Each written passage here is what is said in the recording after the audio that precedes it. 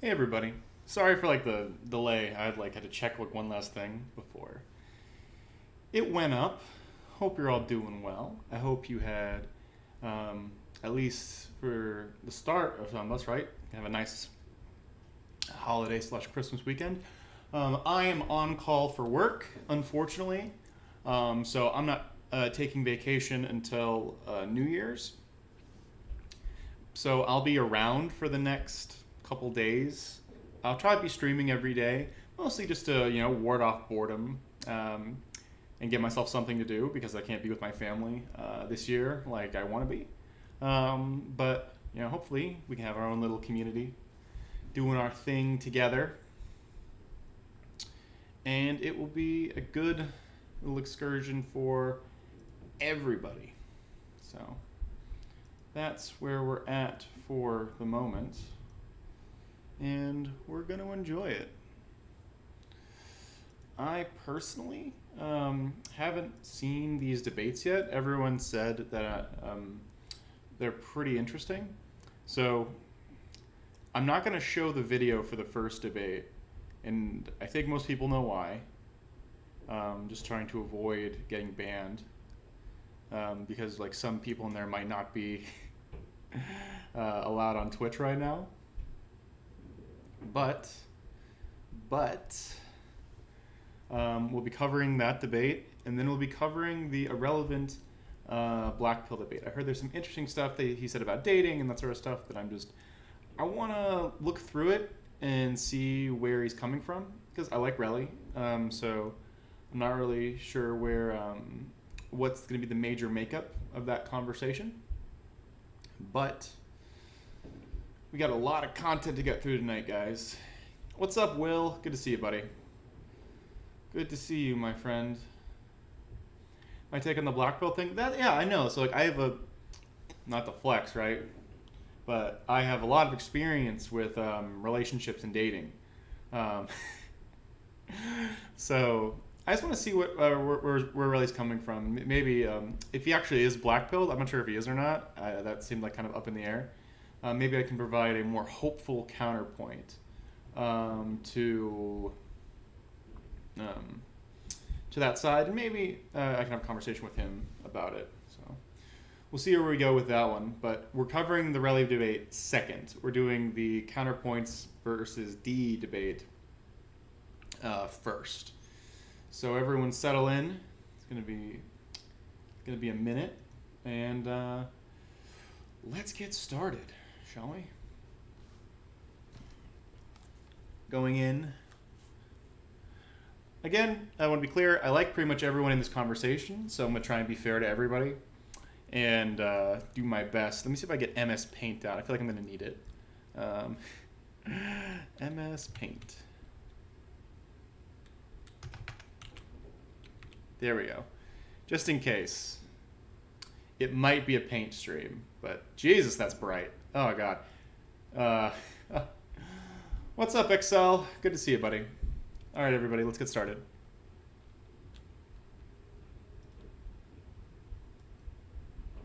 Oh, it's not working. One second. Oh, unmute the site. There we go. West to censor the Oh, holy shit, that's loud. God damn. 1 second. Good. Googly moogly.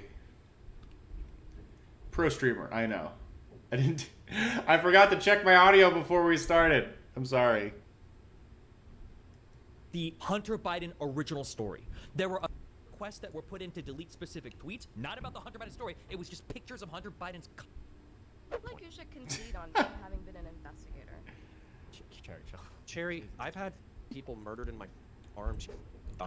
What? Oh, okay. My dad died. Okay, so right out of the gate, I can tell this probably isn't going to be a very cordial conversation, and I have seen some of the Twitter memes revolving around this conversation in particular. So I have a feeling this is going to derail pretty quickly, but let's just listen. I'm sorry, it's getting late. I want to fight. I was in chaos. Well, counterpoints. Counterpoints here. Oh, did you bring a tweet finally that vindicated your perspective yesterday? Oh, does it have to be new? hole? Yeah, Like, that's oh, a I new came, piece of information because I thought the Twitter I leaks came, were I historic. came here to wish you a happy birthday so I could get my ride in, but Oh. apparently we're not allowed Yeah, to. So. well, I'm glad. For my birthday present, I You're a wanted day to see late. one new tweet that revealed something we didn't know before already about Twitter. Well, okay. Well, then I guess did you already know that we're gonna play this game? I guess. Uh-huh. Is Lincoln That the fucking tweet about DHS and Factorio? FBI were DHS and FBI were having weekly meetings, and with the Twitter head honchos. We didn't know that explicitly, but yeah, that's almost obvious. I'm willing Then to it's bet. new, bitch. Just because it's not interesting doesn't mean it's not new. So suck it. I wouldn't. Do you think they were prove acting? anything. Do you think they were acting in a way that was improper? I don't know. I wasn't supposed to. Okay, well, Oh all right, my I rest my God. case. All right, well, I rest my case. Press these nuts. No, I mean, dude, if you so actually, I did have a Interest. kind of post an after. If you wanted to get into it, I didn't want to distract fully for the conversation. By the way, Warhammer 40k makes both these pussy ass fucking nerd universes look like shit. Ooh. But Who cares about Space Orcs, dude? lots of people care about space orcs. The Empire would curb stomp the Imperium. People that sit in their house and Get paint the fuck minis for 8 out of hours, yeah. here. for That's sure. just demonstrably false. But yeah, if we actually wanted to do the after action report, so the after action report that I had, my editor's a pretty big tech guy. He at least Hey, Avalon, good to see you. I'm doing good. Which is the fact that I'm the doing good. algorithm Had a is nice lazy morning, went to the gym. in order to Feeling good. dissociate between like conservative content and progressive content. So that would mean that any of the bans or throttling or whatever would have to be manual. I do think that okay, we I'm did. sorry, just as a real quick thing, whoever Sure. told you that has no idea about anything.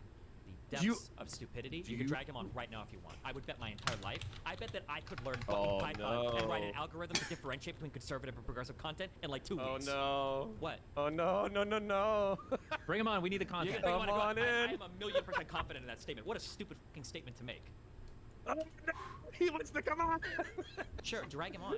So Connor seems pretty excited, and Destiny seems pretty certain that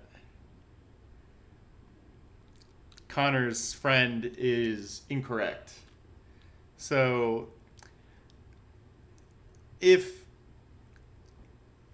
I'm tracking correctly, the main question is it possible for an algorithm to be made that differentiates between different types of content and deprioritizes certain content? That's, I believe, the statement. And Connor says that you can't do that difference, and Destiny says you can. So now we're waiting on Connor's guy to come in to see to defend that statement. All right. What's his name? Tell him to join. Tell him to join. Hayes Grove. What do we got? General Lobby 2, and I'll drag him in. Oh no! He says You the attack algorithm my- isn't intelligent He enough? thinks that you couldn't write an algorithm to differentiate between conservative and progressive content. Like that. When it comes to hold on. Let me specify because he'll probably defend himself a little bit more specifically than that. When it came to a certain topic, so for instance, if you had like race realism, and then there was a progressive who was talking about race realism, or there was a conservative talking about race realism, the YouTube algorithm wouldn't be independently functional enough to differentiate whether or not it was a conservative talking about the topic or whether or not it was a progressive talking about the topic. Do you have contention with that perspective? Yeah, you could do it. I'm pretty confident you could do it. Okay. Oh wait, all he's right, so talking about this. He's referring to a particular tweet. Okay, let's see what the actual tweet is it's being referred to. All right, hold on. Where is he? It's possible, you said that, I know you can have an algorithm flag certain words, but the meaning and intent would be lost on the machine. Avalon, I think I could agree with you on that, but I would say that progressives and conservatives have very different lexicons on how they speak about things. Like, just because some, say, both are talking about, let's say, Black Lives Matter, right? They're going to be speaking about them in different ways, and the way that they'll be talking, even if they use like the same words sometimes, they're not going to be saying them in the same way, right?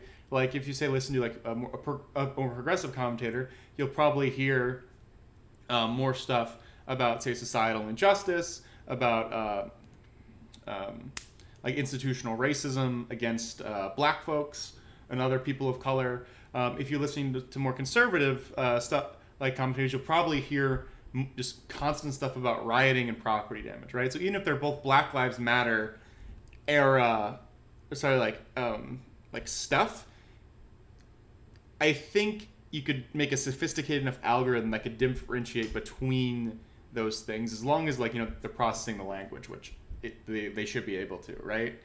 So I think that would be possible, especially if it was a smaller site. I could understand not having something sophisticated enough to do that, but I could probably understand YouTube having a sophisticated enough algorithm for that. Oh God, what is Destiny's Room, T4, T3, T2, T1.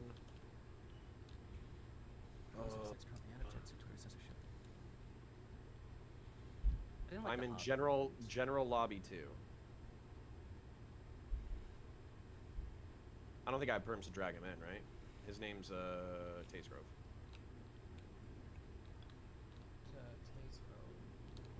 General lobby 2. There we go. All right, Taze. You fight. Hey, how's it going? Okay, I'm already gonna defend myself from the way that you're describing this. Okay. Oh, okay. Backstab me. Great. No, Sweet, because thanks. I tried to explain this and I told you that I could have gone further in depth into specific parts of it. I'm not necessarily like some poli-sci genius who can explain like the in-depth algorithms, but if we're going to talk about like how these algorithms are designed, they're not developed in order to be able to differentiate between a lot of these concepts. They're mainly going to have a specific algorithm driven for retention and click-through and viewership. So they're not going to necessarily build that algorithm to like restrict certain very specific topics based on very specific keywords, especially when we're talking about like certain different platforms and all those sorts of things. Like it's just not how they're done. So like the idea that they're just like tamping down on conservative content across the board, like it's not happening. So Taze comes in, and now Taze is saying that it's not that they can't, it's that they're focused on other things. So, but that doesn't, I would say in that case, Connor took from that you could, it's possible that they don't make that differentiation. That's different than saying that they are incapable of doing so. It's like I could say that I'm choosing to do legs at the gym today. I could do arms today, but I'm prioritizing legs. Just because I'm prioritizing legs doesn't mean it's incapable of me like working my arms that day. It's just not going to be what I'm focusing on. But I think it's still possible for an algorithm to focus on both. So. This is my debate. Well, isn't this completely in opposition to everything you were saying? Yeah. Yeah, I can't. This is what happened Okay, yesterday, yeah. by the way. I start forwarding like a micro point, and you're like, ugh, I won, and it's like, no, motherfucker, like we got 1 point in.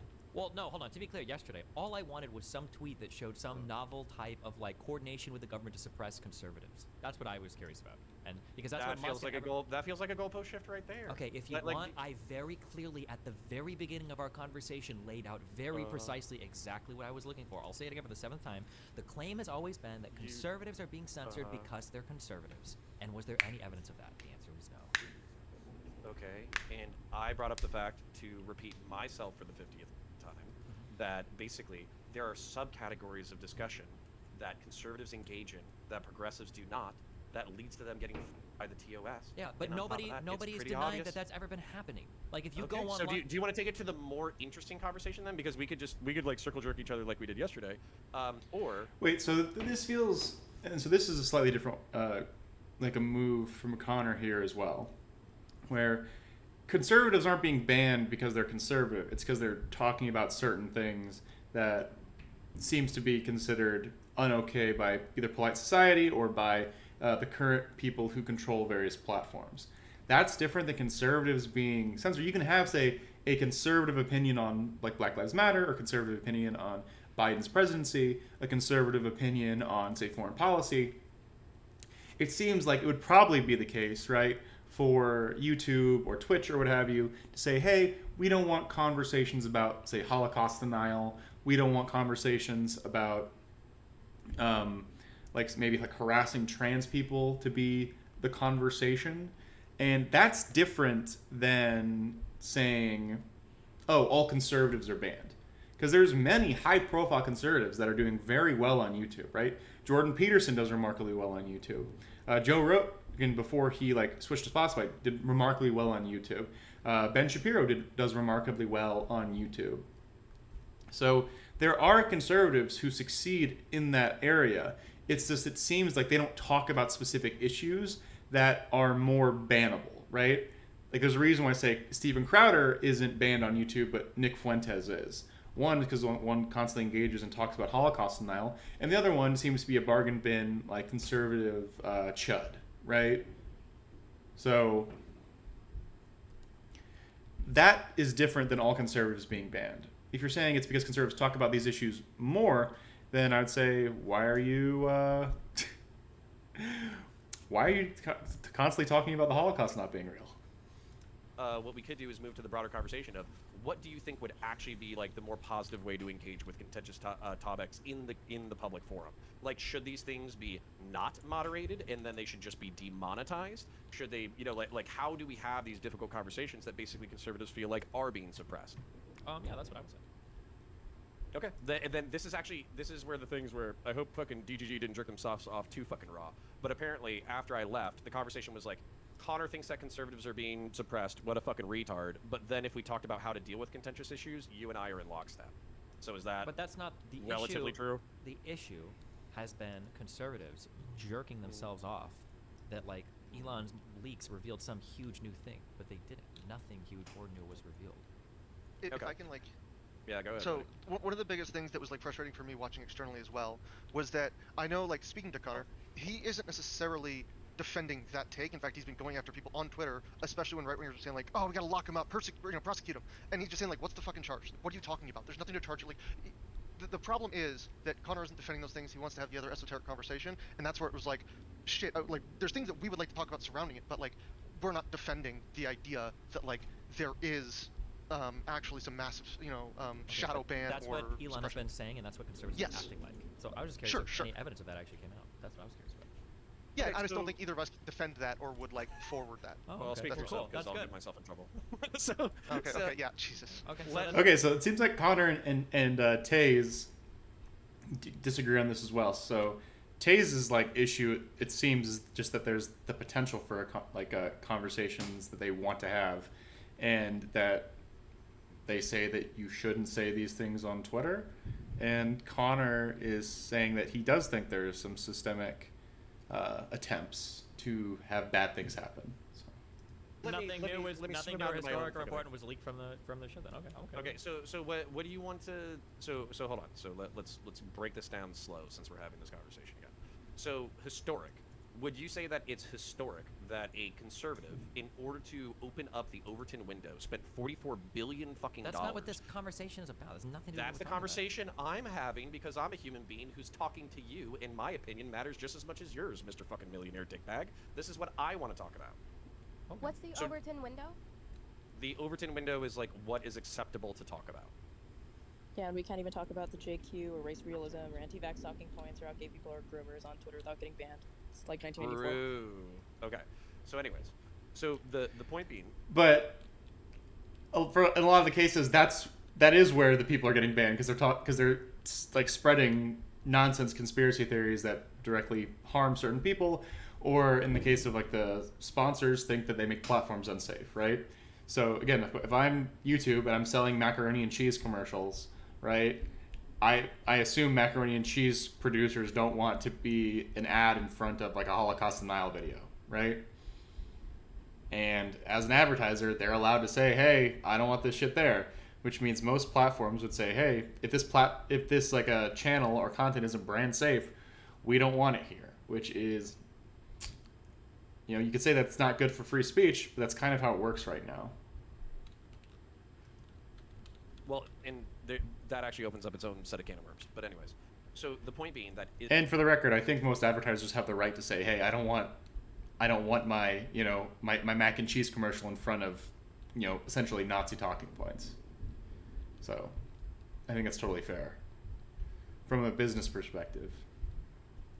And personally, I would prefer them not to have those channels, right? But the free speech thing isn't what we're talking about right now. We're talking about why these platforms would do things like that. is that historically significant? Is that culturally important? Is this a Yeah, huge I'd say moment so. in the fucking thing? Would you say the Overton window is shifting to the right a little bit because one of the big fucking social media companies has been bought out by this guy? Sure, but one of the big points of him buying it out was we were going to finally figure out where the corruption laid with the Hunter Biden and everything. And it seems like all the stuff that got released, there was no corruption. Everything functioned as it probably should have. Okay, Any major decision. let's get into that because maybe the Hunter Biden thing we could actually find things that we disagree with No, we're information not, that's because you're publicly going to say available. because you're going to say that you didn't look at it and you're not familiar with any of it, and then you're going Whew. No, I'll say no. I looked I- at it when it first came out. Oh, okay. Why Did they have an initial disagreement that they're referencing? Because they're talking about another debate that they had that I don't know about, and I'm wondering if there was like something specific that they missed. It seems like Destiny just made a crack about Connor not reading his sources for when he comes to debate about stuff. So maybe there was an earlier conversation where Destiny asked Connor like for specific evidence, and Connor didn't have the receipts at that like specific moment in time. So I think that's what that's in current reference to. But I guess we'll see where we're going. So why would basically this story, which is of political relevance during the election cycle, be deemed misinformation or hacked materials? It was deemed hacked materials because there were pictures of Hunter Biden's cock posted. Okay, so what's the if you want to get esoteric about or fucking the definition Raleigh of hacked materials about was fucking, somebody got access to a stash of pictures that were very personal that somebody didn't want published, and they published them. Okay, and then basically, see, here's the thing. Twitter doesn't even agree with you, because even in their internal definitions or internal conversations, they were talking about how they were stretching the out of that policy in order to make the Hunter Biden story fit that. And not only that, they were stretching the out of it at the behest of government officials. That's in. Do you want to bet $10,000 on that claim? Because there was not a I'm not single fucking rich enough for government. $10,000. Do you want to bet $100 like a normal person? $10. I'm sorry. Hold on. $10. No, we can do 100. No. I'm not that poor. There was Jesus. no government request to censor the Hunter Biden original story. There were a few requests that were put in to delete specific tweets, not about the Hunter Biden story. It was just pictures of Hunter Biden's cock. So why did they fucking slow down? Like, it was either NY Post or fucking New York Times or whoever the fuck it was who had a story, and they literally like removed it, and then they put in fucking qualifiers for it, and they fucking algorithmically fucking slowed it down. Because the NY Post one that came out, there was a lot of internal contention over whether or not it counted as hacked materials. That's what the internal debate was over. They didn't know if it was Connor, authentic. government officials No government official had any opinion about it at all. Can somebody link the exact tweet where is it Barry Weiss? Whoever literally says there was no evidence of government. Somebody just link me the exact. That was tweet. Matt Taibbi in the Matt Taibbi, yeah. Can somebody just link me that exact tweet? I think it was tweet number 13. Yeah. I just link me that exact tweet? I Go can just ahead, read it to you I'll word for listen word. to it. Okay. Okay. Somebody please just link me that exact What tweet. government, while they're doing that, what government official would be advocating in 2022 to get rid of leaks about Hunter Biden? Not get rid of, slow it down. Okay. I thought same Twitter thing. independently concluded that They it did. had the markings of Russian misinformation. They did. That was why they decided to apply the policy. Not for sure, but that they suspected that it might So be. does that not show that it's fucking like right there that there's no inconsistency within the story about what's going on? Is that not indicative of people panicking? This feels like, honestly, I'm not. I know I'm in the fucking lion's den, but this feels like People against reality. panicking is a wildly different claim than the government told them to censor a tweet. That's a totally Okay, different so claim. are you gonna deny? Okay, so are you gonna deny this story that fucking Mark Zuckerberg basically got a month's notice before fucking Hunter Biden's story was leaked, and the FBI said, "Hey, some major misinformation is coming out, and you need to act accordingly," and he basically did so voluntarily, but it was the FBI who told him to do it. So I'll just say this: whatever you're saying, you're probably making it up because everything you've said about this so far has been made up. Literally But Google it. I'll look into that later. I haven't seen the Zuckerberg stuff. Look but- at so look here's- into that later. here's Okay, why don't Taibbi's- you look into that now? Okay, we got can. time. Yeah, we can. I'm We'll do it. awake. We'll You're do it. awake. Sure, we'll do it right after this. Okay. So this tweet Okay, was: sweet. although several sources recalled hearing about a quote-unquote general warning from federal law enforcement that summer about possible foreign hacks, there's no evidence that I've seen of any government involvement in the laptop story. In fact, that might have been the problem. ... So there was no evidence of any government intrusion relating to the Hunter Biden laptop story. And this is from the guy writing the tweets about the leaks. Okay, what do you want me to read about Zuckerberg? Tell me what I need to Google. Zuckerberg.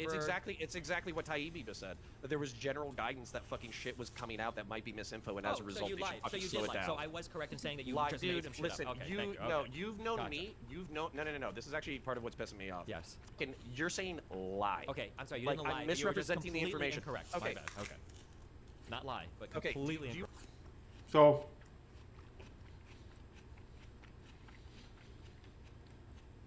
Connor's getting pretty mad right now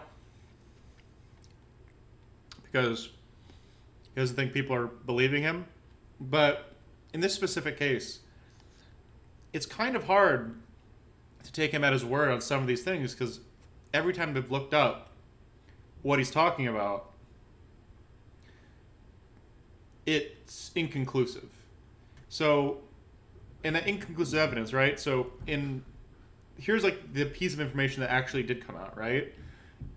They said that there was general guidance about misinformation potentially coming down the pipeline, but there was no specific order.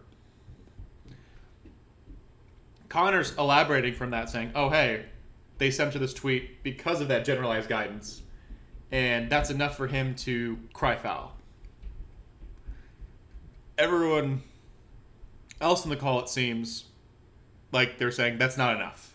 We need more than this. And I'd say Connor's incredulity about this conversation is partially because of that. It's because he's made this leap, and he's mad at everyone else for not taking it seriously. Do you want to use words to figure out our conversation, or do you want to be a cunt about it? Because it's actually starting to piss me off a little bit. Jesus. Actually, let me nail this down real quick. Instead of making it He's getting big mad. So my reputation in this space is being good faith as a motherfucker. It's saying what I think and what I believe based off of available information. It's also not known for being a fucking retard. I'm not nuanced, bro. I'm not nuanced. And now Connor, I think at this point, I'm not really sure where this. There's over 2 hours of this conversation left, and Connor's already this mad. I don't think there's any way to salvage this conversation. I think Connor's too hot about this. There are people in the call egging him on, and he's asking for concessions that no one is willing to give to him, and that's going to probably remain the case for the rest of the conversation. Danny said, yeah, this conversation's cursed. It feels pretty cursed. Skeptic, you think Putin won this debate? You did his Shut the fuck up. I'm not fucking nuanced, bro. I'm not Lauren Southern. I'm not playing some fucking game. I'm not playing 10D fucking rhetoric or chess or fucking clout shit or whatever the fuck you're talking about. So if you want to talk to me about things that I sincerely believe, and you want me to fucking extend you some level of charitability and respect that I actually expect from you, then I want some of that shit from you. Don't treat me like some fucking like conservative fucking oppo 80 IQ fucking retard who doesn't know what he's saying. He's really mad.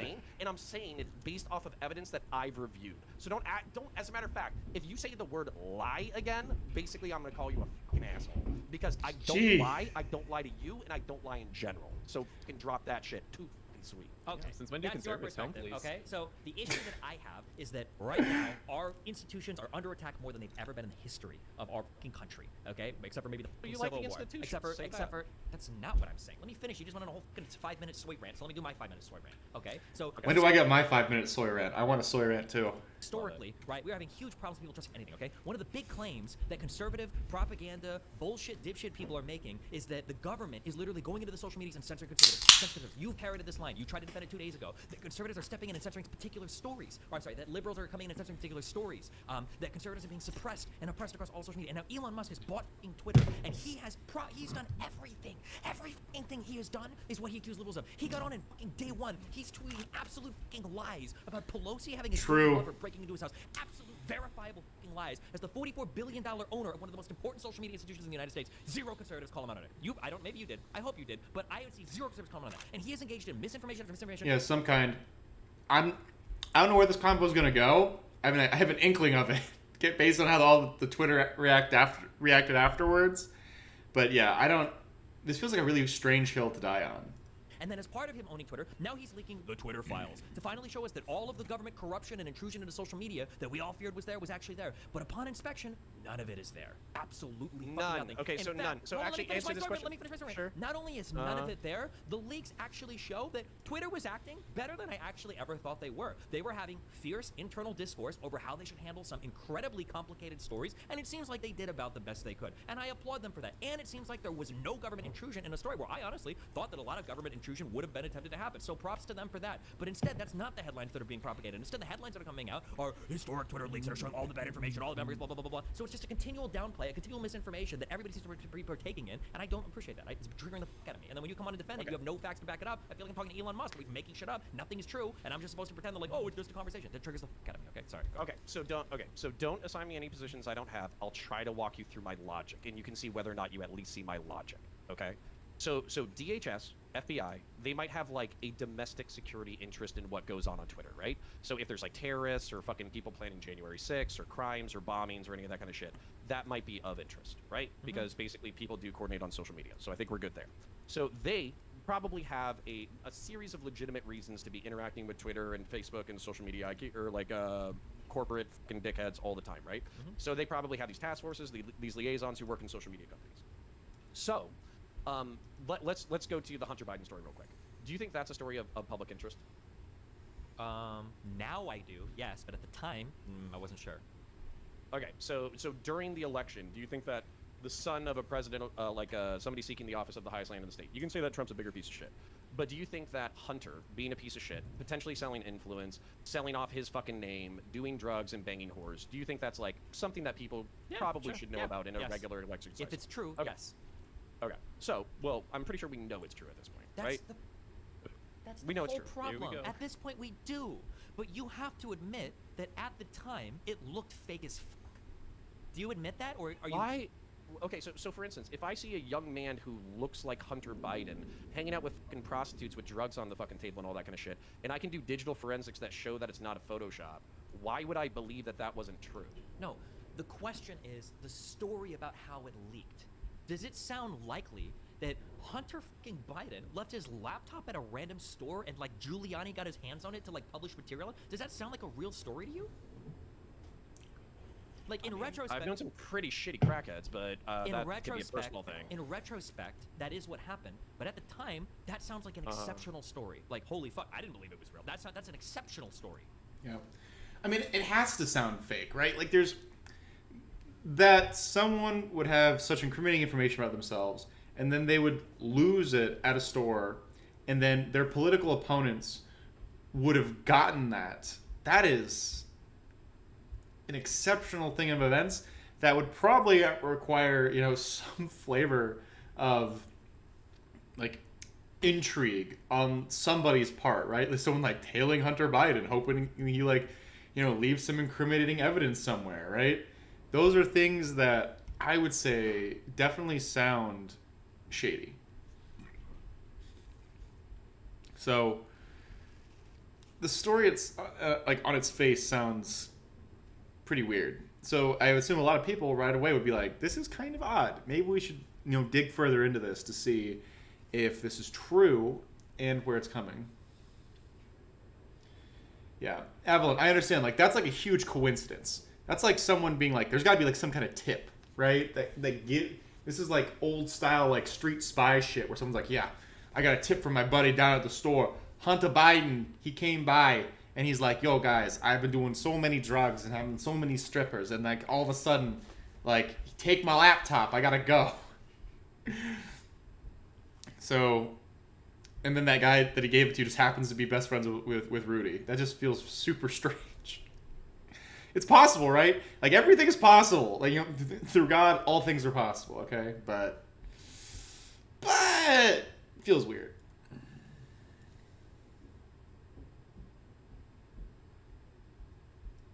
Right? Okay, so are you saying that the FBI and DHS reps who said, hey, some misinfo's about to come out, they thought it was bullshit? I don't know if internal conversation on the FBI has leaked into what they thought about it. Okay, so basically, do you think that it's a little fucked up to have the institutions basically intervene on behalf of one of the fucking presidents to say, hey, this is like, let's say, so for instance, if you want to say you don't know, that's fine. For me, if they did know that it was legitimate and they asked for the story to be slowed down, that would be an abuse of their power. It would be, but there are two things. One, they didn't do that because there was no government intrusion. And two, it was Trump's FBI. Okay, read me the Matt Taibbi quote again. Connor, can I ask you how it's not equally partisan? Wait, hold on, before we... It is partisan. Don't veer off into a whole other topic, okay? Hold on. Matt Taibbi's quote was, although several sources recalled hearing about a general warning from federal law enforcement that summer about possible foreign hacks, there's no evidence that I've seen of any government involvement in the laptop story. Okay, so for me, although general involvement can blah, blah, blah, that's exactly what you would do as a fucking government official if you wanted to have some level of plausible deniability. Oh hey, my God. this thing's coming up. You win. Why? He gives up. That was like the resignation in Destiny's voice. He was just like, I give up. I can't convince you. It's over. So I think this is the first big leap for the contention of this debate, right? They seem to have moved past the conservatives being censored portion, and now we're moving into the meat of the debate, which is specifically about like the Hunter Biden story, right? At least that's what I can tell. And if you notice, Connor has made a big assertion that they said they gave a general warning, which is true. So that is 100% a fact, right? But then Connor takes it a step further and says, and the reason they did this is to have plausible deniability. So he's already doing like a double back like maneuver for them, where it's like they're doing initial strategy and then their backup, right? So I think this is why I brought the paint out, because I heard there was going to be some shit like this. So let's have a couple of, I don't know, sections, right? So let's have it's time for a paint stream. Let's have a Connor.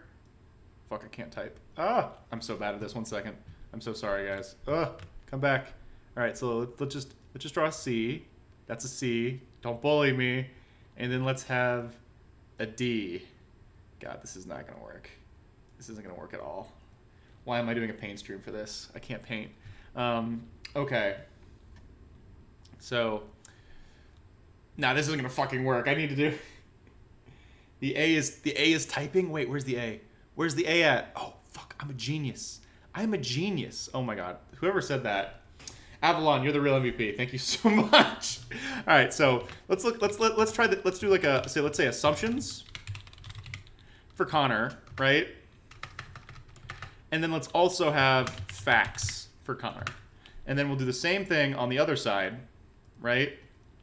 For Destiny. So assumptions and facts. So, and then let's have a section in the middle that's shared facts, okay? So, shared fact number 1. I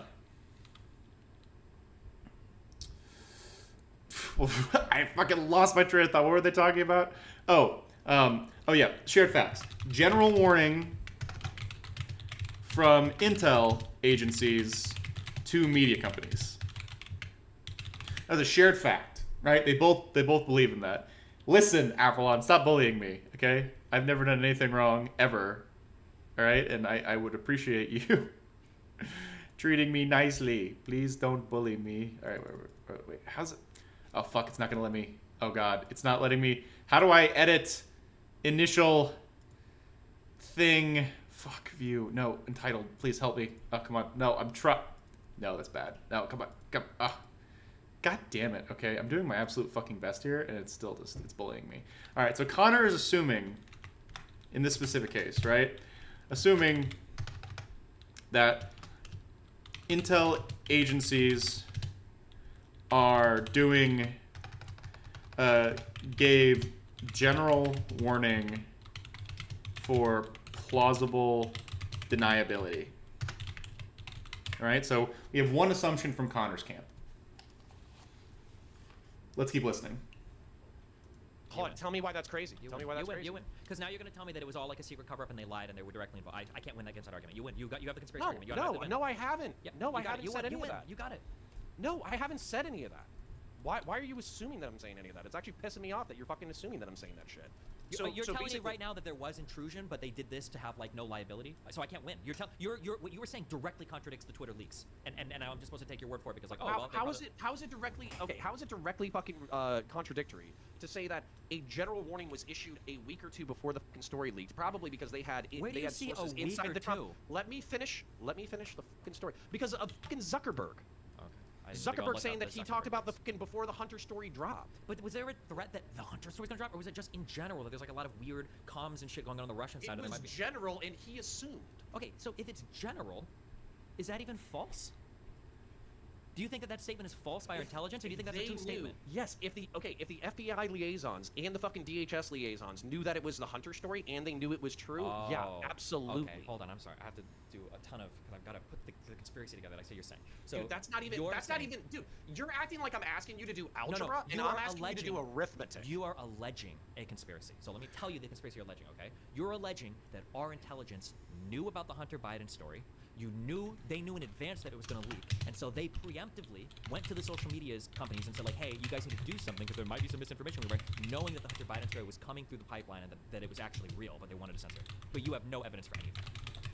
but that's what you think. I can't What counter your. kind of evidence would you? Okay, so why would they have the correlated fucking timelines almost immediately? Why would the social media managers assume that's what they were supposed to do? Well, first of all, I don't know about Zuckerberg's because I haven't seen that yet. But Twitter, there's no indication that they're assuming that like the. So, let's see.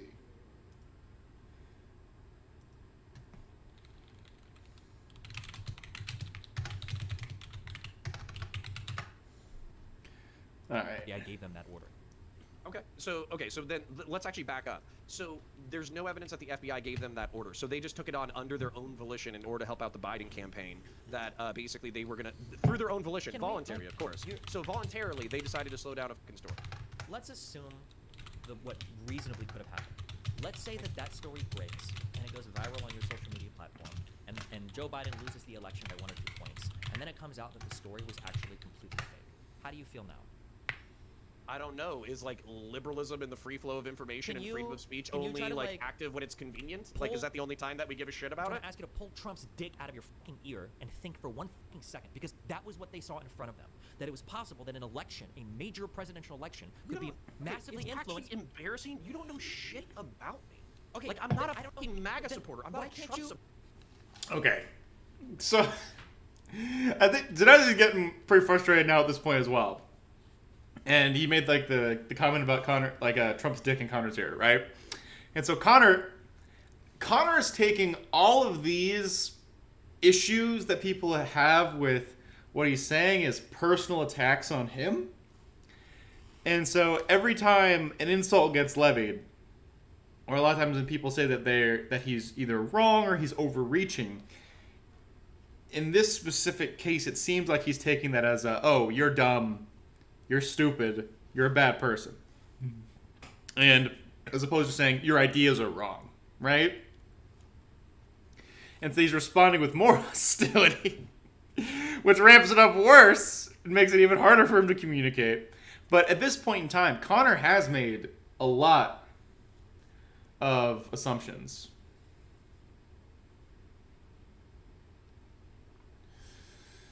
And so, right, we have the intel agencies gave the general warning only for plausible deniability because we said that the intel people knew about the Hunter Biden story and wanted to censor, but they couldn't show their hand.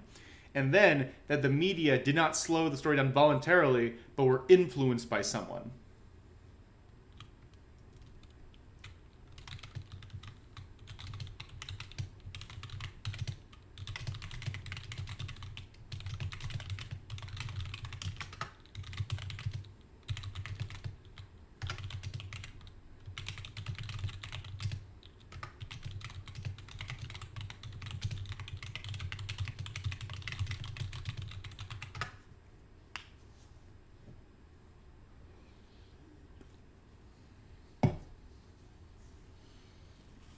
Sorry, guys. Just there was a personal thing that I'm also checking on.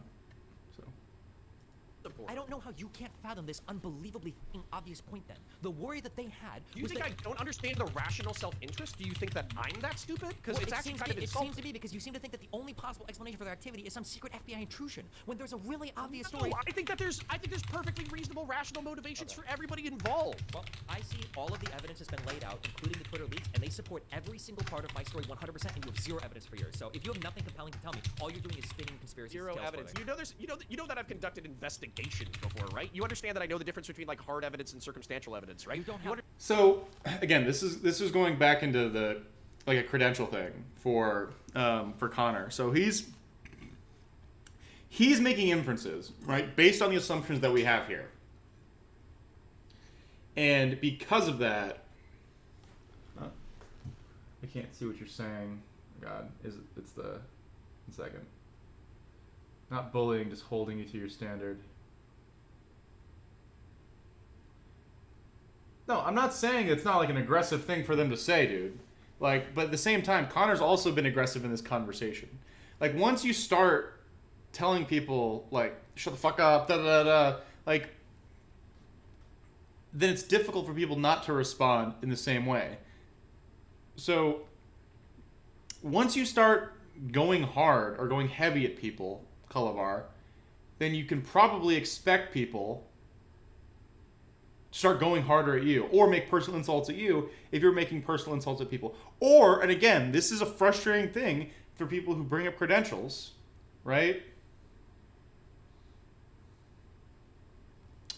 But here's part of the problem, right?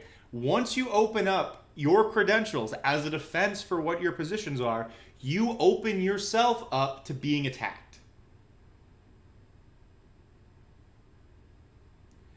And so at this point, if Connor is saying, hey, I'm making these assumptions because of my background in these fields, then suddenly a lot more personal attacks can be made, because at that point, the way that you win that quote-unquote argument is diminishing his credentials or saying that his credentials don't give him the authority that he says they do.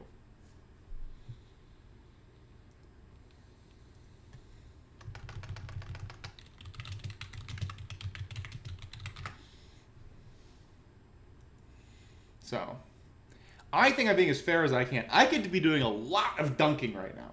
I could be laughing at like every Destiny joke.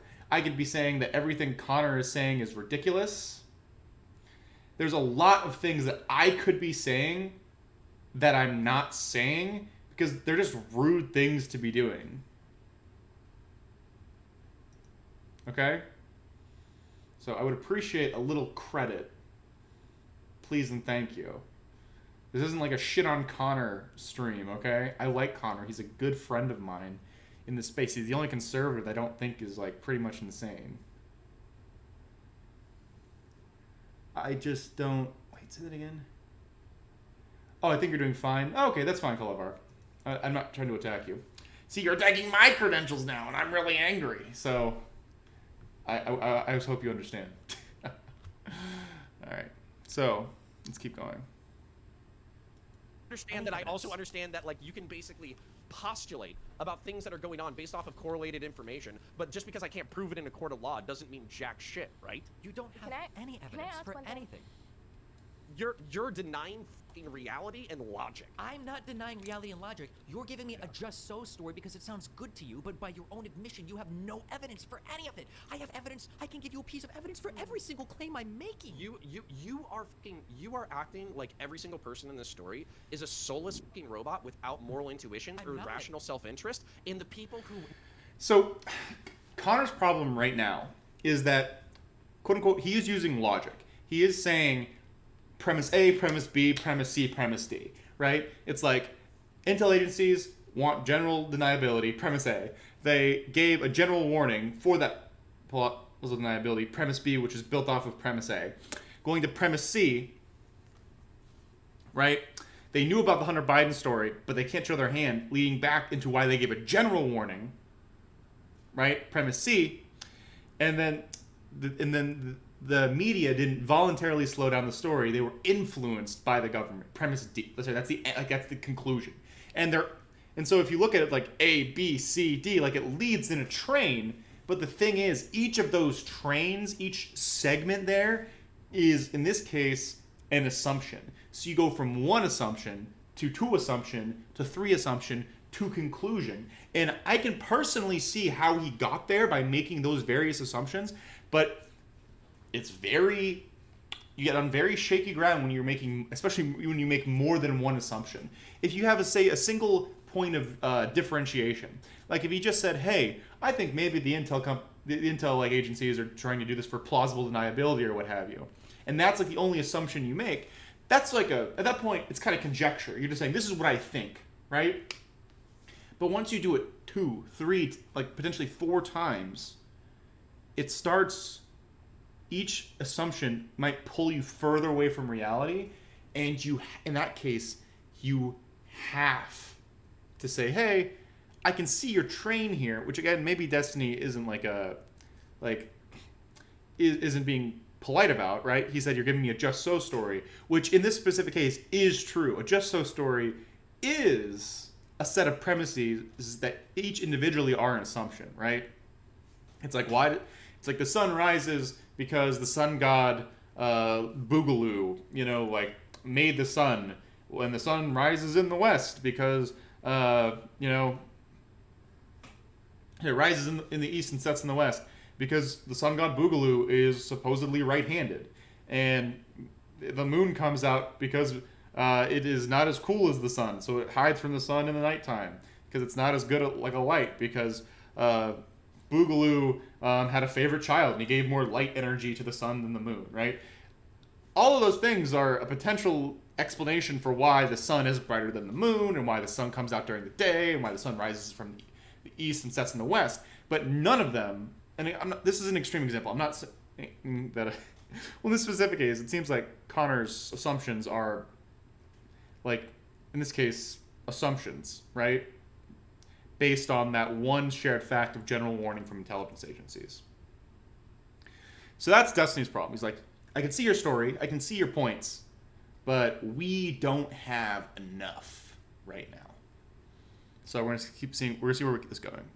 Like, so for instance, the DHS liaisons, the FBI liaisons, the people who work for the state, the people who work for Twitter, all of their fucking all of their behavior within my theoretical fucking reality is all so easily explainable. It would be fucking mind blowing if they didn't follow the fucking path that I laid out. I want to do a little test here, okay? I'm gonna write out both of our stories, okay? And then you can tell me if you agree with my characterization of mine, and then your characterization of yours, okay? Okay. Ready? Okay. I'm listening. Okay. So this is Steven's version, okay? Here are a few events that happened. Okay, so Okay, and by the way, if you're gonna give me like a 3-minute fucking Stevens version, if you give me a shitty 3 minutes Connors version, I want 3 minutes, and I don't want to be interrupted during that 3 minutes. Okay, I'm just gonna write about this. There's very quick. Okay, so in Steven's version, okay, due to prior Russian intrusion in U.S. Social media, the FBI plus I'll just say FBI. The FBI warned social media companies of potential Russian propaganda. I'll just say that, okay? The Hunter Biden story gets published by the New York Post on Twitter. Twitter reviews the story, initially feels like it has a lot of Russian propaganda flags, and ultimately err on censoring the story initially because it also seemed to conflict with their hacked materials policy because they were unable to authenticate the source of the story as being valid. And I think it's the next day or maybe week, Twitter revises their hacked materials policy and they allow the story to circulate. I think it was a week later. Okay, that's my version, okay? Your version is the FBI catches wind of the Hunter Biden laptop story, knowing it is true. They give warnings ahead of time to social media companies in the hopes that they censor it due to the political damage Slow it down. it can cause Biden. Go ahead, sorry. No, I was just saying, instead of censor, say slow it down. Okay. That they slow it down, whatever that means, due to the political damage it can cause Biden. Okay. The Hunter Biden story gets published by the New York Post on Twitter. Twitter reviews the story, and remembering the earlier FBI warnings, decide to slow the story down because they are worried that it will hurt Biden's campaign or Biden's electoral chances. Or their relationship with DHS and Homeland Security and the FBI. Or their relationship with DHS, Homeland Security, FBI. Okay? Okay. So for my story, I know that there was prior intrusion in U.S. social media. I can source that. I can say the Mueller indictments. I know that the FBI is probably reaching out and talking to a lot of social media. I'm pretty sure they've talked about it in front of Congress. I think Zuckerberg's talked about it. We know this happened, right? Now, I know that Twitter reviewed the story, and I see the internal discussion they had about whether it looked like Russian propaganda, that they weren't sure if it fit the hack materials policy, that people went back and forth on it. I know that. I have those conversations sourced. I know that Twitter eventually reversed their decision and revised their policy, and that there was a lot of terror between whether it went one way or another internally. I know all of that. I've seen the sources for all of that. Now, in the second part here, your part about how the FBI knew about the story far in advance and gave warnings to social media, I have no evidence of that at all. Okay, can you take a leap of logic for me? Can we assume that Giuliani and Trump are fucking retarded, and because they're incompetent and people will be motivated to try to get them out of power within their own camp, that they probably had more fucking leaks than the goddamn Iraqi Navy? and they were probably talking shit about how they had this big nuke that was going to sway it their way for weeks before they released it, and people outside of the Trump camp would have been likely aware of that. Can you take that leap of logic? That's a lot of probablys. Wait, so that Julian and Trump Shut was the stupid? fuck up. That is So like... they, Okay. I'm sorry, that was mean. What's up, Giga Chadlin? Oh, fuck, why? I mean, welcome back.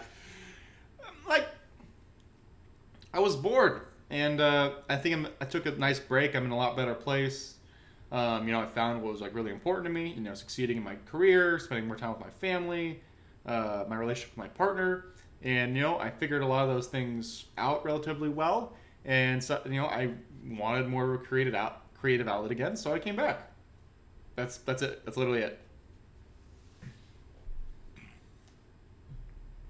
didn't Fucking- leak it ahead of time. That's like but it understanding got leaked. humanity.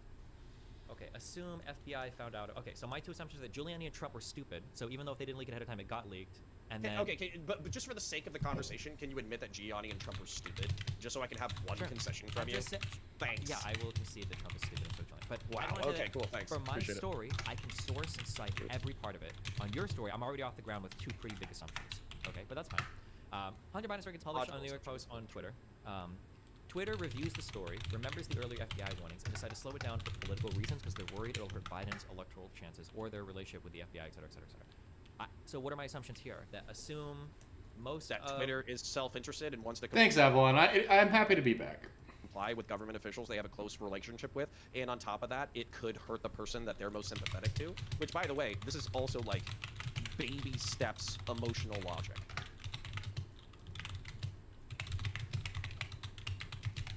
Like I feel like y'all are acting like I'm fucking crazy, and I'm literally like explaining rational human behavior based off of motivations that are self-evident. I can explain the Well, I part mean, like, after that. keep in mind But that if you're it- talking about Trump's intelligence department. So more people are, and more people are coming in. So I've heard about this being a dog pile in some ways, and so it seems like a lot of people are coming in to disagree with Connor. I don't think Destiny really needs help in this regard.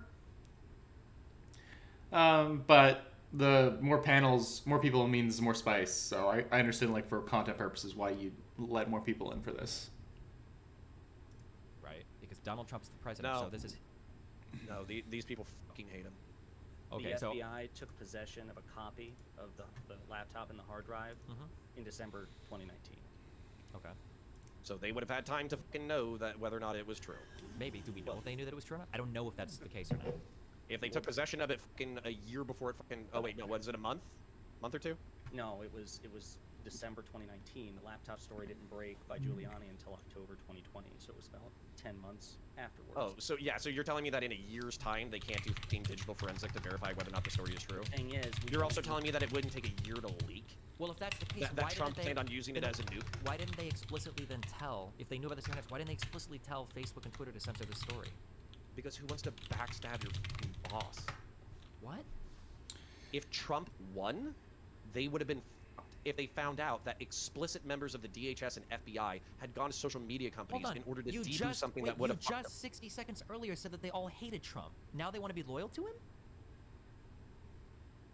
As a matter of fact, I'm okay, just gonna I'm sit here. I'm gonna sit here and see if you can figure that out for yourself for a second. Like, Can you it's figure out simultaneously, in an like, election they- why you might not know who your boss is in a couple of months? Yeah, but and like- you might not want to take a massive shit on your asshole boss's desk? Okay,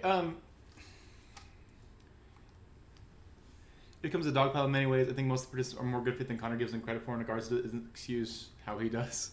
Yeah, I would agree on that one specifically. I don't really know how Connor can save this. And there's still 2 hours to go. Oh my god. That's a lot.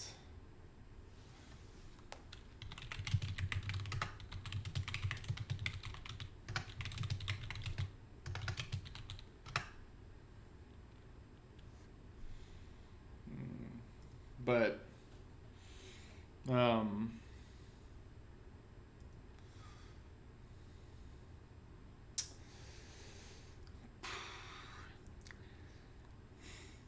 so for as far as I'm aware, for the executive branches of the government, your job is to listen to the top brass. And with few exceptions, a lot of like the middle managers and a lot of like the grunts, they don't change administration to administration. And your job isn't really to make these decisions, it's to follow policy that's given to you by your superiors. So like, this would have to be a very particular group of people inside one of the intelligence agencies that are doing this. But that is an allusion to a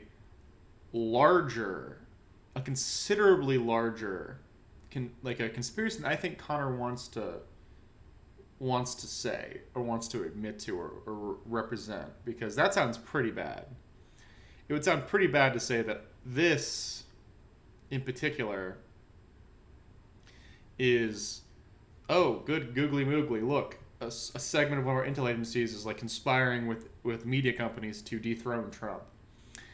And at the same time, they're worried that he's going to catch wind of it, and so they're hedging their bets. That just...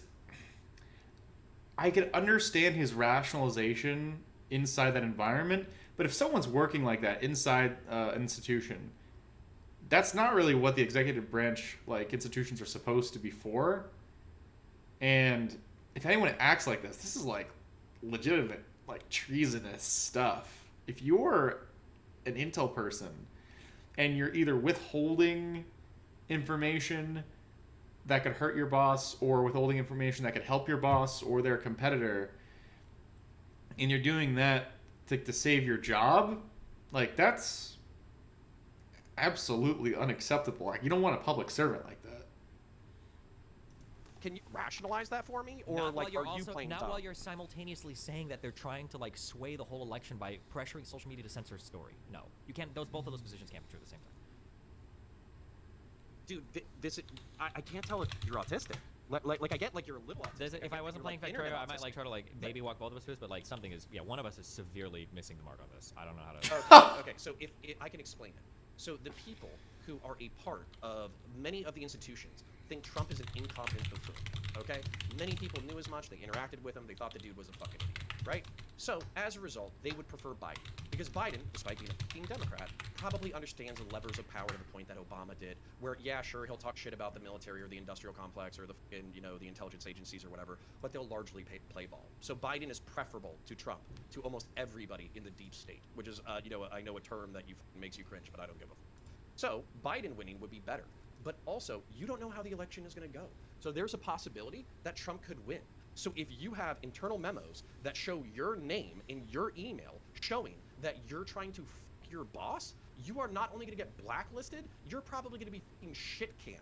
But wouldn't you get? But you would get fucked. But they've already done. But they've, so why would they've you already, play the game because intelligently? because they're already doing it. You're saying them by them going out and warning the social media companies, they're already doing exactly that. Yeah. Do you have any names? Do I have any names?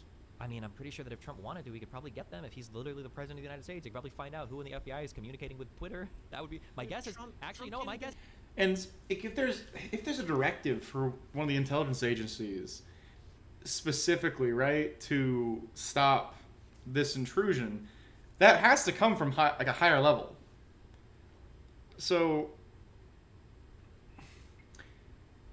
if prioritizing like election protection in this case from foreign disinformation, either coming from Congress or from the president, like the agency can't just not do this.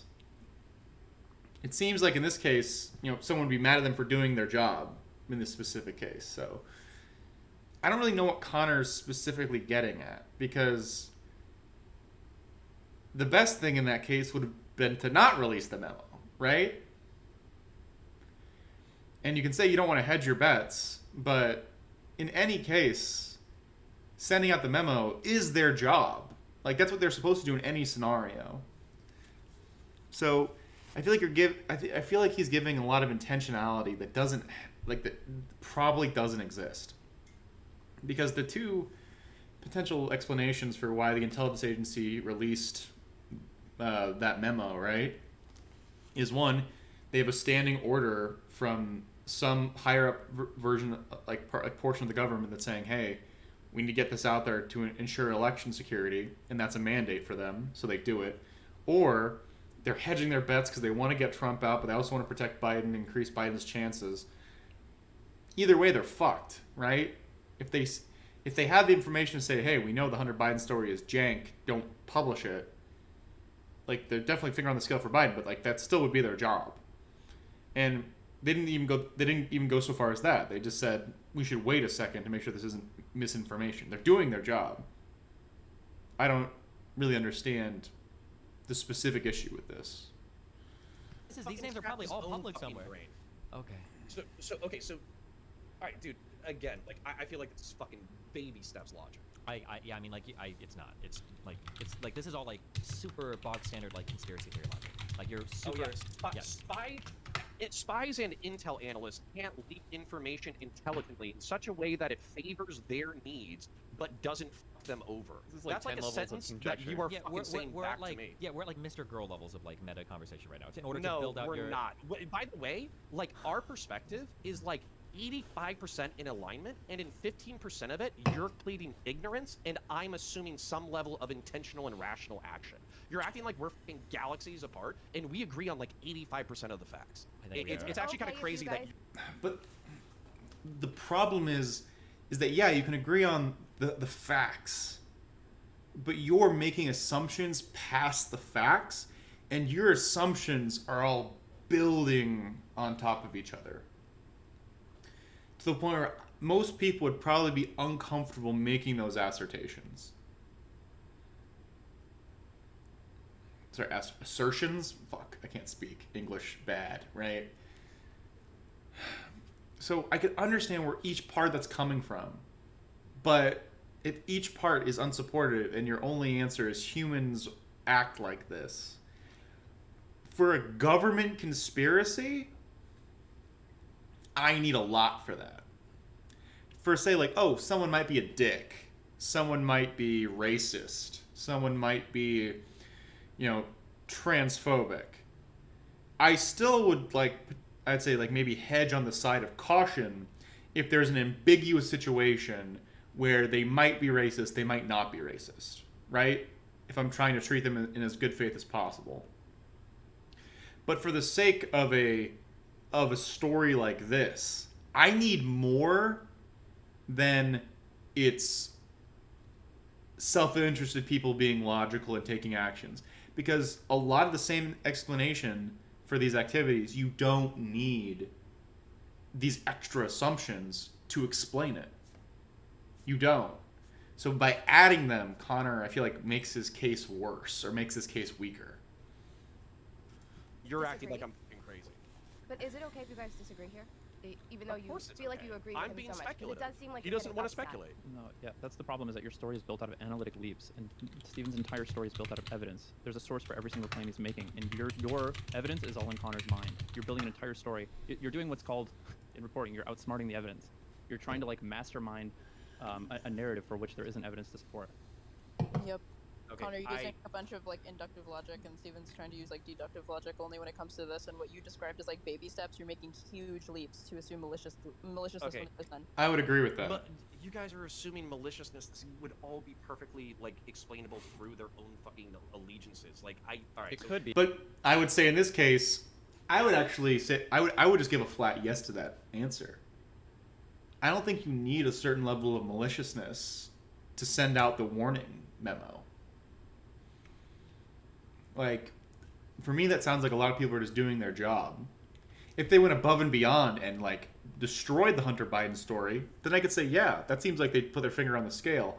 Or if they hadn't released it at all and let it get leaked and, like, potentially sway the election, I would say that's also them putting their thumb on the scale for Trump. But it seems like they did, like, the responsible thing for someone in their position and with their job and their authority, just saying, hey, media companies, just be careful, because we got some stuff in the grapevine. We can't release this. You know, it might be, you know, like top secret or something, right, about national security or whatever, and that keeps people from being able to share that with the media. But just saying, hey, be you know, conscientious. That seems like a normal thing to say, especially when we have information from our past elections knowing that there might be foreign interference. I don't think that's a leap, and that way, you don't have to prescribe or assume any intent. it's just people doing the jobs assigned to them. When you start assuming intent and levels of intent, and then people acting in ways that people can't notice their intent, at that point, it becomes a harder story, or a harder position to grasp, or a harder position to agree with. But you guys have to don't prove that. I would have to prove that? Is this a court of just- law, no, or no, is this a just Twitch panel? A single point of proof for a single claim. Any of your claims. You have no Oh, proof for you mean like the anything. ones where f***ing Zuckerberg said the FBI gave me a f***ing heads up months before that there was going to be a major f***ing disinfo leak and that correlated heavily with the Hunter Biden story? How about the other f***ing info that somebody Hold brought on, up in hold this on, hold on. conversation that the FBI had the f***ing laptop for the better part of a year and would have had the ability to verify the veracity of the claims? That way, if Twitter reached out to their FBI or DHS representatives, they could have said, hey, is this true? And they would have said yes, because they had opportunity to, analyze the evidence. You mean that kind of f***ing evidence?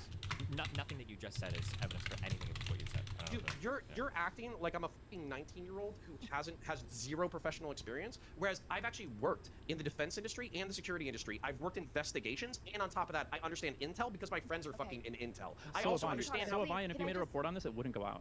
Connor, Of can I course just it point wouldn't out go one out. thing? Without Because it doesn't have good matching bitch energy. Please Oh. Okay. So Connor is doing like is appealing to credentials, which I would say in this specific case is not a good idea, because Supreme is on the call, and Supreme is a former like intel professional, as far as I'm aware, right? Does anyone in chat know? I'm pretty sure I've talked to Supreme about this before. I'm pretty sure he's like a former intel guy from like some flavor of the military. So if he's telling Connor, your information is circumstantial enough that we couldn't do an actual report on it, then Connor, at this point, if we're appealing to authority, Supreme has higher authority than Connor. Which is why you probably shouldn't appeal to authority in this case. But I don't really think you need to either. But in this case, falling back into the credibility argument or the credential argument is probably a mistake for Connor here, because people didn't like the premise even before he said that. And if you have a good enough argument, you don't really need to fall back onto your your credentials. You would hope. You should be able to explain it. He says as much in this combo, but you don't know personally. Okay, some kinda. I gotcha. No Just let me shit, point I out don't one have thing. SIG. Hold on 1 second. I gotta address Supreme real quick. So Supreme, you worked as a fucking translator. Do you think I have signals intelligence in my fucking backyard? Do you think I have 60 hours a fucking week to search an open source? You don't have Do you humans, think- you don't have SIGINT, you don't have any kind of intelligence. No It's all shit, Just, it's so I'm all going just off of inference what's and speculation. available. You're drawing a narrative yourself and telling us it's true despite the fact that it's not supported by any evidence. Okay, you guys keep saying any, and it's actually pissing me off. No. Like, Evidence is something concrete that you can point to, not logic. Logic is not evidence. then Connor, can I feel please like my point something out to you Go ahead. without Yes, having please, to I'll match bitch listen. energy? Because Yes. I feel like you are getting really offended that people aren't believing you, and you feel like it's like a dig at your character, at your investigation skills. But you really did come in here with a point to make about the Twitter algorithm that you dragged your guy in to defend, and he came in here to have to correct you and to say that he offered to go more in depth to you so you could understand it better, and you didn't feel the need to really like learn more about it from him before you came here and made an argument based off of it. Okay, So okay, it doesn't seem like no, you're Sherry, making, Sherry, like, good judgments. Sherry. Okay, Sherry. What was my perspective, and what was his perspective, and what was the difference between the two? And if anybody else wants some, He is the one who used those words, that he offered to explain it to you more in depth, and that you he didn't talked take about him this up for it. 2 hours, and on top of that, I don't understand what he said in the past 2 minutes. That's different than what I said, except for maybe I used You words that don't- he's uncomfortable with. So That's the Sherry, thing is you you don't listened. Hold on, hold on, hold on, hold on, hold Well, on. in this specific case, I think most people who know me know that I'm not a big fan of Cherry, right? But in this case, her question is pretty valid, where Taze isn't being as aggressive as Connor because he legitimately doesn't know. So he's not making that leap, right? Taze says it's possible, right? If you remember like how they were talking about like the potential for the algorithms, Taze says, hey, from what I'm aware of, they don't, build the algorithms like this. Connor takes it a step further and says they can't build algorithms like this. Those are different points. And so when Connor is saying I'm using words that he's not uncomfortable with, That's true, but it's because you're changing like what it means by the way that you're saying that. And that's why people didn't really push back on Taze as much as opposed to Connor, because Connor's making a lot more strong assertions about what is and what's true and what's possible. Whereas Taze just said, it might be true, right? And if someone says, hey, there might have been a conspiracy, like, yeah, and word choice does matter a lot, Jeb Kush. I'm not trying to, like, ding Connor specifically on the words that he's using. But in this case, it really does change what he's saying. So I think he's trying to say that there's not a big difference, but there is a difference in what his words mean versus Taze's words. You listened to me talk. You listened to Taze talk. Could you explain my perspective and his perspective and what's the difference between the two perspectives? I didn't write both of your things down. I'll rewatch Oh, so you it didn't and I'll write fucking it listen. down and I'll So send it to you. basically, I listened to instead the of Okay, so now, I don't think this is, like, particularly Cherry's fault, because Connor just asked essentially what I just explained, right? Because he's saying, hey, can you remember what that part of the conversation was? Most people, during conversations, aren't taking notes, aren't actively listening and dissecting it as it goes, because, again, I'm pausing this conversation to talk to you every now and then, and, like, give my thoughts on different things and analyze what they're saying. So, could Cherry have been more quote-unquote responsible to, like, have taken notes during this conversation for the purpose of her points? Sure, but, like, people don't really... Yeah, I do have the power of time and space. I can stop them whenever I want. I can make them speak whenever I want. I control everything. No, but, like, how many folks actually do that during conversations? It'd be cool if more people did, right? But even I don't do this every time, especially during, during the active conversation. It can be kind of hard to, like, remember what everyone's saying. So, greeting from Don Nets. I'm doing fine. I am well. How are you?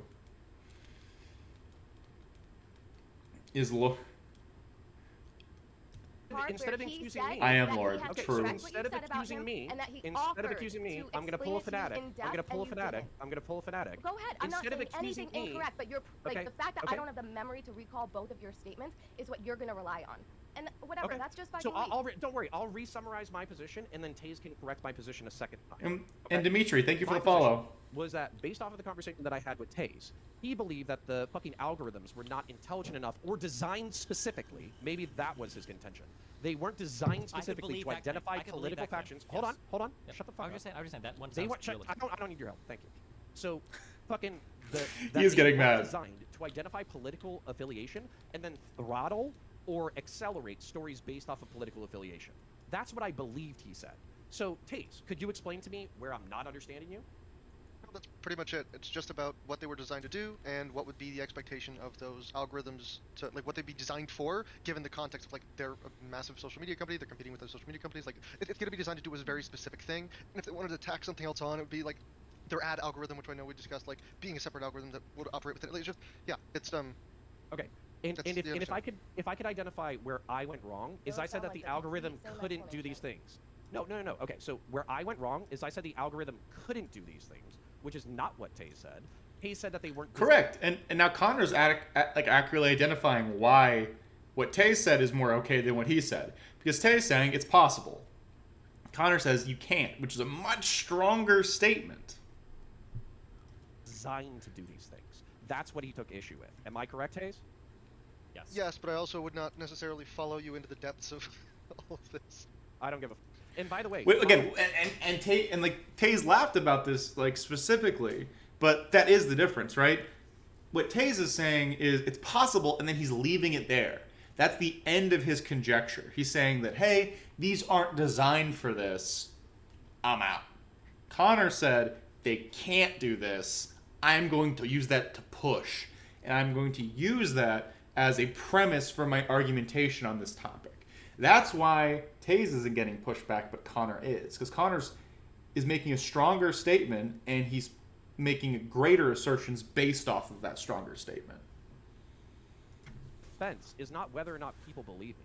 I don't give a flying whether or not anybody in this room you believes made me, really including strong claims Destiny. about how you Yeah, investigate so- and stuff like so- that, and no, no, have no, the dude what- come in and say that he offered to explain this to you more in depth, Yeah. but you didn't take him up on it. What kind of investigation is that? Like, We talked for I like don't understand 3 why you would hours stick your yesterday. nose on it. You're going for a fucking dunk, and it's the most retarded dunk. I'm not going on a dunk. Hold on. I'm trying to show Oh, you you that don't it listen to doesn't your seem like you're friend? making You like. don't listen to your friend? You're disconnected Connor. from reality, even though I'm literally on. able to repeat everything he just fucking said. I'm trying Alright, to show Connor. to you how you have conspiracy brain right now. You're not letting me do it in a kind way.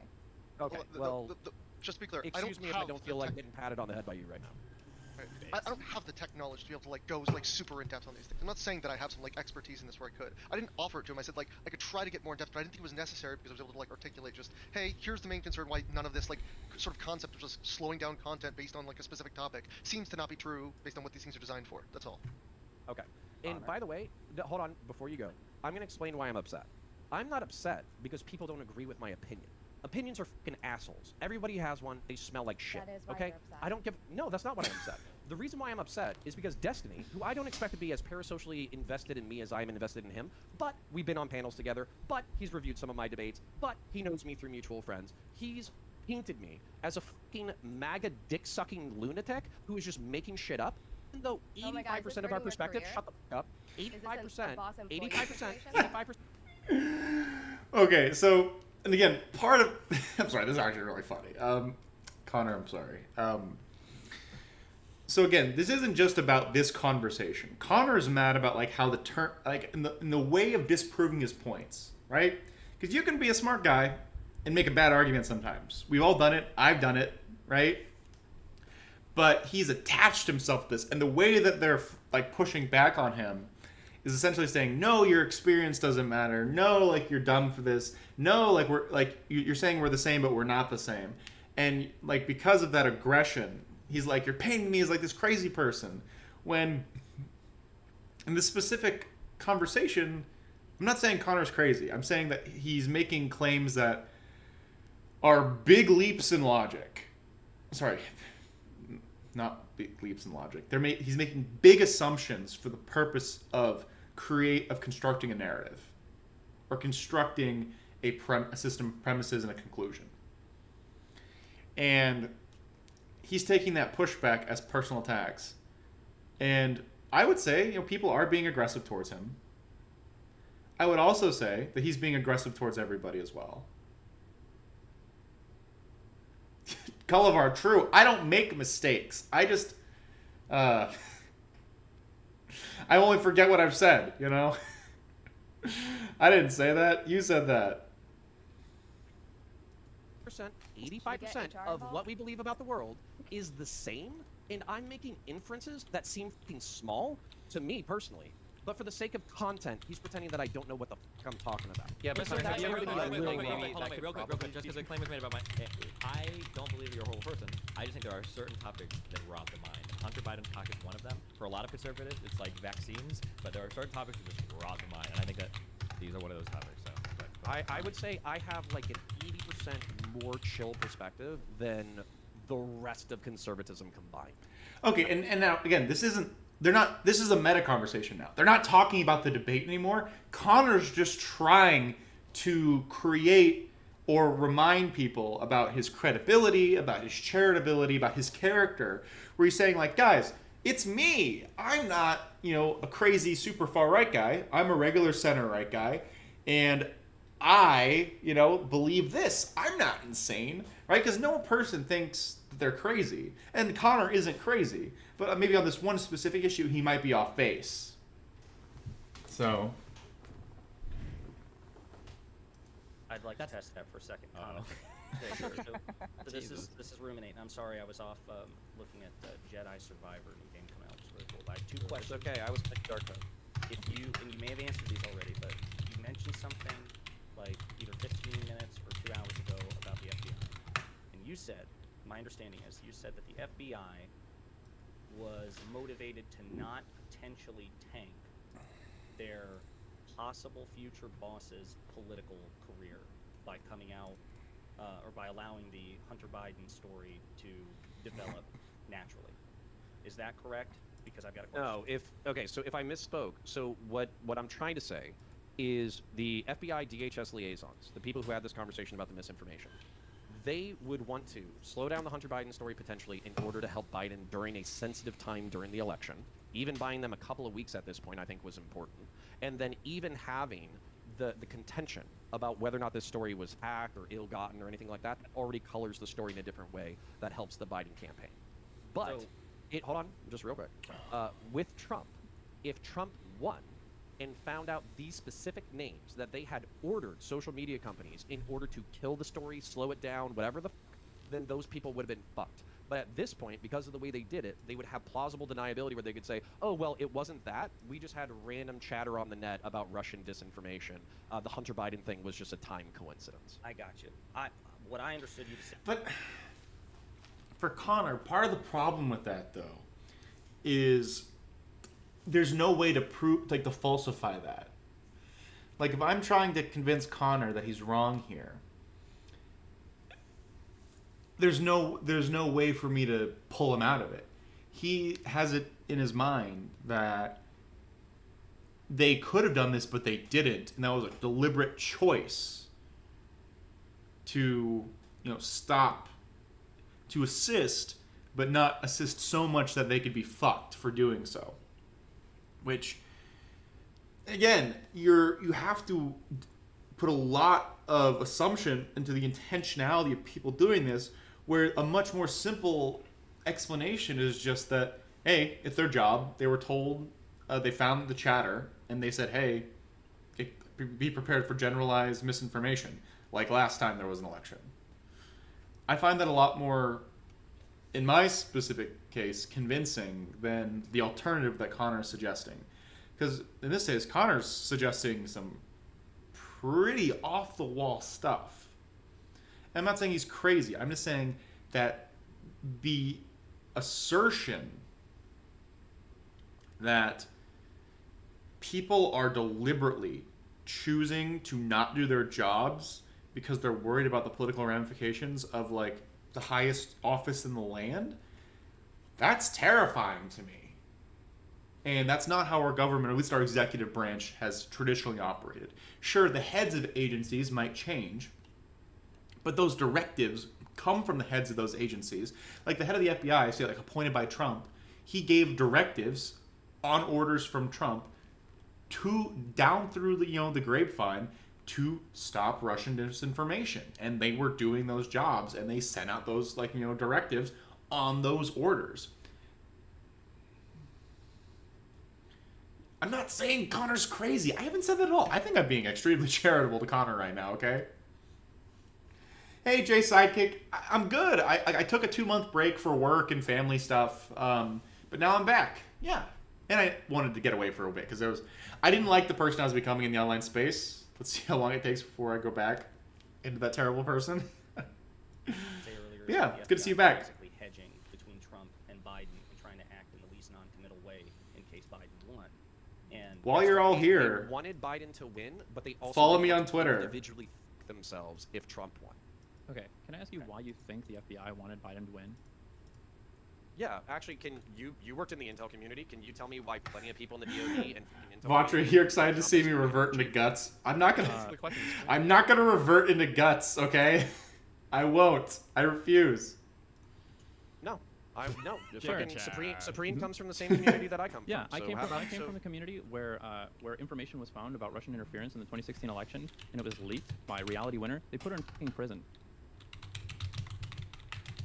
What does that have to do with this? Okay, I worked for institutions that demonstrated. Dude, I will never ever forget the very first day Trump became president. They fucking hung up the pictures. They hung up the pictures the next day, and it was business as usual. Like, we were subject to the Hatch Act, right?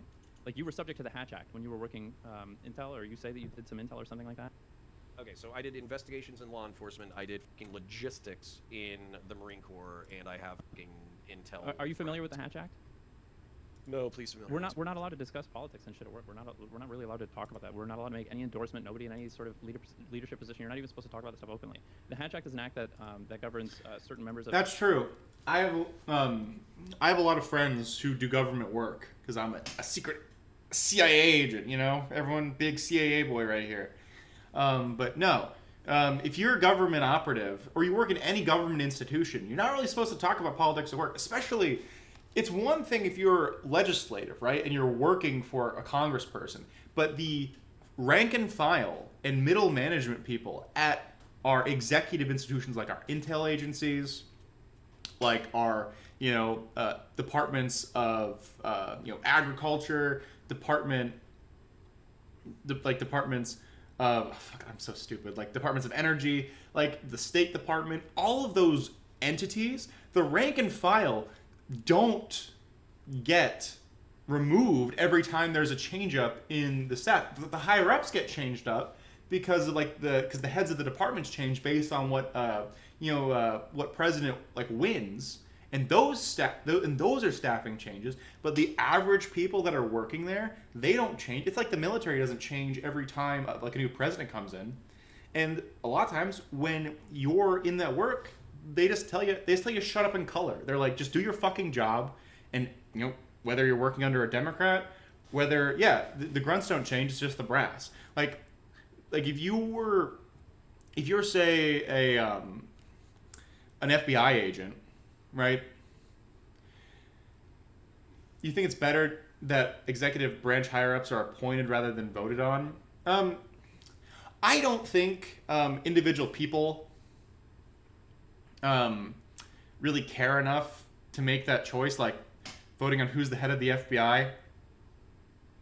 And call me a terrible small R Republican, where I'm like, I would prefer a professional with ties in the business rather than some random person. What if someone was like, I'm running on giving out all state secrets to the people to make sure that everything's fine, and we're just gonna give all of our government secrets away. Like, that might win because a lot of people are like, yeah, the government's been lying to us, da da da da. That'd be fucking terrible for national security. It'd be terrible for a lot. There are certain levers of power that I would prefer stay inside a realm of expertise and specialty, right? It's the same reason why Trump was such a terrible fucking president, on top of his terrible ideas and personality and racism and policies, is that he didn't know what the fuck to do. He didn't know how to make inroads with people. He didn't know how to pass legislation the right way. He didn't know how to grease the wheels. He didn't know how to make the government apparatus function. And people say, "Oh, I like that. He's an outsider." Well, congratulations. He got nothing done. If you wanted him to actually do stuff, right? If you want someone to wield the levers of power effectively, you need someone in there who knows what they're doing.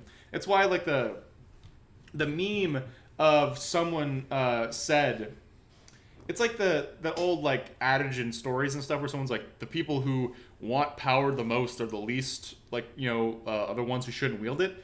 I'm sorry, that's fucking stupid, okay? If I have a ruler, or if I have someone in a position of power, I want them to, one, want to be there, and two, to be competent at their job. And it turns out a lot of people who don't want power are pretty fucking bad at wielding power, right? It's very rare that you have, say, a Cincinnatus or a George Washington who's like, you know what? I'll fucking take the lead because I have to. I feel a responsibility to do this. Most people who are good at being leaders and good at their jobs, in positions of power, they're good at it because they're like, yeah, I fucking love this shit. I love, knowing how this institution works. And I love making things happen because that's my fucking job and I'm good at it, right? Very few people go into a place saying, I don't know anything about this and I don't want to be here and I'm going to do a good fucking job. When has that happened? It's like putting a kid who doesn't want to play soccer on the field, and then he's gonna be like, "Guys, I don't want to play," and he's fucking picking flowers when a goal gets scored next to him. And it's like, yeah, would you really want someone like that, on the field? No, you want someone who wants to be there. So, and again, there are those exceptional cases, but by and large, the best leaders, the best people in parts of a system are the ones that want to be there, that want it to work, and they want it to work well. And if it's a bad system, then change the system. But most systems, I would say, rely on rank and file people and middle management people, who know how to do their fucking job regardless of who's in charge of them. The executive branch and I think maybe the legislative branch as well. I can't remember. But where you're not allowed to make any endorsements of a given party or something like that, and extend. You were a detective? I thought you were a cop for 3 years. I was a patrolman for 3 years. I worked in the schools, but I also conducted investigations as a patrolman. You still do investigations. In middle school? Okay. Aside from that, I'm gonna answer your question. Do you know what patrol? Stop. I'm gonna answer your question even more because this is more interesting and it's also like more critical to the conversation. I worked in an institution that was comprised of like hundreds and hundreds of different offices, all like headed by different people that had different political predilections and had different backgrounds and stuff like that. There was one point where I was working in an office where like the dude behind me was reading Breitbart every day, and the dude to the left of me was like an Ivy League, like whatever, intellectual Democrat guy, and the guy to the right of me like didn't give a fuck about any of it. He was like an army dude or whatever. Like it was a huge mix and match of things. If you think like that there was some institutional wave of political predilection or something like that, and that there was some sort of internal coordination, I imagine this would have to come from like a higher level or top down. And like if that's true, do you have anything to support this other than Connor just thinks so? No, Connor just thinks so. Okay. But at the same time, hold on. And like Connor's joking when he says that, but that's kind of true. Like, Supreme's like, yeah, I need, and Supreme says the same thing that I just said, where it's like, a lot of these people in these institutions, they just want to do their jobs, and their political affiliations are really kind of left at the door, you know? And if you're gonna say something about how they're conspiring in some way, but they're trying to make it look like more of an accident, that's a very big claim that, again, if true, it means that there are several people in the government that were actively being treasonous during the election. And that is horrifying. And personally, unless I have some very good evidence, then I won't believe that. Hold on. Because I need you to follow me on a fucking logical leap. You're talking about fucking grunts. Like, so you're talking about fucking people who are on bottom level who are more interested. Wait, why do you think I'm talking about grunts? Grunts. Why do you think I'm talking about grunts? Were your people fucking high level? Did they make policy decisions? Were they I rubbing elbows in the Beltway? Dude, I interface with leadership of like entire office, like entire branches. Yeah, departments. Okay, so you're saying that if somebody walks into a fucking meeting, and this is where like at some point I just have to assume that people are fucking pretending to be stupid. So you're saying that like if somebody walks into a meeting with Joseph Biden or Barack Obama or even Ron DeSantis, and they have an hour-long meeting with that person, and then they have a meeting with Trump for 4 hours because the dude fucking likes to rant and they can't get through the fucking briefings because the dude's a fucking toddler, they're gonna have no opinion about who should be running the fucking country, and they would take no actions in order to fucking make sure that the right person ended up at the wheel. Let me see if I understand this correctly. You think because if like a PDB runs long under Trump, that the person like delivering the PDB is going to be so annoyed that they're going to try to orchestrate internally like a surreptitious campaign to puppet social media companies to like maybe on an off chance suppress a story that might fit perfectly in line with a very general warning? Dude, I can't believe that is what you're claiming. Like that is I'm the claim. seriously But that's the, and Supreme made this sound bad, but like that is what Connor's insinuating here, where Connor says that he's giving them all these motivations, right? Which you might even if you agreed with those motivations, that's not enough.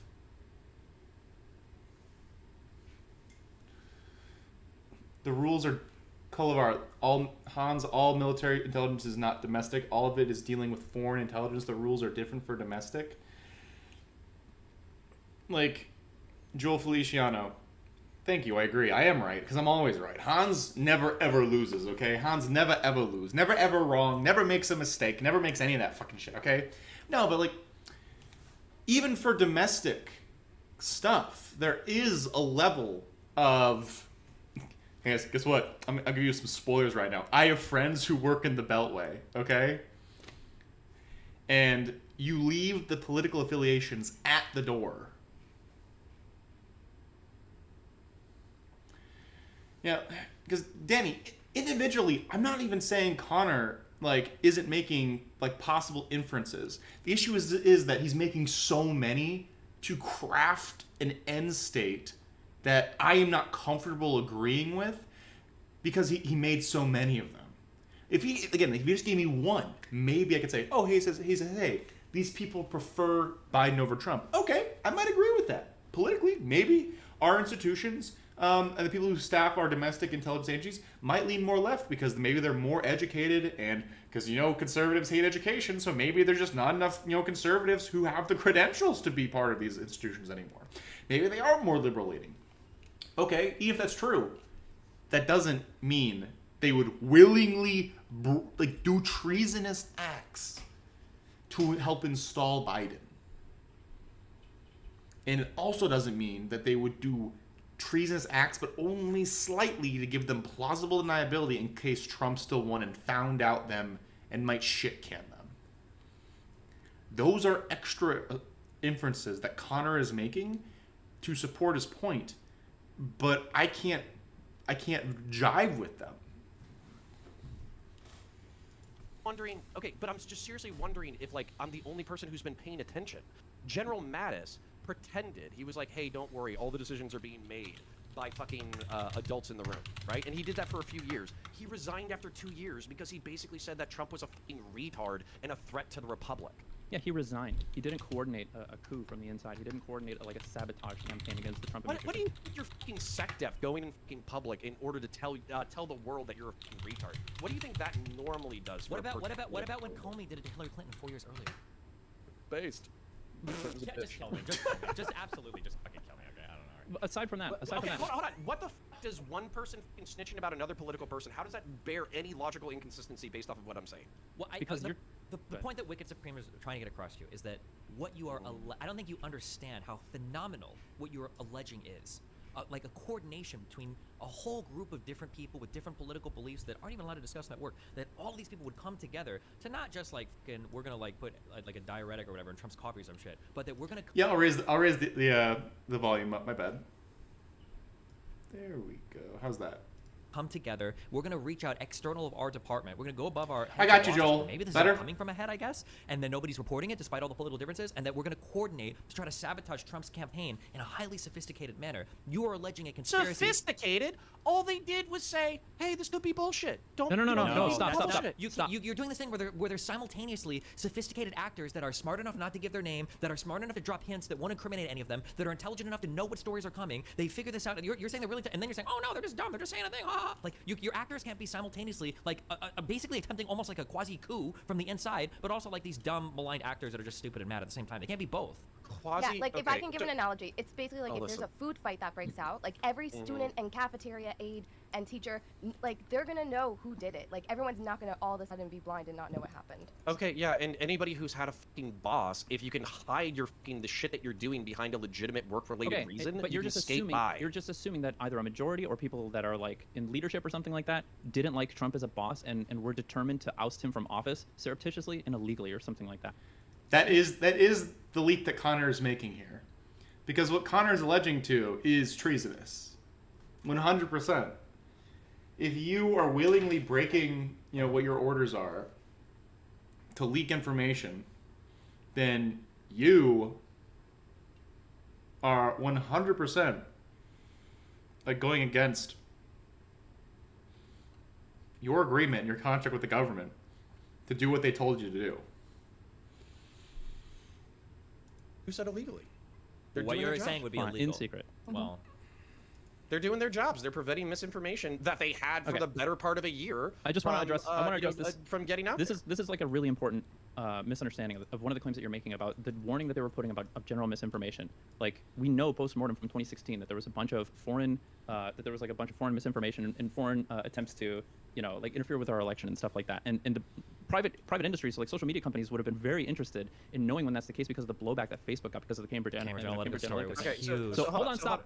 Yep. So you're saying that DHS and FBI are making general warnings, and you're asking us to make the inference that they are knowingly making a warning, thinking that they know that the Hunter Biden story is going to come out and it's going to be disregarded. The problem is the evidence that we have that came from the Twitter files. They never mentioned the government at all.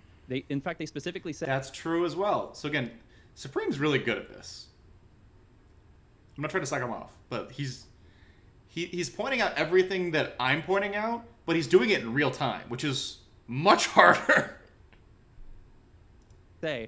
We need to learn from the lessons of 2016. So this was Twitter internal staff literally referring back to the Cambridge Analytica blowback, and they're just simply looking at that with tunnel vision. They're saying nothing about DHS. Did you read the Twitter files yet at this point? Yes, I've read. Okay, so they're specifically okay. So in their internal conversations, they're never mentioning anything about the FBI said this or that or DHS said this or that. They themselves are referring to the thing that would be the reason that they would be concerned about this. It was hotly debated, right? And it culminated in them changing their policy. They literally grew out of this. right? There was internal debate about whether it should be published. A story that was suppressed because it already fell neatly within their own terms of service about a private citizen. They fucking debated about it, and then they ultimately changed their TOS to better serve Republicans in this case, or conservatives, to publish this information were it to come out again in the future because it's in the public interest. Okay. And there's evidence for all this. I don't understand what you're saying. Fucking takes away from what I'm saying. But anyway. Because there's no evidence whatsoever. There's no evidence whatsoever that FBI and DHS are doing this with any intent to suppress specifically the Hunter Biden story. And there's tons of evidence saying the opposite. Tons of evidence saying yes. the opposite. You're presenting me neutral evidence at best. By the way. But that's the point for Connor. Connor is looking for them to disprove his claims. But the issue is the nature of his claims aren't based in hard evidence here. They're inferences. They're assertions. And there's no way to get rid of those. What everyone else is saying, again, is essentially saying, this is all the information that we have. And none of it is as strong as you're suggesting. And some of it actively denies some of what you're suggesting, or doesn't allude to this at all. And you're still asking us to agree with you on this. And that is a very big ask that a lot of people aren't comfortable with. And Connor, in this case, asking for where's the, where's the evidence disproving this? How would you, do tell, I'm not trying to be too cheeky, but do tell how do you get evidence to prove that there wasn't a government-backed coup? Sorry, that was too strong. Evidence that there wasn't an intel organization-backed attempt to have a story suppressed. How do you prove that? There were some things that said, hey, all they did was give the general warning. But for Connor, that doesn't disprove his point. For him, that's a leaping off point into further assumptions and inferences. And so I assume that's why Destiny and Supreme are frustrated. What? Okay, you're saying that the FBI said, yeah, do whatever the fuck you want, Twitter. They sent emails to the fucking people where Twitter and fucking Facebook were like, hey, bro, we just want to check in, see if the story's bullshit or not. And the FBI and DHS was like, oh, yeah, we not only don't have any problems with it, we want you to publish it. We love you to publish it. That can happen because that would be a positive push from the government to publish the fucking story, which is what you just asserted, rather than a neutral story, which is fucking death. Okay, Ro Khanna, the fucking hold on. No, Democrat, literally said that it should be published. It's a First Amendment issue. So that would be the only government involvement that we saw from the Democrat side, was somebody saying. Yeah, did you read her email? I can read it again right now. I did read it. I can brush up on it again. Okay, so I'll summarize it for you. Her email was, hey, this fucks us. This fucks the Democrats. But I think that it's a really bad look for you guys to be slowing down a story that's in the public interest. As a result, too fucking sweet, I would like you to publish this story and eliminate any fucking suppression that you're doing of the story. That was her exact fucking email. That's But based. that goes exactly against your whole narrative. So then the only time Do you anybody... think that I think that a congressman from fucking Iowa talks to DHS reps? How Oh my retarded do you God. think I am at this point? Okay, so again, Connor brought up a government collusion, but in this case, they're actively saying that it undermines his argument, which in this case it kind of does. Because having a government individual of the side that he said, wants this story suppressed, them coming out and saying release it anyway because it looks hella bad for it not to be released. It's better for us to take the kick in the dick now as opposed to hoping that it ends up being fully suppressed because it is Russian misinformation. That's the government actively telling the media company to release something. That doesn't support Connor's idea of the... I don't want to call it a conspiracy because I feel like that's loaded in baiting, in attacking Connor. But that's not... That's the opposite of an attempt to suppress information for the purpose of political, efficaciousness. That's the opposite. And he's treating it like it's the opposite of that. So you're... Okay. No, I'm serious because you keep assigning me shit that's that would be 70 IQ fucking analytic shit. Well, just show us some evidence. Show us a source that supports any of the claims you're making.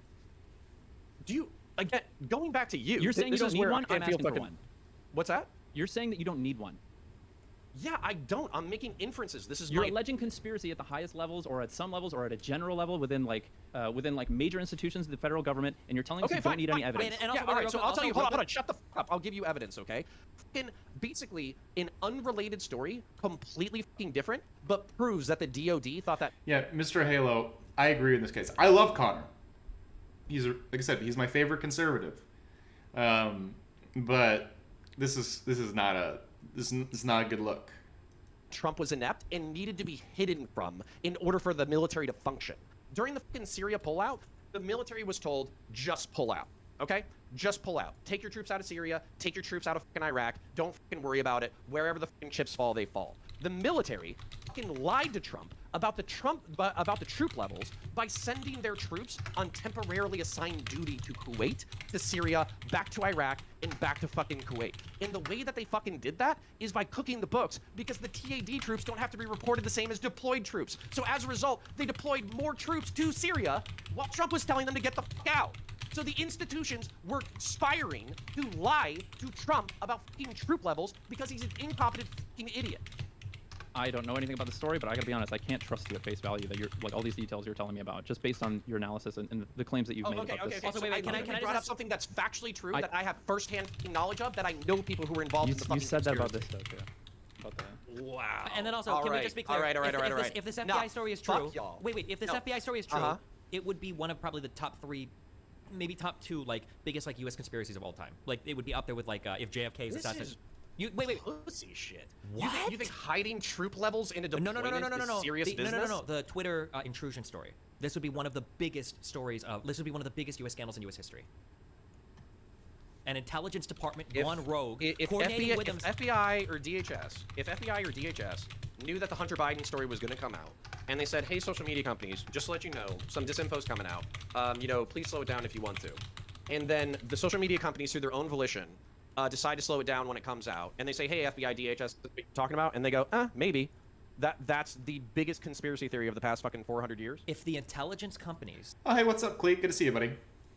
found some piece of information, they realized it was true, and they clandestinely made requests to social media to censor that story to prefer an incoming presidential candidate. That's not even what I said. I don't know what you said. Never mind. That is exactly what you said. No, you That is- literally no, no, did not that repeat is- back exactly that is, what the that fuck I is said. exactly what you were claiming. And that Clandestinely requested? I never said that shit. you You're literally said making shit that up. they made requests in a secret-y kind of way to where it wouldn't be. Mr. Halo, 100% true. Elon is fucking destroying Twitter right now. Thanks, Calavar. Appreciate it, buddy. Why is everyone saying Merry Christmas? It's the 23rd. I'm gonna be probably streaming on Christmas unless I have like some guests. What's up, Alpha Wasabi? Thank you for your follow and your first time chat. I hope you like it here. But yeah, it's like Elon's probably out there just like, government, when do I get my hush money? I'm fucking bankrupting my company. Like, have y'all seen the Tesla stock dropping like a fucking rock? Oh my god. It's actually really funny. So, that's true, Calavar. That's true. Because some of you might have real lives and aren't shut in. Also, guys, I promise I'm not a terrible shut-in who avoids his family on Christmas. Like, I'm currently on call for work. I get the next couple of days off, but I have to be near the office in case something goes down. So I get vacation later, but not right now. So. Trace back to a particular person, and they were kind of half along with it. That is a clandestine request. What are you talking about? Oh! Hey, Steve, this guy is going to be Alpha blue Wasabi, that's tomorrow. cool. You might, or there's going to be traffic on the fucking road tomorrow. Good You to might see want to you. watch the way that you drive tomorrow.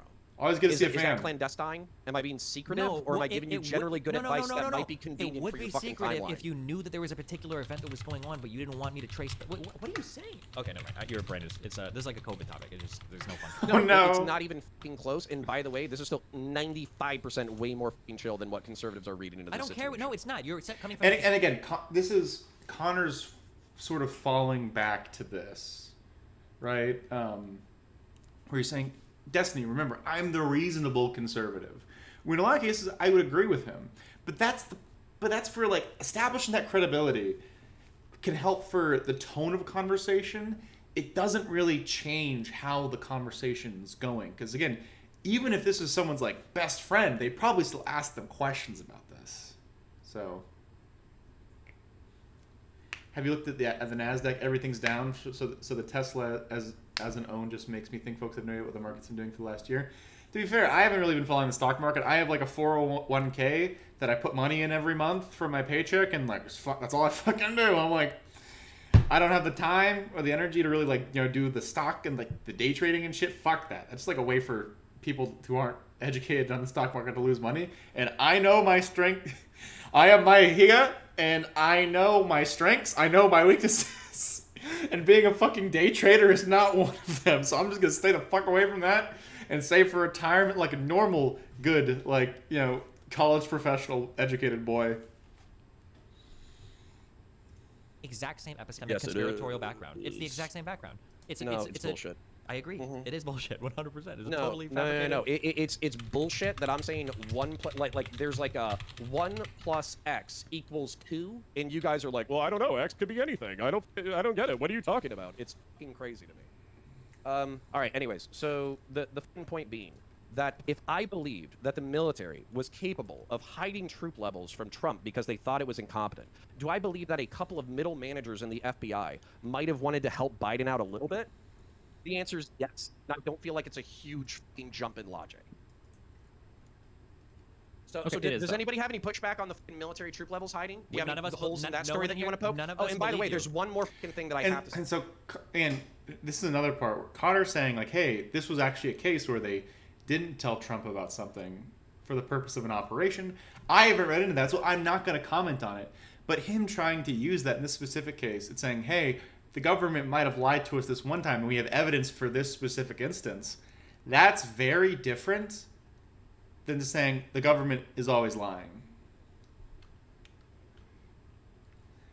Joel, the big Twitter has not done a lot of changes, but the changes that he's made, and the idea that sorry, we're branching for a second. I'm sorry for being distracted. Elon, he said that the platform would be about free speech. People immediately started testing the bounds. Then he started banning people again for the free speech. So a lot of people are pointing out specifically the hypocrisy. Saying, hey, you said you're going to make this, a free speech haven. And then all of a sudden, it's like he repealed a lot of the rules and he's reinstating a lot of accounts. But we're finding out very quickly why those accounts are there in the first place. Sorry, why those rules and stipulations are there in the first place. And he's now banning people who either criticize him, like he banned all the journalists who doxed his plane flight after saying, I'm never going to ban anybody, including the people that are talking about my plane location. So, also not unbanning Destiny. I mean, he's back on Twitter. Like, why are we complaining? Inshallah, my brothers. Say before I leave, but I'll let you respond. But I sorry. don't think any of us believe. I don't. So he's a massive hypocrite. He came back. He's unbanned a lot of farther right figures. He's banned a lot of random figures who have dared to criticize him. He doesn't seem to have a good idea for where the company's going. Whenever he gets pushback or questions by any journalist, he acts like a fucking 5-year-old child and just throws a tantrum. So, and then he's done multiple times where the cringe, the unbelievable cringe. I don't think I've ever seen a human being spiral this hard. I've spiraled pretty hard, right? This man is a billionaire. And he made a Twitter poll where he was like, I know I spent $40 billion buying this website. If I lose this Twitter poll, I'm going to step down as CEO. And he lost the poll. And then he was like, I'm still not stepping down because there were probably bots who did this. It's you mean bots on on your website? So he's personally a mess, which is just hilarious to me.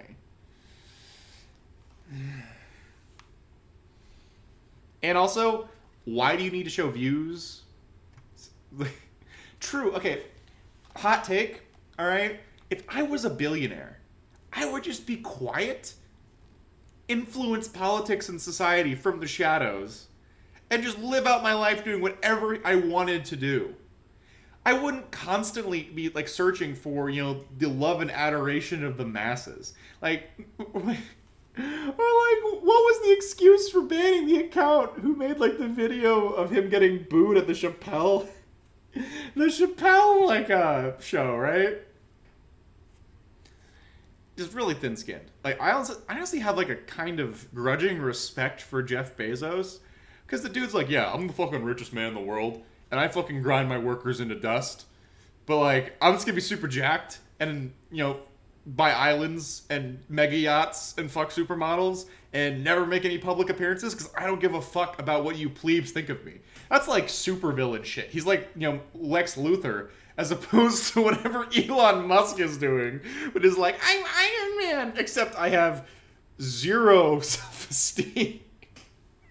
So,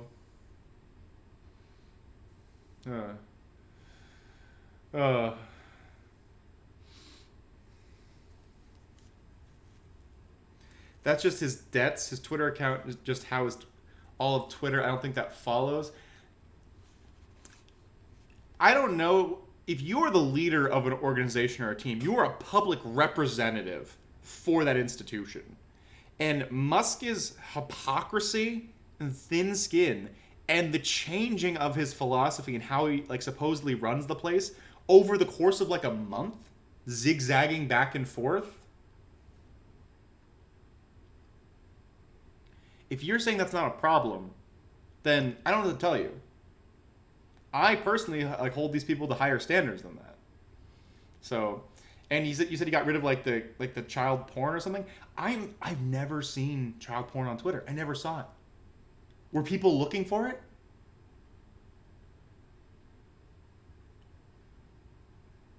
Like I saw like the Jordan Peterson tweet where he's like, I haven't found any child porn. I'm like, I never found child porn either because I wasn't looking for it. It seems like that's something that's pretty easy to ban.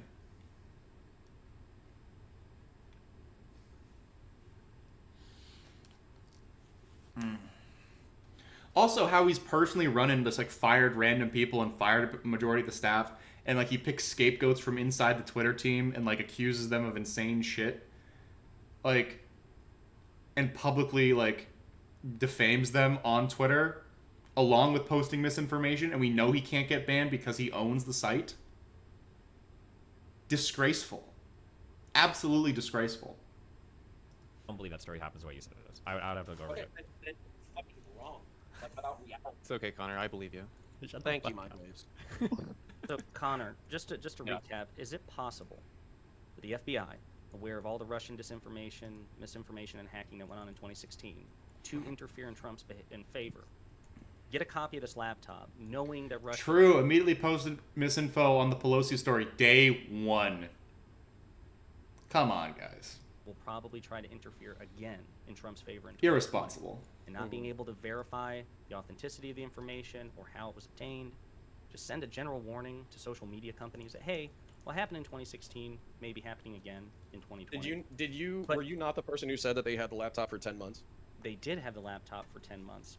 So why wouldn't you verify the contents of the laptop in 10 months' time? Particularly if you knew that it had sensitive information on it. Well, it wasn't just about the contents, like the validity of the contents of the laptop, but also how the laptop, fell into the hands of that laptop repair guy and the Trump campaign. The blind laptop repair guy. Is it not possible that just genuinely in good faith, set aside whatever personal biases the agents and executives have, that after 2016, if they didn't have the contents verified and being able to trace the information, being able to disconnect it from a possible Russian interference attempt, that they just did this in good faith, just to be cautious? So why, then answer me this question. Why would you have so let's say we know Hunter Biden's smoking crack. We know that he's soliciting fucking other people for influence. Whether or not Biden or the Biden family actually gets a cut is a fucking different story. He's probably just using his name in order to leverage his own bullshit. He's banging whores, he's taking pictures, he's fucking lying to people, blah, blah, blah. He's consorting with, like, Chinese billionaires, he's consorting with Ukrainian billionaires. He's basically doing whatever the fuck he wants as a fucking rich daddy's boy, right? So you have that laptop. This is all like confirmed information. So if you call me a conspiracy nut, I'm literally gonna fucking just disconnect because this is. I haven't called you that once. But not you. Fucking these other fucking algorithmically, these fucking algebraically challenged dickheads. You have a conspiracy theory, to be clear. Okay, so guess what? Conspiracies happen, dickhead. Yeah, that's true. Yeah.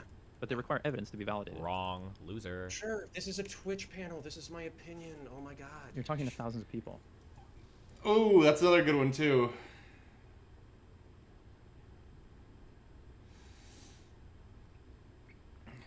Like, saying this is just my opinion, that's fine, but then realize a lot of people push back. Like, if Connor and I are just like shooting the shit and he's telling me this, I might be like, dude, that's wild if it's true, right? If he and I are just having a beer with each other and there's nobody watching. But I would assume at least Destiny in this case, and probably Supreme too, but like Destiny most in particular, he has a platform where there's thousands of people watching. And he's like, I'm not going to just let you say this without pushback. I can't just let you say something saying, oh, it's just my opinion, bro. Well, some people, again, I'm not comparing Connor to like a Nazi or anything, okay? But let's say there's someone who doesn't believe like in the Civil Rights Act, right? And they're just like, going around saying that they don't think black people should have the right to vote. And they're saying, that's just my opinion, dude. Then, but if I let him say that in front of thousands of people without me pushing back, that's a problem. So, of course, people are going to be pushing back when someone comes onto a large stream like this and tries to peddle that stuff. Well, fuck them and fuck their fucking asses. How about that shit? You're also credentialing yourself and like saying, I've examined this stuff firsthand. I have industry experience. Yeah, he's a hall monitor, okay? He does have credentials. Chad got owned in this debate. Anyways, so the point being that, like, why okay, so this was my point, and maybe somebody else can answer it besides Ruminate. So you have the laptop. You know that it has sensitive information. You know it has information of that shit, and you have 10 months in order to verify its contents. Why wasn't Twitter, Facebook, and the social media companies able to simply pick up the phone and say, hey, DHS FBI, is this story true? And if it is true, should we go ahead and allow it to algorithmically go? And then the DHS and the FBI says, actually, yeah, we've had this laptop for 10 months. We know that all the contents are fucking valid and true. And as a result, go ahead and publish it. Would they even be allowed to make that request if it was like an ongoing investigation? Exactly. Would the FBI even be allowed to comment? Ongoing investigation into what? Into Hunter? Into that laptop, where it came from, like who was trying to release the information about it? Would they be able to make requests like that? Even if it was a finished investigation, I don't know if they'd be allowed to. Do you think it takes 10 months to do fucking digital forensics and find out who fucking drops off a laptop? I cannot believe, especially with something of that politically sensitive. I am gonna make an insult. Okay, you do not have a background in anything related to digital forensics. If you would ask a question that fucking stupid. Yes, there's a reason why sometimes it takes the FBI years to trace devices and investigations, depending on what the origination of. Is that because of the sophistication of the devices involved, or because of the backlog of evidence? It could literally be because the laptop has a password Answer that on question. it. I want a direct answer to that fucking question. You don't know the answer, and I don't either. The drive could have been. It could have been. It could have been out of here. It's backlog, motherfucker. It literally could have been an encrypted drive. They didn't have a password to. No. Hold on. No. This is bullshit. Oh my god. To answer this question. Oh no. All right, we're like halfway through, and now it's like, here we go. Okay, so this again, so there's two things that are happening right now. So again, Connor is trying to speak with authority on the subject. Destiny is saying, you don't have authority on this subject. Connor responds, neither do you. And then Destiny says, yes, so we can't make strong statements on this, but you are trying to make a strong statement on it. So people looking at this might say, oh, hey, they're both saying the same thing. But two people pleading ignorance on a subject, when one's saying we shouldn't make strong assertions and the other one's saying I'm going to make a strong assertion, those are not the same thing. Finding out whether or not digital fucking files are authentic and whether or not the fucking laptop contains the data set that it says that it does, and that it hasn't been hacked. You're saying that would take years? I don't know if the drive is encrypted or not. I don't know. It doesn't matter. I don't know the condition of the reasons. machine. Out of here. Even if it is a you're either backlog. lying or No, you're it doesn't matter. stuck in your Connor, own it doesn't matter. fucking It doesn't matter. perspective. Connor, if you think you have a piece of information that grants you access to like levels of corruption at the highest levels of government, like you're gonna hold on to that shit until you can fucking cast a whole net and get everybody involved. There are reasons that are not related at all. I thought you said you were an investigator. There are reasons not related at all to like how hard it was to verify the information, that the FBI would want to keep that information secret for 5 to 10 years if they thought that it could net them like major sources of corruption or like treason treason or shit like that. Besides which, there was already a probe into Hunter Biden at the time regarding his tax liabilities. So we don't know if the laptop was seized via subpoena, grand jury subpoena, and I think it was part of that ongoing. For the sake of just conceding what's real, if they were continuing the investigation of Hunter or the Biden family at that time, then yeah, they might say, this is too sensitive, we can't confirm or deny these fucking things. Okay? It's a good I feel like point. you should concede on having been an investigator. Oof. Cherry, I've had fucking people murdered in my fucking arms, you fucking dumb cunt. Shut Oh my god!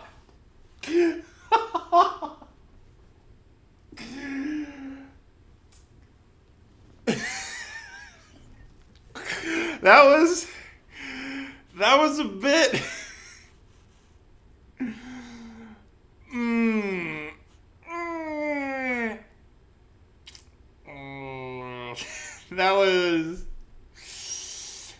That was a lot. That was absolutely a lot. Good googly moogly. Oh. Oh, okay. My dad died. Well, who could have What murdered were them we if they were in sharing? your arms? Stop! I'm cracking the case. I'm the investigator. God damn it. Y'all are actually like. My family dog disgusting. died a couple months ago. What are we sharing here? Wow, you're a disgusting. Oh you're my. actually a bad person. Oh my You can god. go f yourself in the ass with a fucking 40 cal. You piece of shit. How? Yeah, I'm the unhinged bad person here. Okay. Yeah, you actually are. Because the thing is, What else do in my ass, Connor? okay, whatever the f you want, you dumb bitch. So how about this? How about I conducted investigations. I conducted investigations into child abuse, child porn, people getting murdered, people getting their houses broken into, their cars broken into, and on top of that, animal abuse and Officially fucking child as a abuse. job. So Officially yeah, as a officially job, as did a you do fucking this? job. Yes, absolutely. I took photographs, I took reports, I documented evidence, and I got people convicted. I put more. Ooh, you. I put more Which pieces job? of shit behind bars than you. Okay, literally. You oh, child. man. No, Oof. she literally. You're fucking a dumb, evil, spoiled. Too bad you have all that Jesus. experience and it left you this conspiracy brain. Then Jesus, Connor. Because I'm making logical inferences that are seriously the equivalent of algebra. They're You not. guys, They're you guys. not they're advantageous, extraordinary and- claims. and you know it. No, I don't. I don't know. I just All would of my really need stuff to see is your based resume off of to believe fucking math. you. Okay, well, often die, you dumb bitch. Jeez, Jeez, that are you seems drunk? a little rude.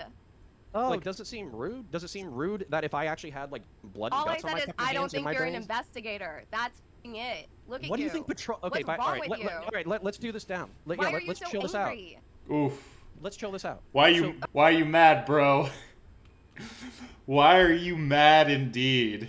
What do you think Oh, patrolmen now we're gonna do? chill out after we're talking about what I can do in my ass and to die? Yeah. Now we're gonna calm down?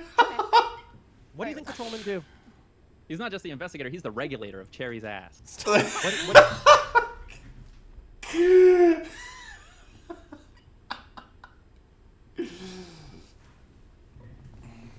I'm sorry. I'm trying not to be. That was just fun. Oh. No. Cherry, what do you think patrolmen do?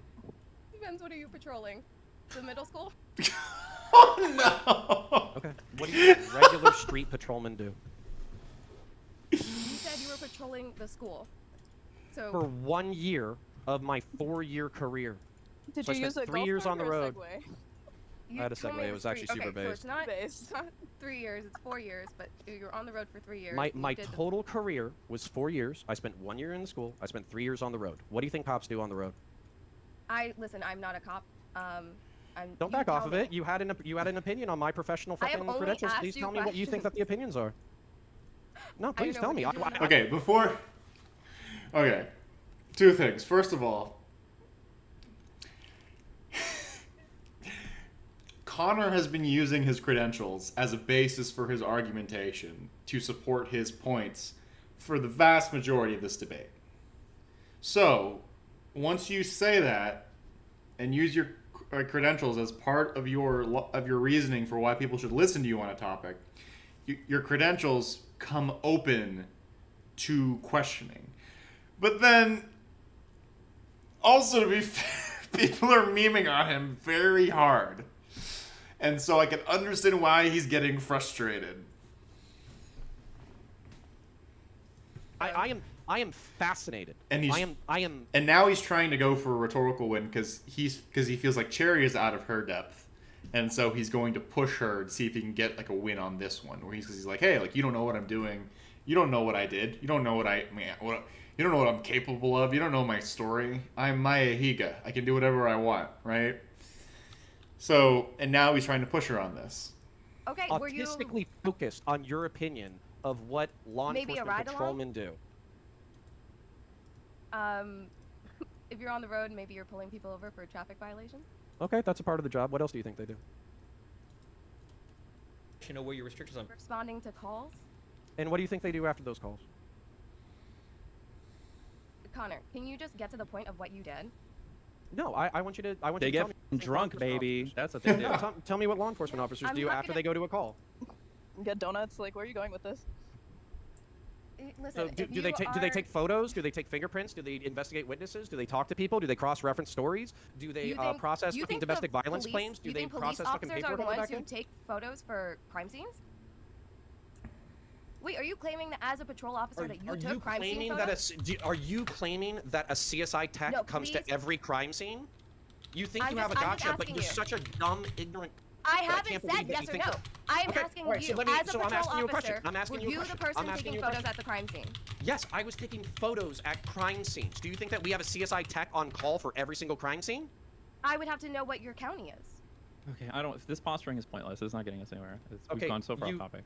Okay, fine. But Cherry, you don't know what the you're talking about, and I'm Okay, pretty I sure only if I went to was school for memeing criminal about your justice fucking focus dead. in forensic science, but yeah, I don't know what the I'm talking about, Connor. So answer this question then, Miss Criminal Justice. Do you think that we have forensics come out to every burglary scene? I literally answered you that I would have to know what. Do you think we have county them? you live Do you think that we have them come out to every child abuse scene? Every animal abuse scene? Do you think we have fucking photo forensics people come out every single fucking time? I would like a yes or no answer. Just thank him I for his would service, literally Cherry. need to know where you worked. Supreme. I'm not telling Supreme, you the stop. county where I work. Okay, then How about why you would answer I, my question? Why would I just jump to conclusions on what your protocol was? Like, why would I do that? Because anybody who To did someone the who's job, already in here because making shit anybody up who and is did the completely job, conspiracy brain because and was a anybody fucking who mall did the cop for job, half his career. because anybody who did the job more than a week would know that CSI techs don't go to burglary scenes. So what this tells me, by the way, I'm gonna get real personal because you got real personal with me. So what you're fucking Connor, don't. Connor, why are you doing this? Connor, you have an out. You don't have to escalate. You're a police officer, Connor. Escalation is wrong in almost every scenario, okay? You have the credentials. You have the gun. You need to stop. Your Are you saying degree? you haven't no, gotten okay. personal yet with my ass? Oh, because I told you to go f yourself? Oh, yeah. You I think we should have gave really Biden's did. laptop to Kill Connor. myself, So so I anyways, fucking died. So anyways, so what your degree tells me that you got criminal justice and you got a photo forensics fascination, but then you never followed through, is that What you were is too much photo of a forensics out. fascination? Whatever the your goddamn degree is in. The fact that you got a criminal justice degree and then you didn't follow through tells me that you were too big of a pussy to actually go do the job. That's what that fucking tells me. Okay, that might well be correct. Okay, because I don't think Cherry has a job, right? Aside from streaming, which I don't think she does super often, right? She just seems to like kind of hang around Steven's stream, which again is fine. A lot of people do that. Supreme does that as well. I mean, Supreme I think has a job, but like that's not relevant to this, right? We devolved into the child like playground insults, right? Like it doesn't matter if Cherry has a job or not, right? Again, like I think everyone knows I don't like Cherry very much, okay? And she doesn't like me. But like her having a job or her using her degree is not relevant in this scenario. To be fair, you could say that she's adding instigation because she hasn't really added anything else to this conversation, right? But that seems to be, I finally caught up on all of Destiny's content over the last like couple months, right? That seems to be what a lot of these like Destiny like arguments or panels are. You know, you have like 6+ people and they're like the old Twitch panels, you know, like there's 6+ people. There's a couple of main actors where it's like, you know, like it's Destiny and like the person they're fighting with. But then like there's all like, you know, the surrounding cast of like Supreme or, you know, or ABBA or like Lav or, you know, like those people. And they'll like come around and Cherry and Stardust and like they'll come around and they'll just have like additional things like in one-liners like to say. Yeah, they're supporting characters in the current Destiny season, right? And so, but a lot of times they're just there to dunk and they're to like, have fun because this is fun, like being like dunking on people that you think are dumb is fun, I'm not going to say it's not, but you can say that, there's not a big reason for her to be there in this specific case, but there's also no reason for Connor to do this either, right? Like at this point, a lot of people have rolled in the mud, or at least I would say Connor and Cherry have rolled in the mud. That doesn't really matter, like, because they're both bad, they're both mean to each other now. So like, I don't really want to defend either of them in this specific case. Okay, how many women did you know on the force? Half a dozen? Out of how many? Do you 40? think it's very common for women to go into policing? Yeah. Butch lesbians love it. Butch lesbians. Okay. I really don't understand your point here. That if I go to school for criminal justice, My point is that you were too big of a fucking coward to follow through on your degree program. Cop, I'm a pussy, and that means that you weren't a middle school cop. Okay. Good job. And you were snaking to get a dunk by assuming that I didn't know what the I was talking about, where cops take photos on crime scenes, but you've never done the job, so you didn't know that we don't call CSI tags for every scene. I don't know how we got here, Jeb. I have no fucking clue. That's what happened. And by the way, never said that you did. And you know what? I loved being a middle school cop because I didn't call anybody a dumb, because most people were nice and professional and kind and all that kind of shit. Whereas really this wasn't fucking middle job, school. dealing with you, I would rather go deal with fucking homeless people who pissed and shit themselves than your rancid fucking ass. Jesus. Okay. Literally all of this just because I said that maybe don't call yourself an investigator. Yeah. Hey, Connor, how many conspiracies have you unfurled in your career as a Okay, this is turning into a bully session. Stop. It is because You he's think I'm claiming getting because fucking he took bullied? photos at a fucking crime scene. He's an investigator, and that means something for his conspiracy theories. Solve the homicide, you dumb bitch. I put somebody behind light for life. You.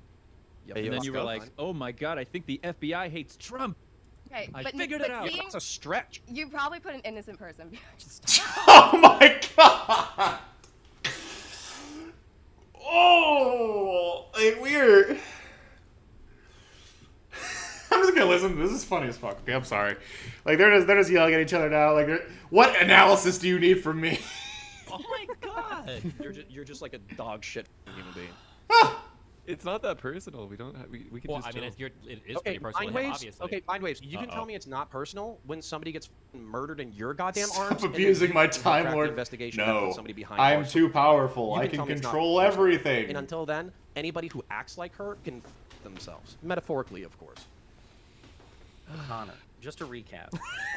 Oh no! Just Thank want- you. just want- Love you, Ruminick. Well, because this like segued, I thought we were on like the cusp of like consensus, and then. Oh, were Sherry's we? ass- We were so close. Well, so I just wanna make sure. Okay, and again, this is the NyQuil potentially, but so is it possible the FBI, painfully aware of how Russia aggressively worked to hack and engage in disinformation and misinformation in 2016 to interfere in Trump's favor, and also knowing that Russia was trying to do it again in 2020, and also being unaware about the authenticity of the laptop's contents and origins, which are potentially damaging to Trump's political rival, knowing all that, is it possible that they issued a general good faith warning to the social media companies to try to be a bit conservative, a bit cautious, without putting their thumb on the scale one way or another? And that might be why Matt Taibbi didn't find any evidence of direct government pressure on Twitter. Is that Specifically attested to the Yes. none. Yes, with an asterisk.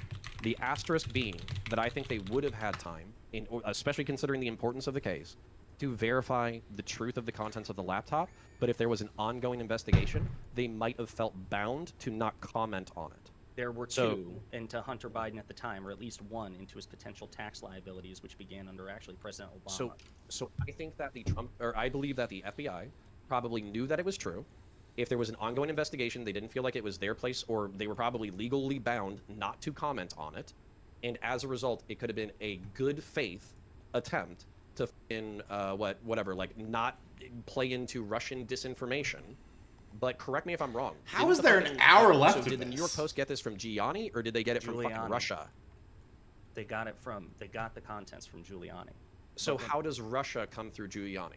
Well, you're aware that Russia and Giuliani had pretty close contacts, like throughout. I mean, I think it was not only 2020, but wasn't there contact between them and like Igor I can't remember the names. Again, the NyQuil's getting the better of me, but I know Giuliani. Like, Giuliani was Trump's attaché to, like, Ukraine and Russia during his administration. Am I making that up? Wicked Supreme, Mind Waves, Destiny? I'm okay with your assertion. But then at that point, if they know that the fucking shit is true, then what? Their objection to it is the fact that it came from Russia? That Russia gave to Gianni, and Gianni is the one who made it public? We don't know that they did know it was true. That's the thing. Also, that would be a valid. If they had the laptop for 10 objection. months, how would they not know? Because well, you asked. But you can't not know. There's never going to be enough evidence to show that someone doesn't know, or that someone isn't doing this, right? Like, if I didn't steal something, how am I supposed to, again, without like a camera strapped to my head, my back, and my two sides, so 360 camera, right, of my entire activity for the entire time that I'm accused of wrongdoing? Unless I have that, I'm never going to be able to prove that I didn't do something. So again, Connor's asking in this case for like a negative evidence. Like, prove how you're not doing that. How do I reach that bar for people? That's never a good state to be arguing or asking for. Because he's asking, essentially, he's saying, I have a narrative that I've constructed, and I'm not coming off of it until you can give me evidence that directly denies what I'm saying. Where the inverse should be what's happening, where someone says, hey, there's not enough evidence for this, can you please provide it? And then Connor says, bro, I'm using logic, which isn't enough. At least not enough when you're debating it in front of thousands of people. For a beer conversation with your bros, that'd be fine. But we're not doing that right now. Earlier, and I thought it was a really good question, about the backlog. Perhaps there was backlog, because if you remember, I said that there was an ongoing investigation into Hunter Biden's potential tax liabilities. And there wasn't like an investigation into, possible corruption or nepotism from Hunter Biden into Joe Biden, and this laptop was seized as part of that. I'm pretty sure, because it was seized in December 2019, 10 months before the story broke, it was seized as part of an ongoing federal investigation into his tax liabilities. So it's possible. How did Gianni? So is your assertion that they were doing they were investigating the tax liability? They don't verify the contents of the laptop. How does Gianni get his hands on it? Giuliani got it from the guy who got it in the first place, the laptop repair guy, which is how the FBI So did Giuliani have it first before the FBI did? Yes. Yes, I believe so. Okay, so did he duplicate it or some shit? What the fuck was his deal? Didn't Giuliani say he did duplicate it, or am I making that up?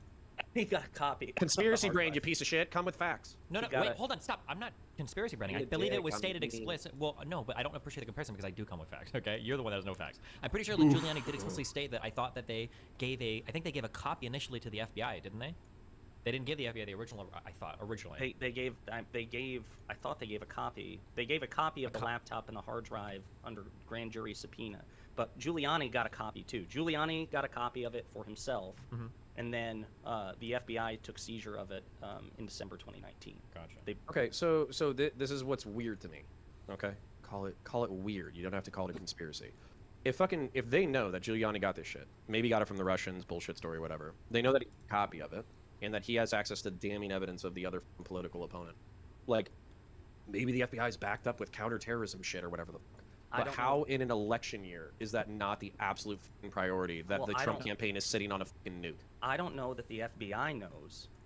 I don't know that the FBI knew at the time that Giuliani had a copy of it, because again, this was December 2019. Giuliani didn't drop the bomb of his copy until October 2020. And as a matter of fact, since you were in law enforcement and so was Supreme or whatever. I was not in law enforcement. Whatever, but wouldn't Giuliani be in deep shit if the FBI knew, like, hey, wait, you have a copy of sensitive materials, Hunter Biden's like laptop and private information, you have a copy of it? Wouldn't they take it from Giuliani? Wouldn't Giuliani be in legal trouble if they knew potentially? I mean, there's like a chain of custody. You're supposed to maintain like the evidence as it goes through a criminal investigation, but I don't know what Giuliani's responsibilities would be since he's not a criminal investigator. Like if the FBI is investigating Destiny, and I have a copy of Destiny's like private laptop or whatnot given to me by Wicked Supreme, they would say, Wicked Supreme, why the hell did you give a copy of Destiny's private shit to Rumen? Like I don't think the FBI knew that Giuliani had copies of Hunter Biden's hard drive and laptop, because there's still Gianni Versace. Is that what you're saying? The chain of custody and whether or not it was illegally obtained. So, all right, I feel like you're treating me relatively charitably. Do you think that it's possible You're being nice to me. that Trump and Gianni were incompetent and stupid enough to talk Yes, shit you had me about right the about the Hunter Biden sex tape that they were waiting on in order to drop immediately before the fucking election cycle in order to damage the Biden campaign, and that people in DC in general, not the FBI or the DHS, but other people might know about this story before it dropped a week or two? Well, number one, that was absolutely their goal. It was supposed to be an October surprise, a bad faith political nuke dropped at the 11th hour to tank Biden's, trajectory in the election. That was their goal. As to whether or not other actors in the Trump campaign or the White House or the federal government was aware of that, I mean, I'm sure it's possible. I would not rule that out at all.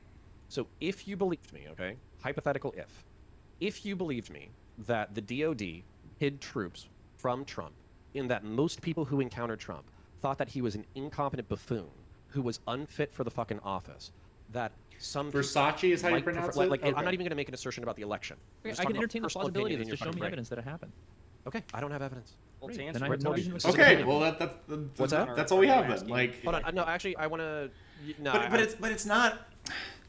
Again, I think Connor made a mistake here where he took it very personally, where he's saying like I'm making these inferences and I'm saying up front I don't have the evidence, but people kept asking for the evidence, and eventually it just turned to, hey, you're dumb because you're making these assertions without the evidence that you need. And Connor took that as a personal attack on his intelligence, his capabilities, his career, his credentials. And then like we spiraled into here where everyone's like, dude, what you're saying is plausible. Sorry, it's possible, but like until we get more evidence, it doesn't seem very plausible because we're not making those assumptions that you're making. Which again is fine, but there's nowhere for Connor to really go from here because there's no way he can explain that people won't pick apart. Because when you say I have a feeling and you're saying we have personal good like vibe credibility, that's not enough for someone not to push back on you when something as big as people in the intelligence community are conspiring. That is not enough for someone to do that. I don't care if you're my best fucking friend. If someone's insinuating shit like that in front of an audience and it's your platform, you gotta push back against that. I was just going to play the fucking thing where I walk you through my fucking logic and you can just say, yeah, that sounds okay. So hold on, Sabrina. So I'm making inferences based off of available evidence that I feel are more logical than the rest of fucking conservatives. Okay? Because conservatives are making the assessment. And now we're back at the part where, Connor, I agree that you're more reasonable than most conservatives. But that's not like but you don't get additional credibility just by saying I'm better than the crazy people. Because you might still be crazy, you're just less crazy, right? I personally might be insane, right? But is it better for me to say, hey, I'm not as insane as Counterpoints? So does that mean my points are more valid? No. And I think Connor has kind of gotten himself into this mindset where he's like, I'm the good conservative. I'm friends with people, which is true. He's the good conservative. He's a nice guy most of the time. To be clear, he hasn't been very nice now, but like a lot of people aren't being very nice in this conversation, so that's like not really a point. But that doesn't mean that people won't push back on you here. And he's got to stop taking this hit so hard.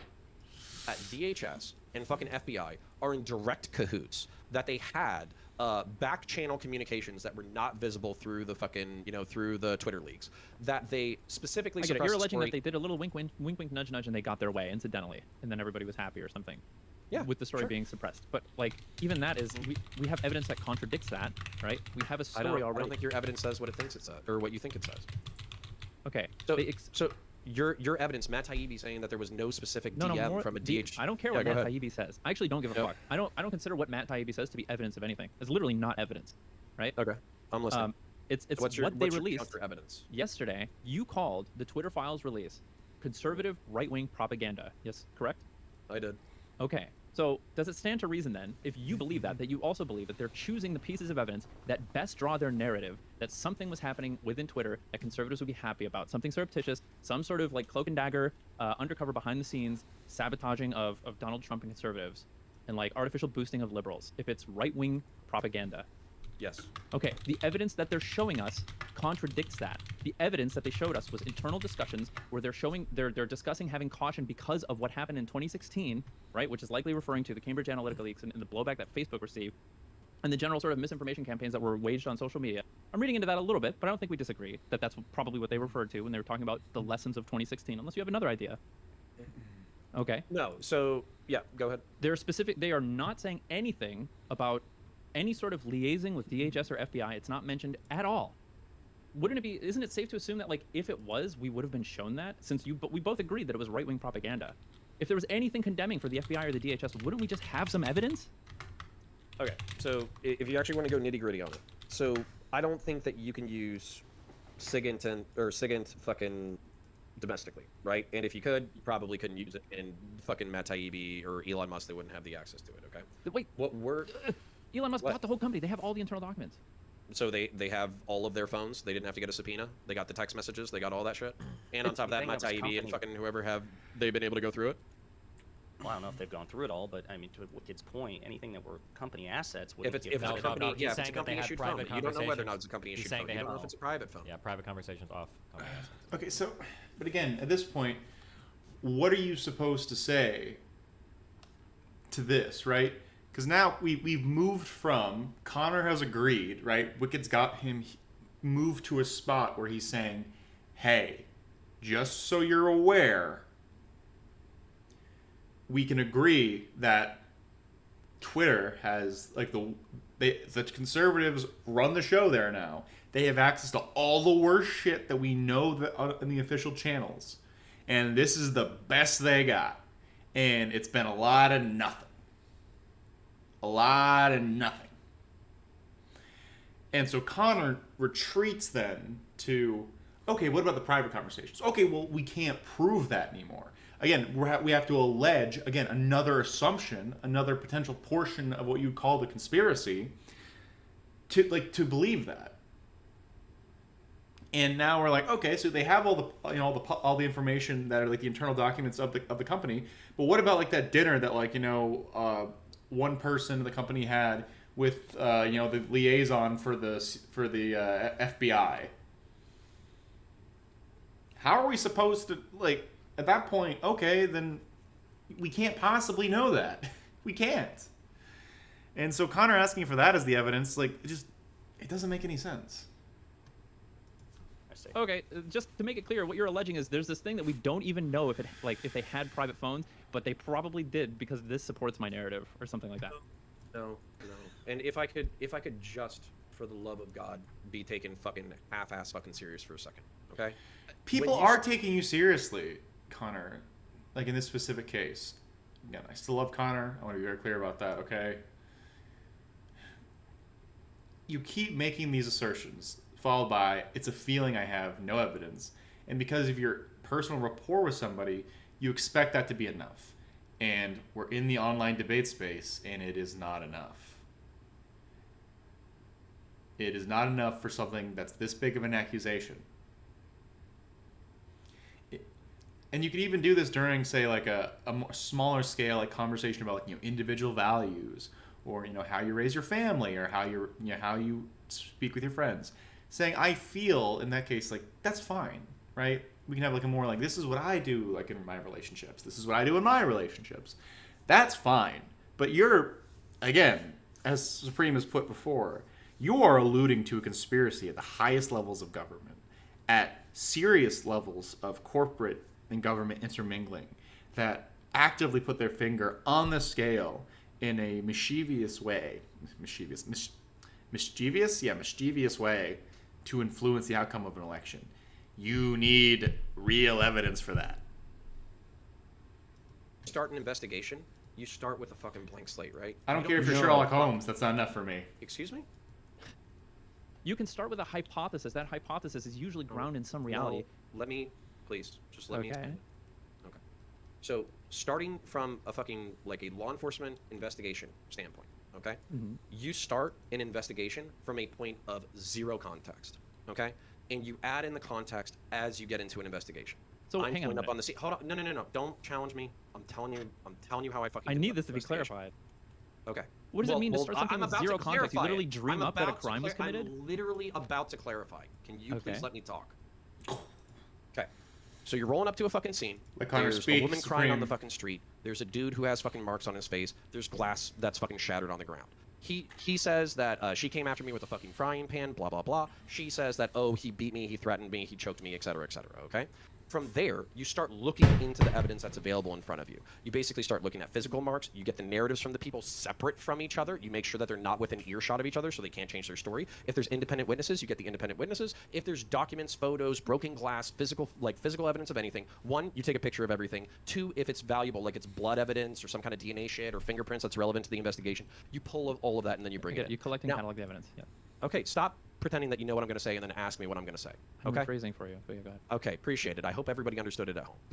So, anyway, after you do that, you're not looking for the information that's being presented to you. You're looking for the gaps in the information. So, for instance, if they said that they slammed into this wall or whatever, and he's saying that they were outside at the time, but she's saying that they were inside at the time, and the glass breaks outside of the house, because of the way that fight would have occurred, you would know that she was probably telling the truth more than him because of the way the glass breaks. Okay? So you're not just relying on simple, like, discrete data points that you add up into, like, a perfect amount. You are, though. You are, though. From the very beginning, you No, started no, with because discrete data points. Glass on the ground, an injured man, an injured woman, testimony between the two. That's way more than zero context. That's a fuck ton of context. And you're right. That You work you to identify build knowledge on gaps, top and then of you work each to other. close those knowledge gaps with evidence. Yes, and what I've been saying probably this entire conversation is that I have 85%, and this is part of the reason why I got so fucking pissed off, is 85% of the picture, the context, the variables, I agree with Destiny on. We agree on 85% of That's the... not true. Please stop saying that. Destiny's like, don't lump me in with this take. Oh. But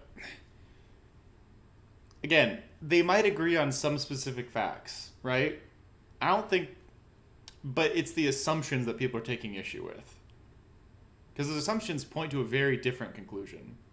True, 85% leaves 15% to be wrong about.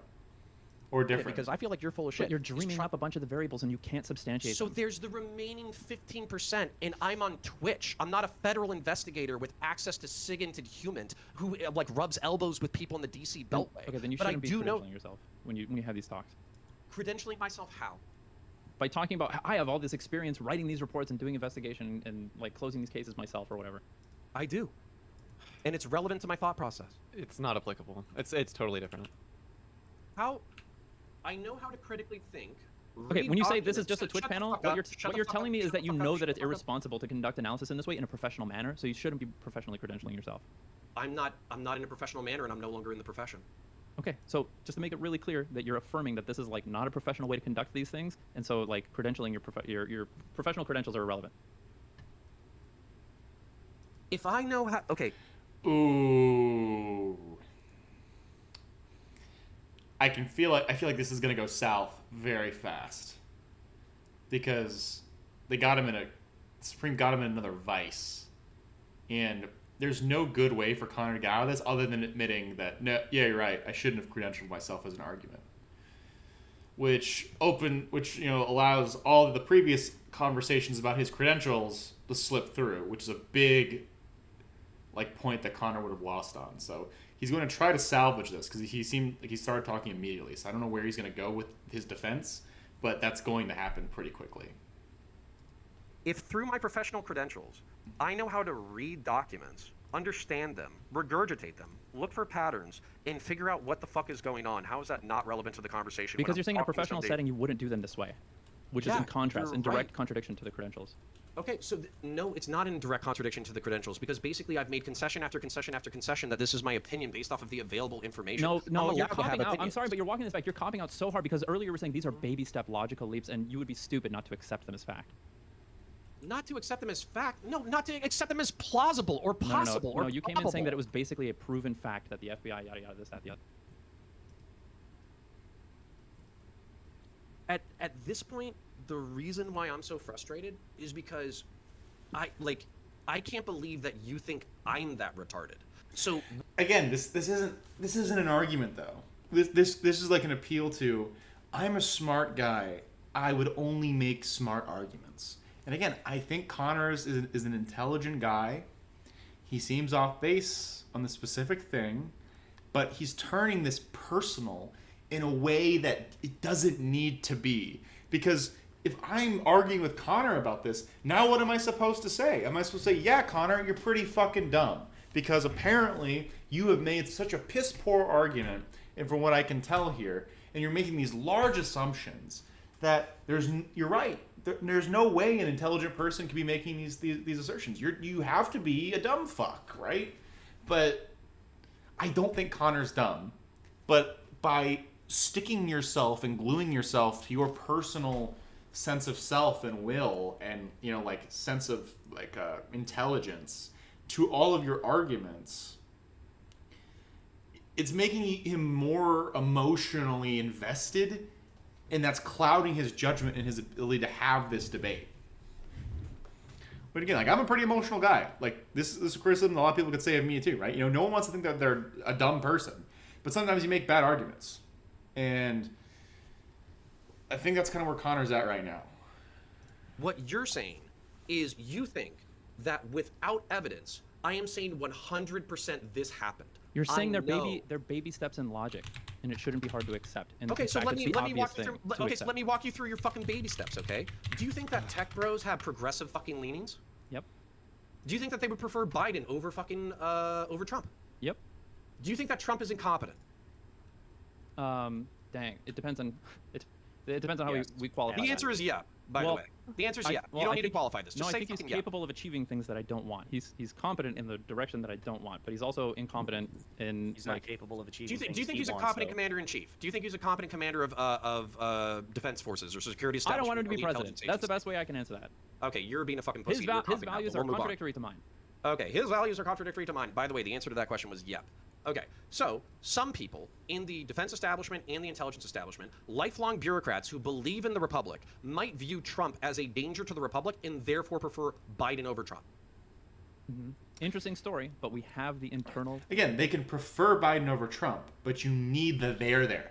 Because again, every component is correct, but none of those things constitute his argument.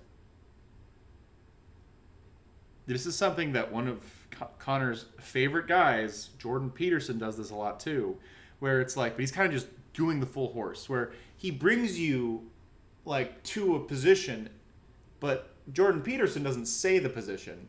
He just kind of says, you know, he doesn't say women and men shouldn't work together. He says there are problems when men and women, congregate together in the workplace. Makeup can be distracting to men. And so someone's like, all right, well, so are you saying that, men and women can't work together? He's like, oh, no, I didn't say that.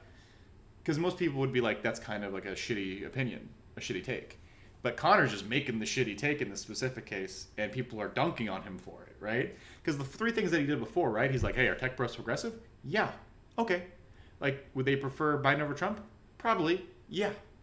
But neither of those things give you the there to make that assertion. You need something more.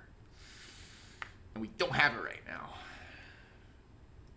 Communications between those tech bros, even if I agree that the tech bros are left-leaning or something like that, we saw their hot debates between them about whether or not they should publish the story. Let me re-ask you this question. You Walmart as a fucking employee and your boss is a dickhead. I'm just not interested in the evidence you made up in your mind. I'm just not that interested in your logical leaps. You said I'm interested in the evidence. No, fuck this, Ruminate. Fuck this. You said you wanted me to walk you through my bait. I know. I didn't say that. Okay, so you didn't want me to walk you through the fucking baby steps? I've already heard it. No, you fucking haven't, because we never walked down this path of fucking logic before, and on top of that, you're pulling back from things that would be like, the sky is blue most of the time. That's like the level of thing that I'm trying to get. That's an ordinary claim. So you think it's an extraordinary claim that members of the DOD and members of the intelligence agency would view Trump as a threat to the Republic and that they dislike him from a professional standpoint? That is an extraordinary claim. That's not just the issue is that, like, you take these observations that are almost for sure true, but you don't realize how fantastic the next step is. That seems so logical to you, but is actually, like, the Bayesian on this is almost 0%, because you are alleging some of the most fantastic conspiracies that would ever occur in U.S. history. You're saying things like, would the FBI be full of people that hate Trump? Yeah, for sure. Is Trump incompetent as fuck? Yeah, for sure. Would Twitter be full of people that hate Trump. Yeah, for sure. Could there be some people in the FBI that would like want to do something to make it so that Trump wasn't president? Yeah, for sure. Would they want to work with Twitter? Yeah, if they could. Maybe some would. But then you say, is it possible that multiple people from the FBI got together, used intelligence information that they'd gathered to covertly sell a story to Twitter, and then got Twitter to go along with covering up something in order to favor a presidential candidate? What you feel like when you're saying is that you feel like you're doing 5%, 5%, 5%, 5%, 5%, and then you build up to like 85%, and then here's the last 15%, and then boom. But what you're actually doing is you're doing 0.1%, 0.1%, 0.1, and then at the final one you're saying 95%. You just don't understand how massive that last leap you're making, and that's where all of our disagreements are lying. Because that last one to you, it feels like you're going from 85 to like 100%. That's why you keep saying we agree with 85% of the stuff. But to everybody in here, or at least to me and Supreme, what we are hearing is you're going from all the way up to 5% to 100%.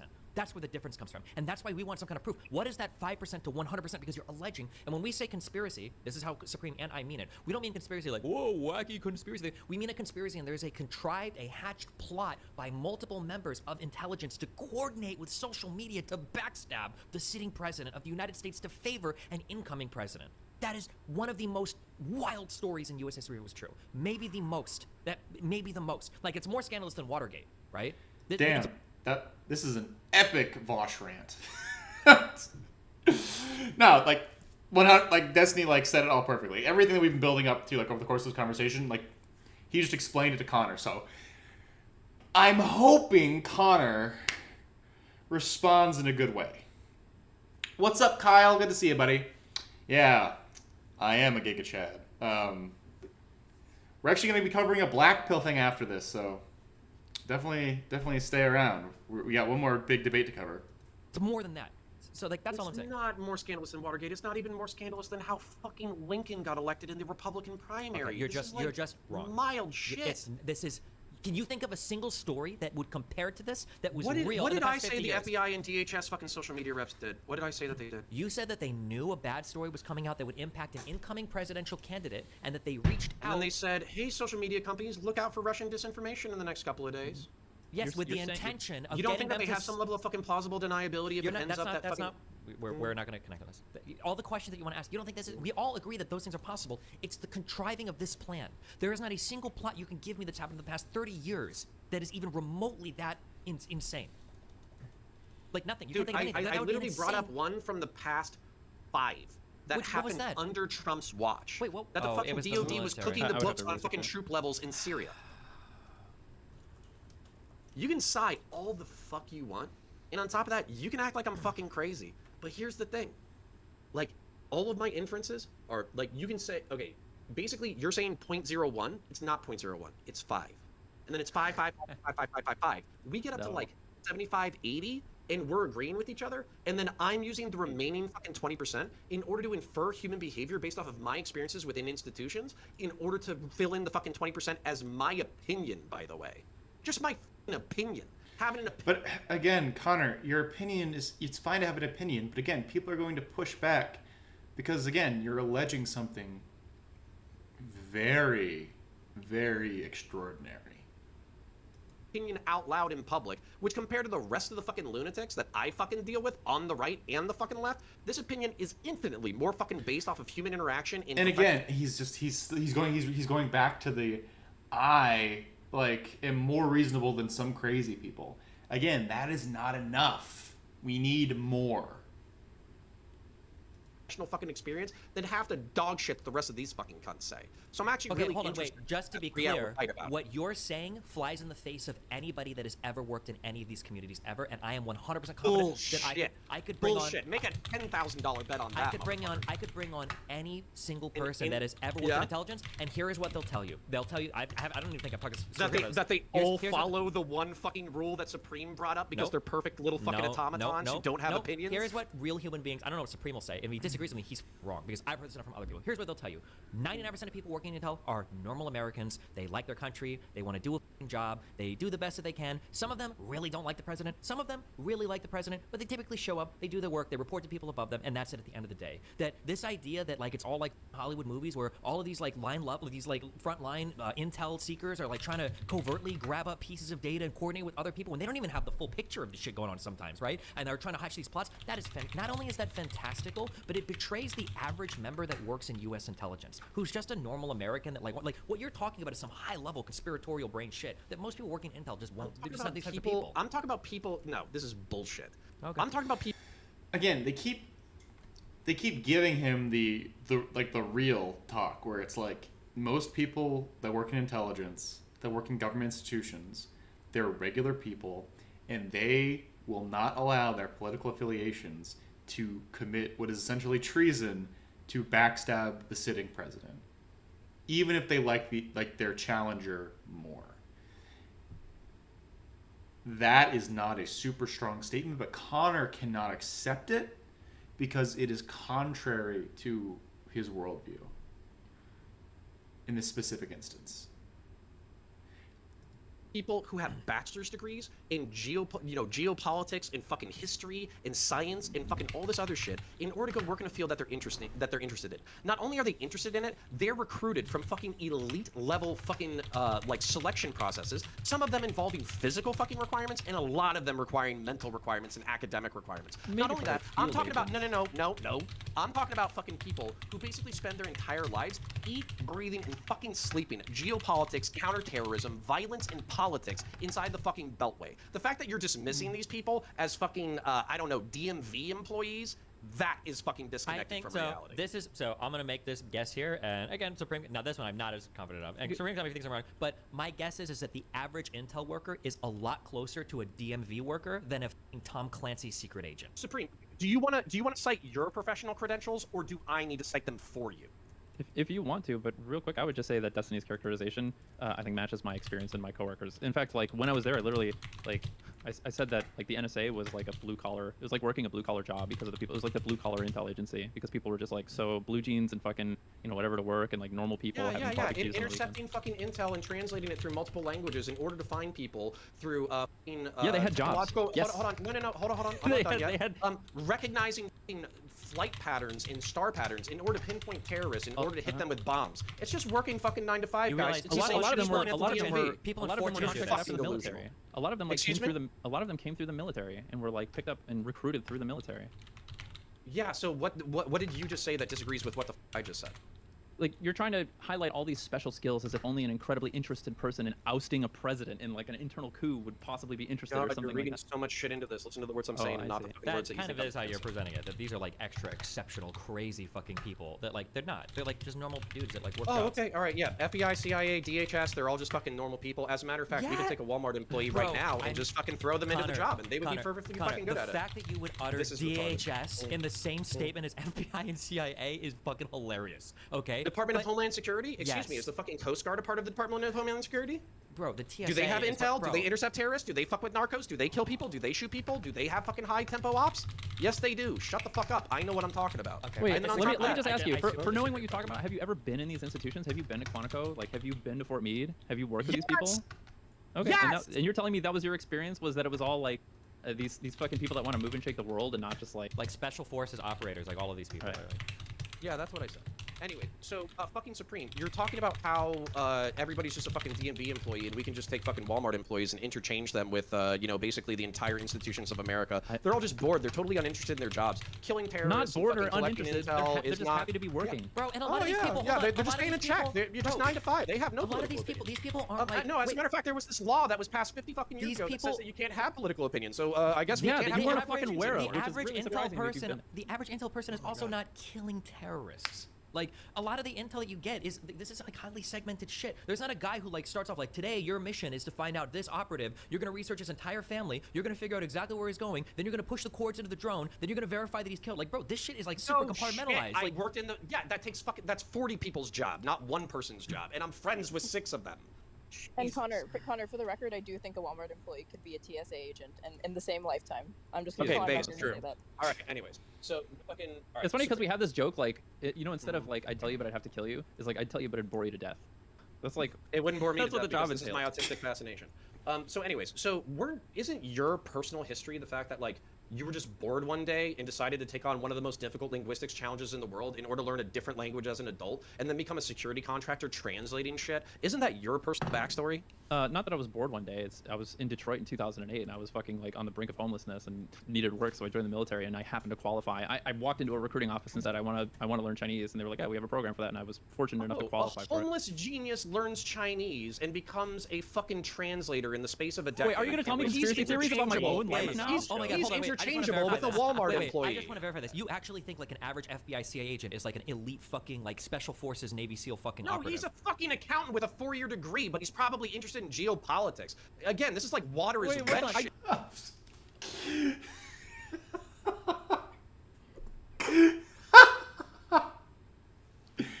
I'm sorry. It really does seem that Connor is thinking like, yo guys, this is some high level shit. Because like the way he describes it, if it's your job to learn a language, you'll probably get pretty competent in that language. Some people probably have more aptitude. I'm pretty sure there are like tests in the military that are like, oh, this is your aptitude. So we're gonna put you here, right? So maybe Supreme scored like particularly high on like some kind of test, or his talents in the test pushed him towards this one direction. So they're like, oh hey, Supreme, you got these skills or the potential to learn these skills, and we'll teach you how to a language because it seems like you have an aptitude for it. Supreme's a smart guy, right? I think that's pretty clear, but I don't think he's some kind of super genius. And yeah, you know, over the course of like, you know, probably like 6 to 12 months, could someone get competent enough in a language that they can maybe do something like, you know, decoding, not decoding, like, you know, like translation for things? Probably, especially because if you're not trying to get like mega competent in a language, I mean, that you are, if your entire thing is to be able like to understand, say, communications probably aren't the hardest thing. Like there's going to be like several, you know, maybe like 100 words that are the most important things to learn, and you can work on that. So yeah, I think Connor is overestimating Supreme's pedigree, which again, like, this isn't like an insult to Supreme. It's just like, oh hey, I have the capacity to do this and I'm going to do it, and that doesn't make him crazy smart. But he also just, you know, and he seems to know what he doesn't know. So that seems like a very reasonable, you know, assessment of his own capabilities. So I didn't have a degree. I failed out of college. Yeah, What's your IQ, dumb fuck? No, I think you have this view of like the average Intel worker as being literally like Matt. Like you go to work and all of your coworkers are Matt Damon. Like that's what you think. No, I feel like you're strawmanning the fuck out of me, because basically I'm saying that these people are above average intelligence, and you're saying that they're interchangeable with anybody. Okay, Which, we're by the above way, average intelligence. Does that mean that we want... Answer this fucking question. Answer this fucking question. Do you think the average American can go from the brink of homelessness to learning Chinese? No, I'm sure. Okay, I'm sure as it turns out, go fuck yourself. Wait. This As is it turns your out, line of first of all, questioning. Chinese Fuck is the most yourself, popular bag. language in the world. So as it turns out, a quarter of the Earth's population speaks Chinese. It's not that extraordinary. oh Jesus, come on, that was mean. No, you can't. Don't do that, Supreme. All right. So What's this like, have to I do just with- want to see how stupid this fucking conversation would be from the outside. That you're telling me that as an I'll be adult- fair. This conversation is pretty stupid, but I don't think it's for the reason that Connor thinks it's stupid. who doesn't have any economic prospects, you can show up someplace and just learn fucking Chinese. By the way, I'm It was a long, hard bilingual. process. Yeah, no was shit, incredibly dumb difficult. fuck. That's why you're not interchangeable with a DMV fucking a lot of work. employee or a fucking Walmart employee. Yeah, but a lot of people Jesus that also Christ. came out of that program with me were not extraordinary geniuses. I'm glad that we got to this level, because one of the things I talk about on stream all the time is I think that a lot of because this actually makes a lot of sense. A lot of the conspiracy theories that people have relating to government, I think, come from just fundamental misunderstandings of how a lot of these agencies or the people in them work. And this is one of them.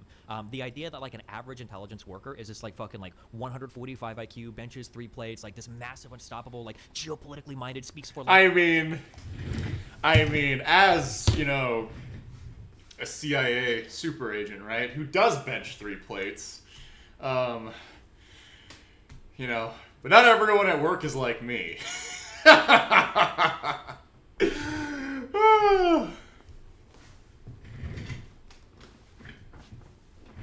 140 IQ, amazing background in intelligence and geopolitics, fucking ginormous Giga Chad, has sex with your mom every other night.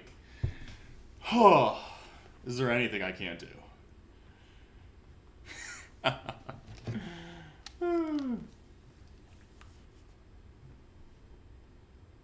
Sorry, that was rude. That was mostly me making a joke. Languages, like the average intelligence worker, and I'm not trying to shit on anything that works in Green intelligence. Beret, dude. The You're talking average, about 5 different jobs. The average intelligence worker is probably like doing a bit more than like the average DMV worker. In fact, DMV jobs might be more stressful depending on the city you're in. I will say that. Okay, no. I would say I'm extraordinary. The roles that I filled were embarrassing. extraordinary, and like my role that I filled like comprised a very small percentage of like the average Intel analyst, I whatever. want to What see have the you. Amazon show about Okay, their life. no. This is fucking insane. Jack Insane cope. That basically, like, you guys. Your whole world is have coming moved- apart. Do you mean to tell me these people are just normal humans? I can't believe it. It's insane. Stop! Supreme, leave him alone! Supreme, stop it! Oh my god. No, it can't be. Okay, no. Your argument. Yeah. I think. One of my friends is a cybersecurity professional, dropped his Skittles in his head, trying to pick them up. Not so talented now, are you, Mr. Bond? You dropped your Skittles, and you busted your shit on a coffee table. It's over for you. Anybody outside of this conversation would call you both retarded. I would, Like, I would pretend have called myself that the retarded like average- 5 years ago. Average bureaucratic Wicked Supreme just went off I the would agree. streets, I learned would- Mandarin, and was institution. fighting I would agree. terrorists. I would agree. I Wicked would Supreme agree. learned Mandarin just another day at the office. I would agree Shut with the you, fuck but up. I like 3 years. There are just Yeah, no shit. It took 3 years. 3 years is a pretty long time to learn a language. Not shitting on Supreme, right? But if someone like said, "Yo, Hanz, it is your job to learn a language. You don't have to really do anything else aside from what he said he was in the army or something like that. You know, like come to PT, right? In the mornings, do like the push-ups and shit, and then you go and learn Chinese for 6 hours a day, and then you go home." Took you 3 years? not shitting on Supreme. Chinese is actually quite a difficult language to learn, but 3 years is a very reasonable amount of time for a slightly above average to above average intelligence person to learn a language. At least to a functional capacity for work. 3 years is, it's not like, because the way Connor said it is like another day at the office. It's like, dude, it took me 3 years. Coders do it in 4 days. I'll learn a new language in 96 hours. What's like the... It's like the scene from Winter Soldier where Nick Fury and Maria Hill are talking, and he's like, "I need you here soon," and she's like, I'll be there in 72 hours," and he's like, "You have 24. Like, have you considered just trying harder? Just go faster." Yeah. But again, Supreme just... Again, I think Connor could probably say this. Connor is also what I would say to be an above-average intelligence guy.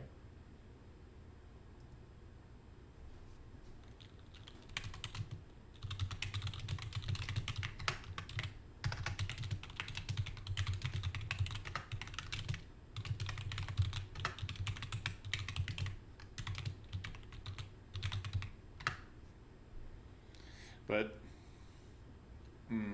I don't Wait, know it took what's you. hard It about took that. you 2 to 3 years to learn Mandarin after being homeless.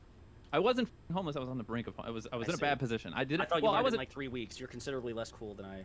I was destined to clean carpets to support my. No, I made that. I don't have. Okay, now we have another fucking. Oh, I yeah. didn't want to work a I'm- blue collar I'm job. just I like- wanted to move up in I'm the world, just and I like was you not. guys. Okay, hold on. I gotta fucking. I'm just like you, Giga Chad. Guys, I'm just like everybody else, you know?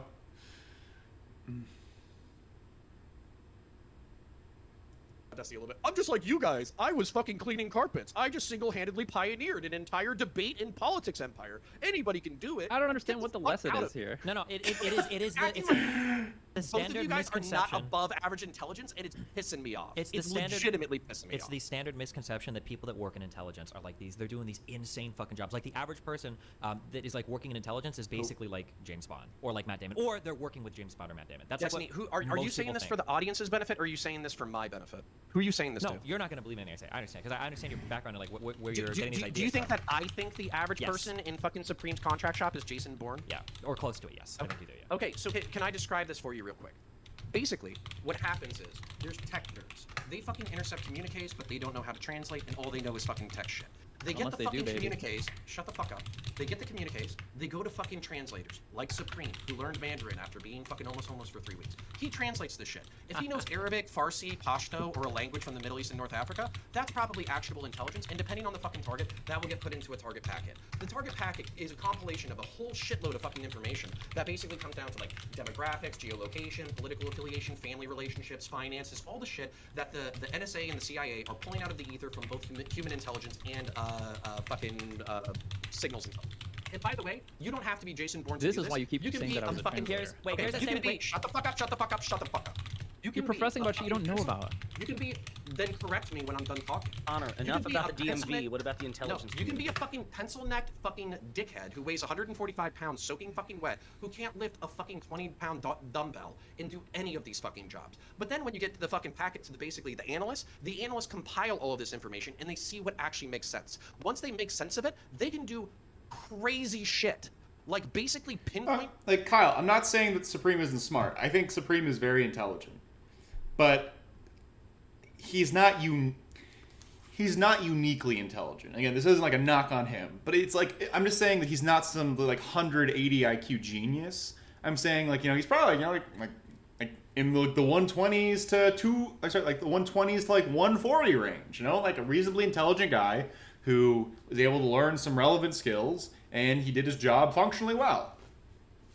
Like one standard deviation away. He's smarter than say 66% of people, but then like there's like certain amount of people that are like top like past that. I would like rank myself probably somewhere around Supreme.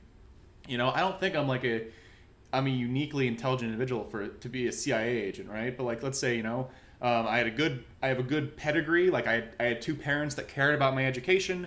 I went to like a private high school to prep me for college. I went to a really nice college, and I've had a job since I've left college. So I've had a lot of relevant experience in my field, which is the CIA, obviously, right?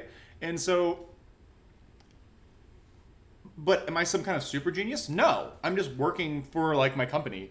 And I'm pretty good at it. Am I pretty young to be in my specific position in the company? Yeah, but it's not unreasonable, right? It's like saying I'm 25 and I'm in a position that might be for someone who's like, in their late 20s, like, like 29 to 30. So maybe I'm a couple of years ahead of the curve, but I'm not some like fucking, Hanz is going to be, fucking VP soon enough. He's going to be like the right-hand man of the CEO. I'm not that smart.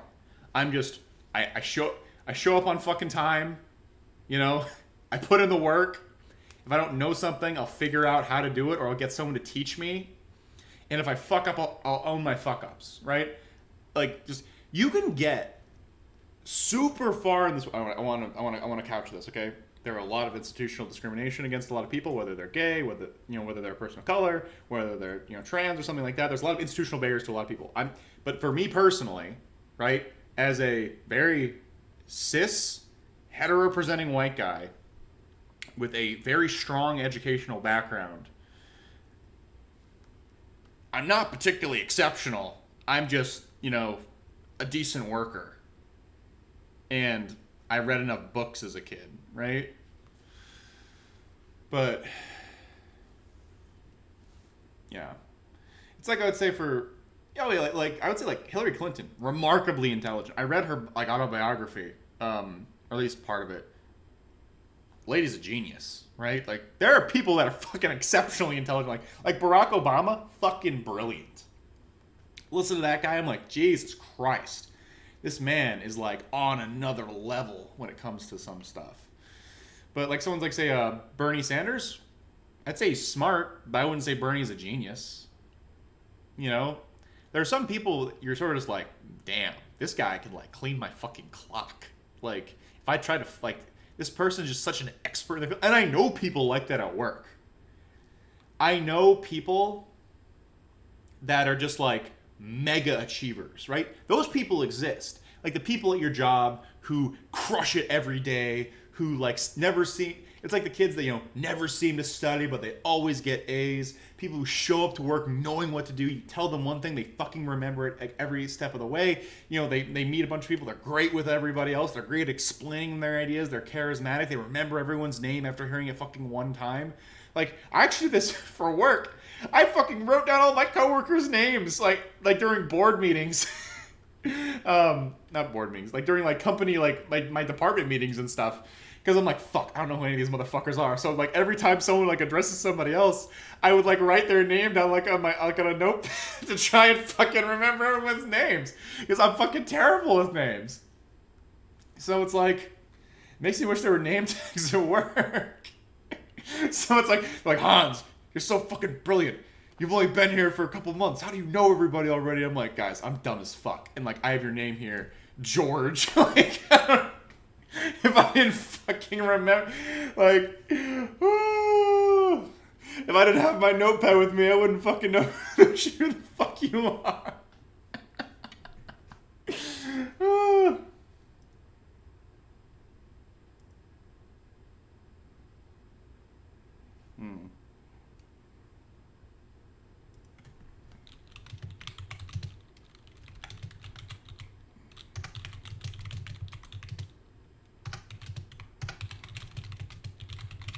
All right, Connor is inviting me to his charity stream.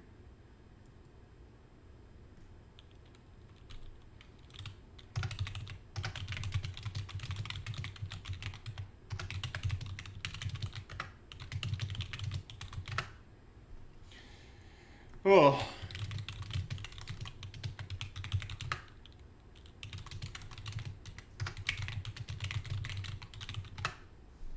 But anyway, all right, so Connor invited me to his thing. We're going to try and finish this quickly. So we're going to amp up the speed a little bit. So I'm sorry for everyone who can't handle 1.5 times speed, but let's finish this up so I can talk to Connor. Actually, after this, maybe who wants me to have a conversation with Connor about this? Because I think I'd be pretty good for it.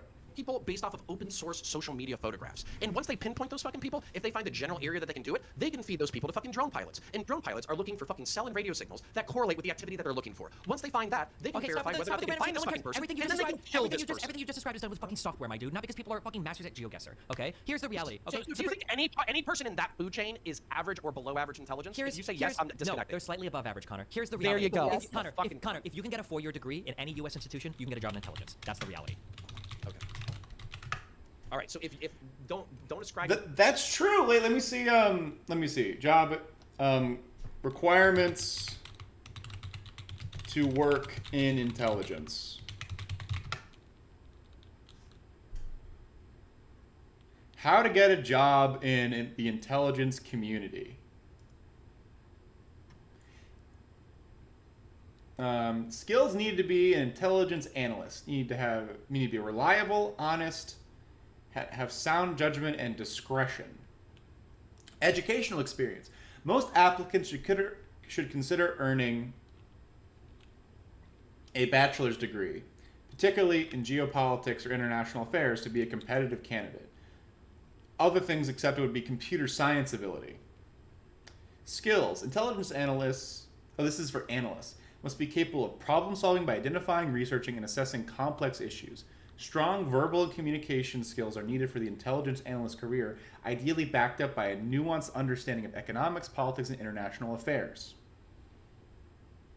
Okay, how to get into the intelligence community. It may be best to think of intelligence as an accession career, meaning most people enter the field from another profession. Okay, so it says military, law enforcement, the information tech industry, and colleges and universities are a few major sources of prospective candidates. So essentially, this is what they said. It's like, So either, join the military and do what Supreme did, right? And be an intel person in the military and then get into intelligence afterwards. I've heard that's a pretty easy way to make the jump. Or you can work in law enforcement. You're like, hey guys, I've done investigation before. Maybe I could be a good investigator for the FBI, right? Make that leap. So or hey, guys, as a competitive CIA candidate, right? Hey guys, I'm Hanz. I went to a pretty well acclaimed 4-year university. I'm a pretty smart guy. I did an internship for international economics and politics in college, so I have research experience. This is my background. And someone might be like, oh, you're a pretty solid candidate for the CIA, and they might let me in, right? So, yeah. Again, are they going to pick up anybody off the street? Probably not. But I would say you only have to be slightly above average intelligence to really make, to at least get into the ground level for a lot of these fields. Because I'm pretty sure for there's two types of people in the military, right? It's enlisted and officers, I think. And I'm pretty sure for enlisted people, you don't I think that's what Supreme was. I don't think you need a degree. You can just join at 18. So if you can join military intelligence right out of high school, as long as you score high enough on the aptitude test, because Supreme said he failed out of college. So Supreme didn't have a degree, and he was able to make it because of certain aptitude tests. You said enlisted is just GED? Well, there you go. And then it seems like, Connor, as long as someone, graduates from high school, you can have some career in the intelligence community, or at least the military intelligence community. So the position that everybody fucking benches fucking 300 pounds, because you know who those guys are? They're fucking Green Berets and they're fucking SOCOM. Sure. And if the target is fucking high enough risk, those dudes are above average intelligence and have 4-year fucking degrees. And they fucking do steroids and lift a bunch of weights, and then they go and shoot people in the fucking Anybody that face. can get a 4-year degree can get a job in intelligence. Okay, so I took 4 minutes to explain the fucking position that you assigned to me, which is I think everybody in Intel is fucking Jason Bourne. Okay? Do you think and that the anybody reason that why can I'm get pissed a- off, can get a no, degree- I'm fucking annoyed with you because you keep assigning retarded positions to me as if I'm a fucking sub 80 IQ fucking person, and it pisses me the fuck off. So, Connor, question.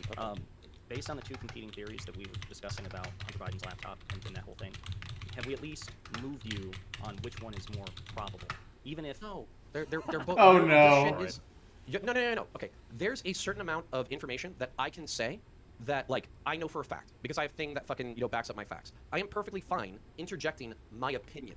And if people disagree with my opinion, that's fine. Well, if they don't like my inferences or my logic, that's fine. Just don't treat me like I'm fucking retarded. No, sure, and you're entitled to your opinion, and I accept that there's all the possibilities that you laid out. My question is, of the two, do you still think that the opinion you came into this conversation with is the more likely explanation for what happened?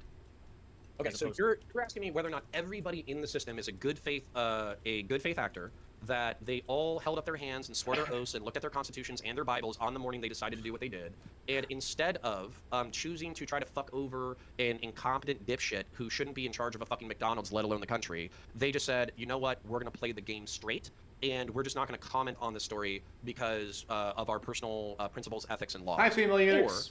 In my hypothetical, basically these people are self-interested, have alliances and self-interest that makes sense, and it makes sense that they would try to fuck over Trump. It doesn't make sense. Even if somebody was highly motivated to I don't care about your opinion. You've literally tried to gaslight me for the past fucking You've tried to gaslight me for the past 20 minutes that you are as intelligent as a fucking McDonald's worker. I don't care about your opinion anymore. I actually worked at McDonald's as a kid. Yeah, no shit. You What does it have to do with anything, though? It was never my position. Because you're pretending It you're was never my retarded, position, and and it I makes me wasn't sick. above average intelligence, because an above average intelligence person can still be principled or can still recognize. Oh shit! Oh shit! Wick!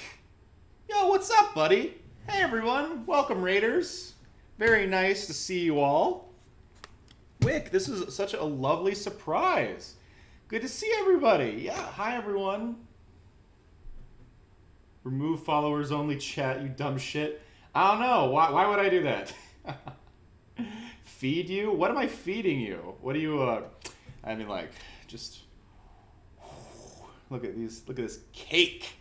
Absolute gigantic. Oh, behold. Hey everybody. Welcome Raiders to my dungeon.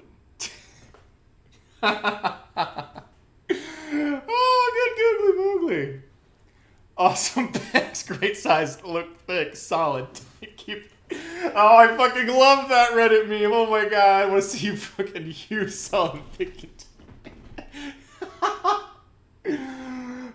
Shave the pits? What are you talking about? I'm a red-blooded American man, all right? Why would I fucking shave my armpits? Coming in hot. Oh my god. Wick, thank you so much for the raid. I really appreciate it, buddy. I hope we can stream together at some point. Soon, you look like you're fucking crushing it right now. That's awesome. That's awesome, my dude. But thank you so much for the raid. It's a real downside situation where I have to swim away from something, shave them. I mean, I'm a pretty strong swimmer. I swam competitively for 12 years, like from when I was 6 all the way through high school. So I'm a pretty strong swimmer. I don't really think that would matter to me personally. You know, I got that good strokes. I got that butterfly. You know, got that breaststroke. Look at this. Look at these fucking. Look at these chesticles, right? Like, why the fuck do you think I can't? I can breaststroke. Those shoulders. It's huge. Absolutely gigantic, right? But I don't think the armpit hair would make me a bad swimmer. Sorry, that was a lot to just say. But I'm not a real. I haven't done a swim competition since I was 17 years old. So, what if the guy chasing you had the same credentials but is more arrogant? You're right. Then he would catch me. Okay, that's true. But also, I have faith in myself that any guy who's that serious of a swimmer, he's not this big. Okay, because swimmers don't get this big. Swimming is a very, very difficult sport. There's probably some people out there in the swimming sport that can catch me, but what are you gonna do when you catch me, bro? What are you gonna say to me? Like, so I'm gonna have to take another look at those credentials. Would you say someone who can swim fast with their armpits shaved has an above average intelligence? Or are they a McDonald's worker? I'm better off claiming to be a wrestler. I wrestled when I was like a little kid, but like, no, I'm not a wrestler. But anyway, all right, guys. So, okay, my brother in Christ, it's a fish. Okay, guys. So, hear me out. We have a couple things on the agenda for tonight, so don't go anywhere. Okay, so we're finishing up the Destiny and Connor debate. I'm not showing the video because I don't want to get banned, right? Just be careful, right? We're listening to Connor and some ghosts talk. And then I'm going to be on a charity panel with Counterpoints, maybe hold his feet to the fire, have a little debate about what I'm listening to right now. And then we're going to listen to the Ahrelevant Blackpill debate and hopefully have a conversation with Relly at the end of it. See where we're going. So we have like probably 3-4 hours of content left for you for tonight. So fucking strap in, boys and girls and non-binary folks. I'm not discriminating. Have a night in with me. So,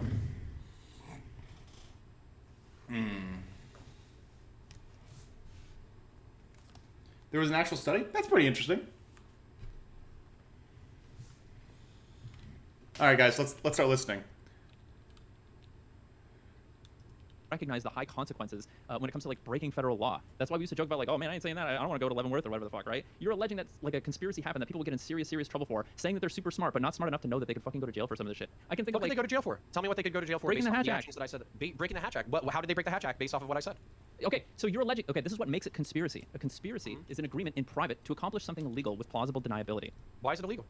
We got chat. Hey, hold on. We got chatter over the comms that Russia was planning a major disinfo campaign, and we warned the social media companies. How did I break the law or it's interject? illegal because No, hold on. You fucking asked me because it would be a plot to accomplish something that they could not do openly with the intent to accomplish an illegal thing.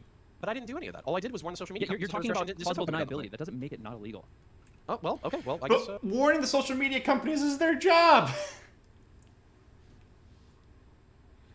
No one's shorter than Relly for him to punch down on. Not true. Infrared is shorter than he is. You're saying it was just that's a your really, it was opinion, a deftly. You're just saying that it was a deftly orchestrated conspiracy. But it would still be Yeah, illegal. but he's saying that if you got caught by like some officer or something, you could just like wink, nudge, go, oh, I didn't actually expect you to say it, so I should be good. Like this would work anywhere. Like that's what he's alleging.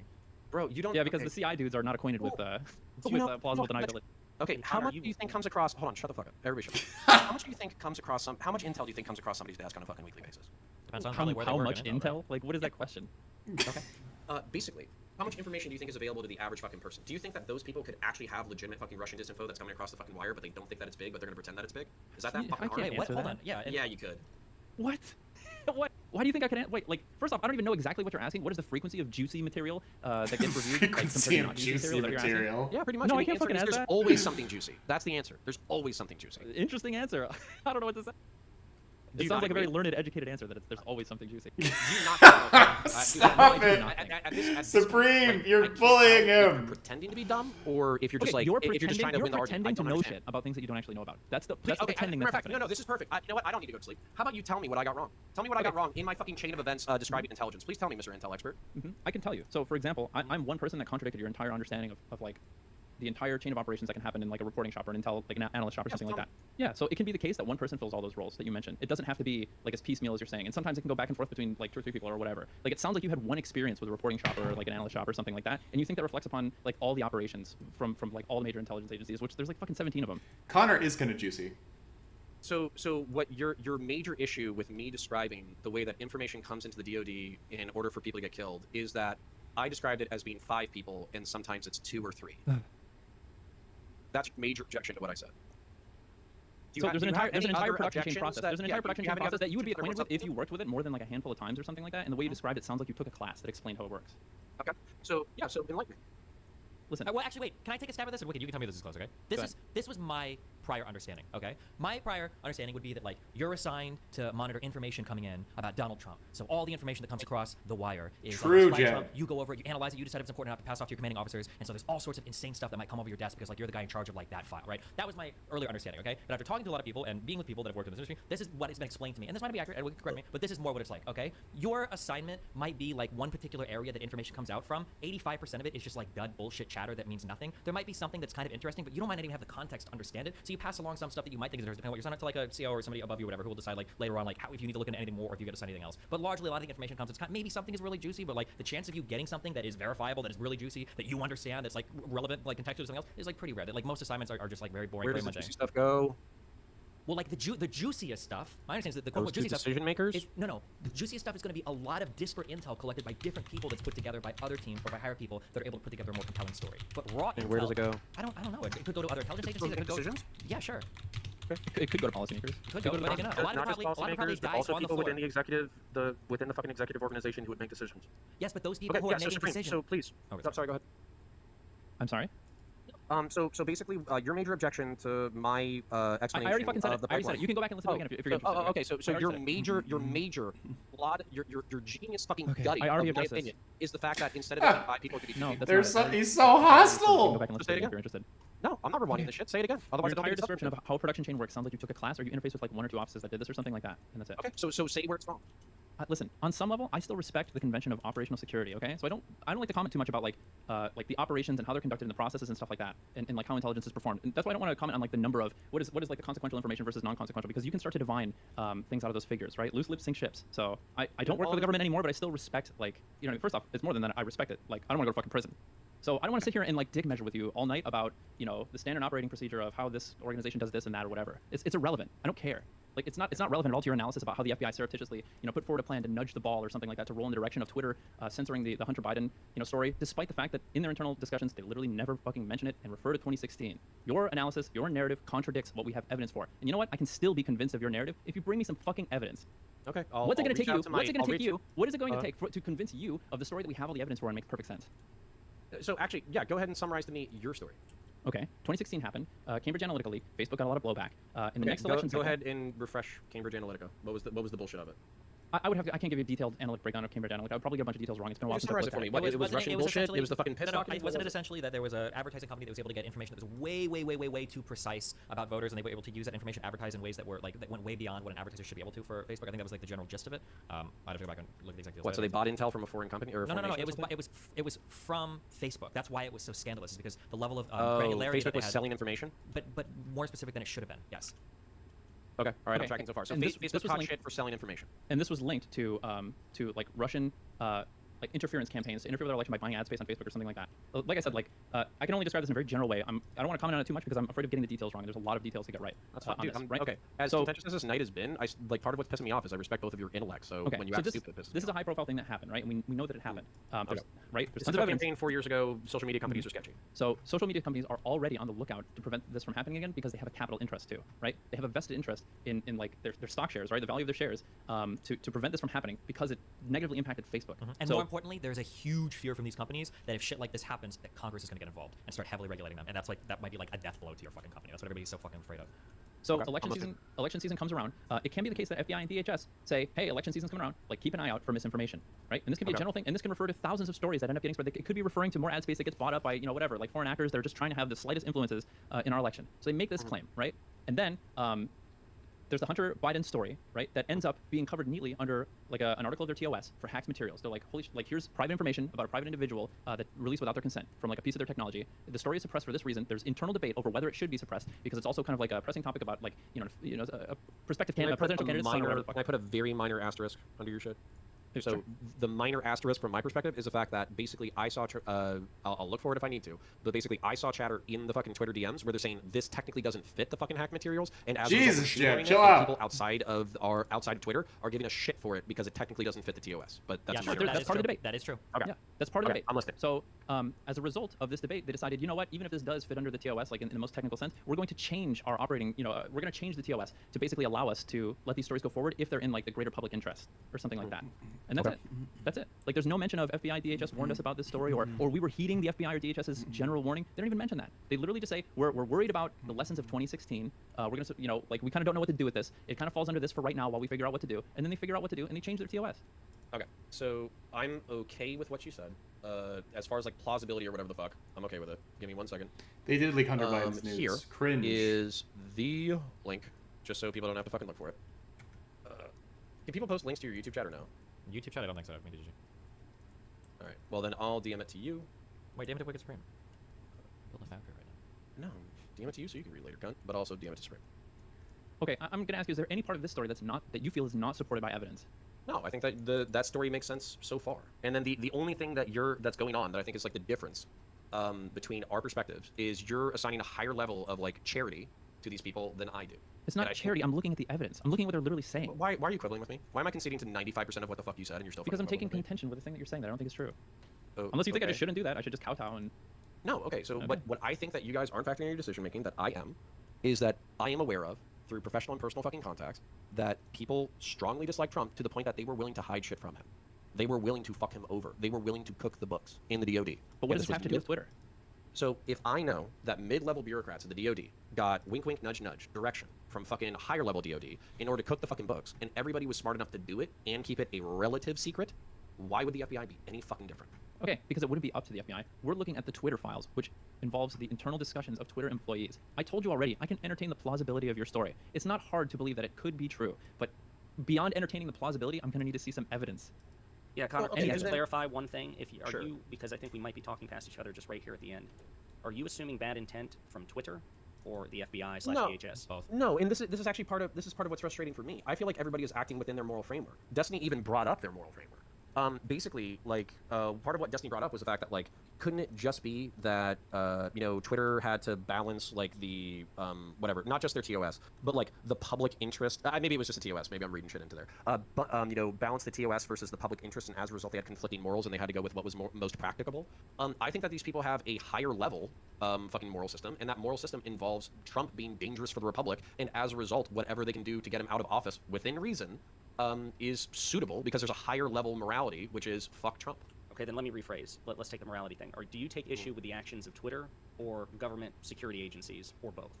Because Supreme is defending Twitter, and it seems like you're criticizing law enforcement, and Destiny just propositioned the idea that you have issue with both. And I'm looking for clarity here. I'm not defending Twitter. To be clear, I'm defending the idea that Twitter did anything at the FBI or DHS's behest because we don't have any evidence. And in fact, like the people releasing the Twitter files that are fed this information through the person who owns the company, who made a big, like grandstanding announcement about how he was going to blow the lid off of all the collusion or whatever the fuck. They seem to have searched far and wide in their internal documents. That's what I'm sorry. That's what I mean when I say defending Twitter. I'm just speaking in shorthand here. So Connor, can you please clarify which of the two parties you take issue with, or is it both of them?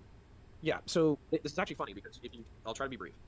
if you go back to my fucking tweets, I've been throwing. Part of the reason why I got fucking pissed tonight is because I've been throwing elbows left and right. I'm throwing elbows right because they're acting like criminal indictments are going to be coming out of this, and I don't know of any crime that was committed.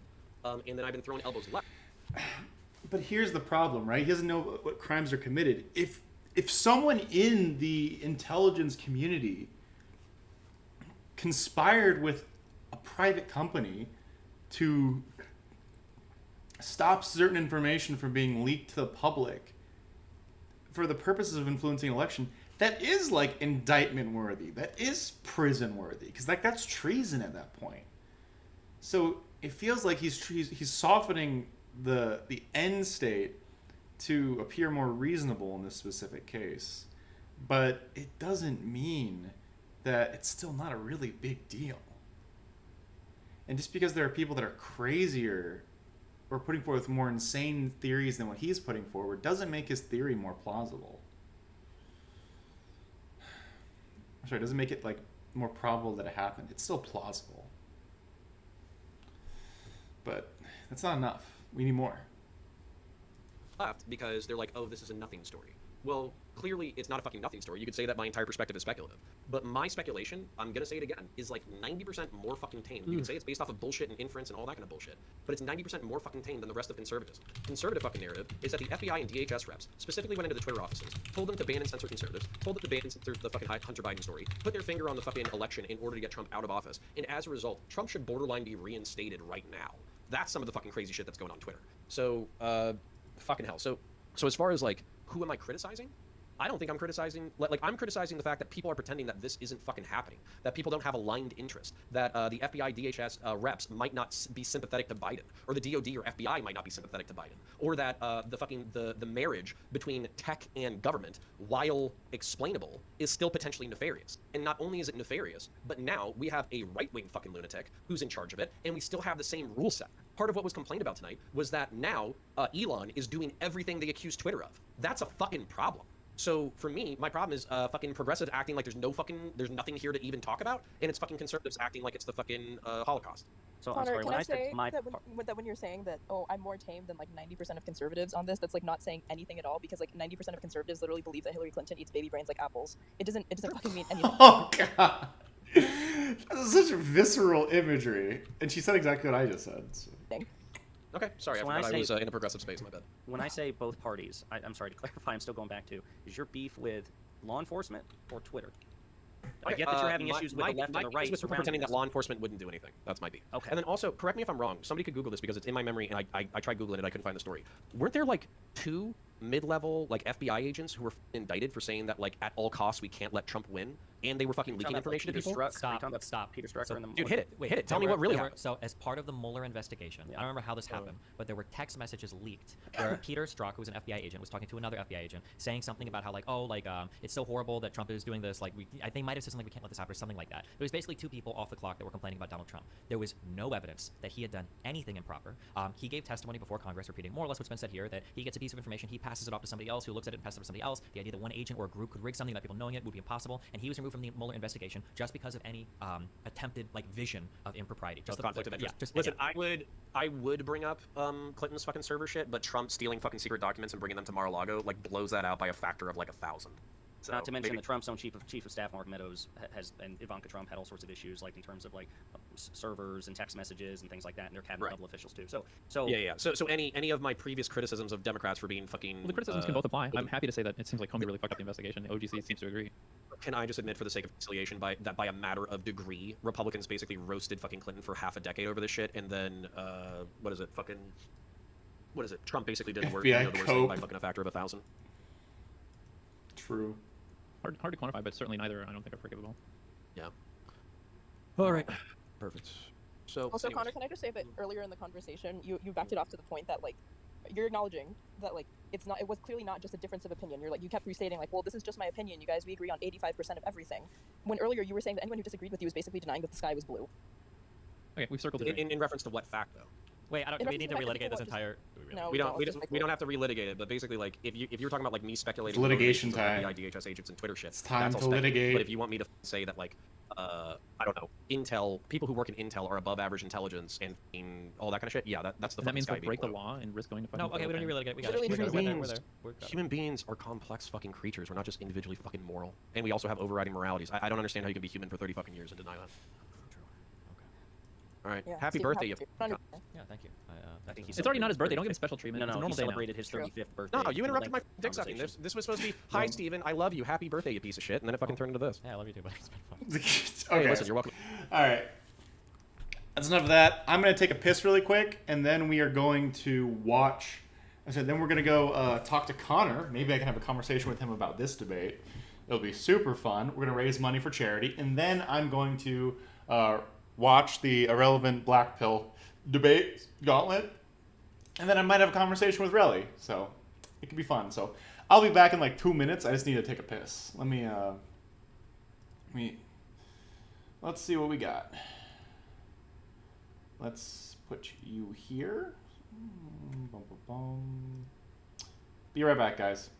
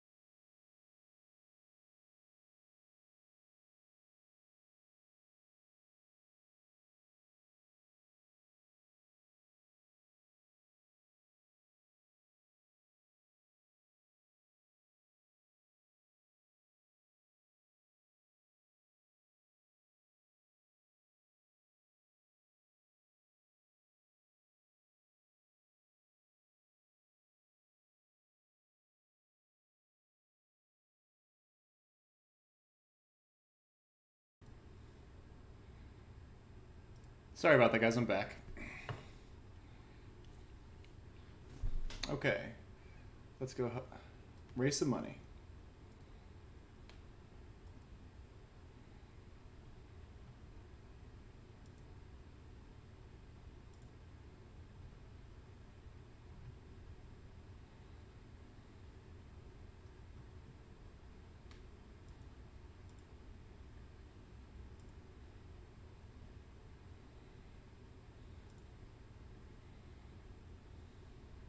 All right, we're waiting.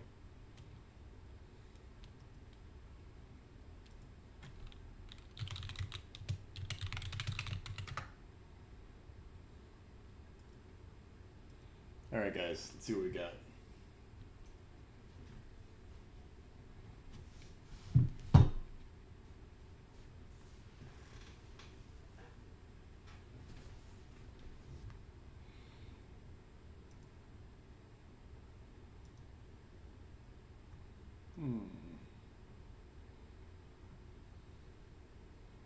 I'm here. Hanz, what's up, buddy? Hello. I just For some reason, like Connor's shit is busted to where we can't hear him, or at least I can't. Oh wait, oh no. Yeah, like I can hear him on stream, but I can't hear him on Discord. Oh, okay. I can hear him. Sorry. No, it's my fault. I went to my shitty headset mic, so that's my bad.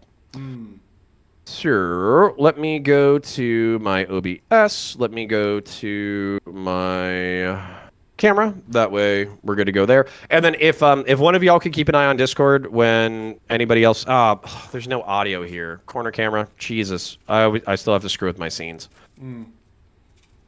Let me do camera overlay and camera. Boom. There we go. There. Now we're good to go. All right. So what I was going to say, if anybody else jumps in Discord, if one of you guys can keep an eye on that, that would be great. That way I can drag him in. I got one. Yep, Evan do things in the waiting room. Okay. Evan, you want on? I don't know who it is, but Waiting for him. I don't know who that is either. I think they might have been on a Discord or like a Discord debate with me recently. Oh. Yeah. Do you know what's funny, Con? Do you know what I just realized? We've actually met before, even before Chud. In person? No. Carl's server. What? Sargon of Akkad? No, Carl. Black Carl. Oh. Black Carl, the guy who SCP Nibbas? Yeah, was it like Aiden Paladin was on the show and we reviewed some nerdy shit? Yeah, you're just talking about nerdy shit. Yeah, no, Nice. I'm one of his friends. are you really peeling a potato? It's an apple. Oh, okay. I was like, why are you peeling a potato on stream? Can't eat the skins. It has all the toxins. Okay. Sorry that I don't have a cam on to show my beautiful face, but I also keep it concealed for good reason. It's all Prevents doxing. Yeah, and then just to summarize it for anybody who's coming in, basically we are currently at 1175 of a $1,500 goal. So we're already cooking with gas. Then I would say the total goal is like 25 grand, of which I believe Mike is at like 10. So 1,500 was just like a conservative goal that I thought that we could hit tonight. But if there's any whales out there, go ahead and check out Mikey's website. I will link it. Mr. Hanz here, if everybody doesn't mind me ignoring everyone else for a second, I would like to catch up with Hanz for a second. Hanz, how are you? How is life? How is your professional shit? Why are you still wearing fucking Harry Potter glasses after you become an adult? What is going on? So professionally, I'm in my lane. I'm flourishing. I'm doing good. I'm on call right now. I couldn't get Christmas off, but I got New Year's off. So they said like I don't have to come into the office. I just like someone has to be around in case something happens. So I'm just here through Christmas. Do you still get paid on call? Yeah. I'm also salaried, so it doesn't really matter. Oh, okay. Yeah. Oh, so that's going good. I do miss my family, but I'll see them in like 7 days, so I'm excited about that. So basically, what I'm hearing is your life was going too well, so you needed to bring back the drama into your life by rejoining Twitch and YouTube politics because you got bored. Actually, kind of, yeah. Things are going a little too well, and I was like, I need to fuck up my life. Just like it was. Oh my god, my partner. They've never seen me stream before, and they were watching. Did they watch some of your famous Spurgouts from back in the day or something? Not that. They were actually watching your Spurgout. I just finished covering your Destiny debate. Oh god, the cringe continues to flow. Yeah, we don't have to talk about this, but they were just like, dude, why? We can't. It's I'm on the verge. So what happened was it happened. I spurged about it for a week, and then I'm kind of like in that like tail end of spurging about it, where I'm about to just like let it go and lean it. I don't think I'm gonna spurg. I think I'm just gonna lean into the memes. I'm gonna say I was right about ABC. I was wrong about XYZ. You know, sorry for calling you the C word. And by the way, the gentleman who we're donating to, his name is Mike Awesome. His mom was watching us at least for a decent chunk of the beginning of the stream. So I'm not trying to get like super gross, super disgusting, super profane tonight. But maybe later on, if she goes to bed, if she wants to be like, "Hey, you guys have a great night, bye," then we can get gross. Okay. Okay. I just try to be on my best behavior whenever I go to people's streams. Connor, you never struck me as a Budweiser guy. That one. I'm not. This is a choice of last resort. And I feel like I'm starting to taste like people were saying it's disgusting. I didn't think it was disgusting, but now that they pointed it out that it's disgusting, I think I'm starting to taste like the steel barrel. Like I think I'm starting to taste the mass production. So I'm gonna keep drinking until I stop tasting that. I wish I could join you. I'm doing a dry December to lose weight. Yeah. And it's working pretty well. I'm down to 250, so I'm feeling pretty nice. But fuck, bro. I was like, all of my friends were like, "Yo, you want to come and have some drinks?" I was like, I wish I could, you know, but it's. I thought that's what liquor and amphetamines were for. No. Hans, how tall are you though? I'm 6'3". Oh, of course. Yeah, okay, so you and Connor just fucking tower over my ass. Yeah. I'm sitting here at 230, and I'm like, all right, cool. I'm stocky as fuck, but I'm just short, right? No. Which is where I'm supposed to be average height, which I'm not sure if I am. Like, there's some dudes who are definitely shorter than me, but I don't feel like a lot of them are. I mean, that's how average works, right? Like, there's gonna be. Yeah. It's okay. The most stocky race dwarves are the most like intimidating. Yeah, hey, dude. No, look. If I have a strength and toughness 4 on the fucking Warhammer skill chart, then I'll take it. Oh no! You think you're a fucking League of Votan? That's fucking hilarious. Well, wait, hold on for a second. I don't know what the skills, what the strength rating is on 40K. I'm talking about. Fantasy. No. On That's fantasy. Actually, in Warhammer 40K, a lot of people are pissed. Because I'm pretty sure the strength and toughness for the Leagues of Votan, which is basically Space Dwarves, is the same as Space Marines. So you have like 8-foot-tall, genetically engineered super warriors trained since, their teenage years to be like monsters on the battlefield. And then you have like 4-foot-tall manlets in dwarf armor with like high technology. And the dwarf manlets have the same strength and toughness as the 8-foot-tall, genetically engineered demigods. Cope. Okay, the strength, all of them. They are. I'm just pissed. The strength thing being different would make sense because here's the thing. Power armor, right? With the Astartes. That's where I'm like, that needs to be like a 5, maybe even a 6. But if you're because base human strength and toughness is 3 at least. 3. Yeah. I mean, same way in fantasy. It was that like the average human's a 3. You might be able to like max somebody in a 4, but there's no strength 5 humans, right? Like. I don't play the tabletop as much, so I wouldn't know.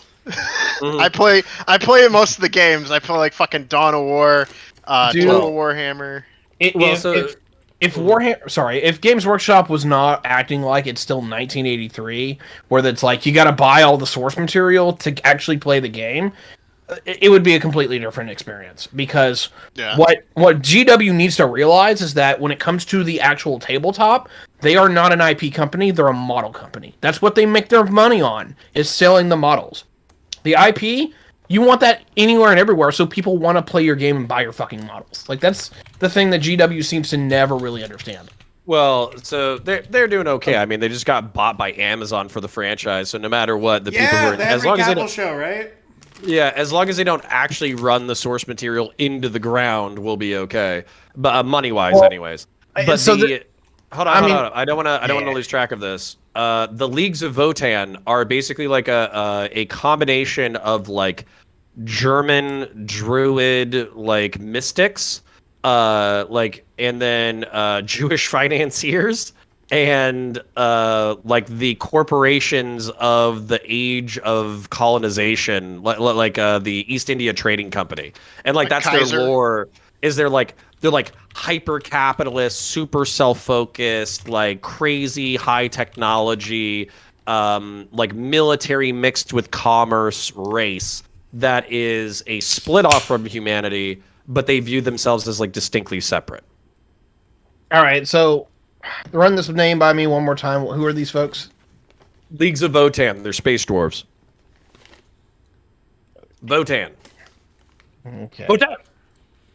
Which I don't know if people have seen. Dude, where's my car? I was like, or is it Zotan? No, I forget. Dude, it's just the Zoltan. Like the Wu-Tang. The pic, like the gesture you made. That this reminded me of like the fucking Hellraiser meme, like with the guy with the eyes on his hands. When you did. Yeah. I was like, what are you doing? Yeah. I don't know strength scores. I only play D&D, so like average like strength in D&D is 10. So it's like Jesus. And well, this 10 is the average. I know it scales with the game. Yeah, I'm just saying, like, I was imagining a 10 in 40K because that's like it's like a laser cannon that shoots cross map and punches holes in tanks. That's what a 10 is. AKA a Titan. Wait, yeah.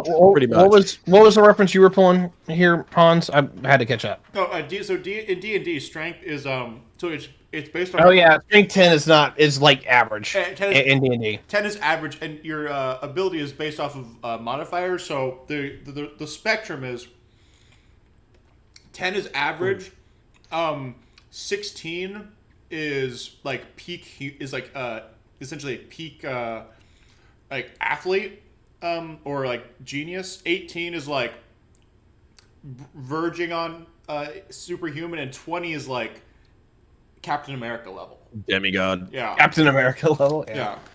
It's actually interesting to see how games scale like strength and intelligence, because in D&D it's scaled like pretty sizable as you go on to like 12, 14, 16, 18. Like you're getting crazy powerful at 20, right? Yeah. When you get to like Warhammer, like a 20 that would have been in D&D would be like a 6 in Warhammer. That makes sense. Yeah.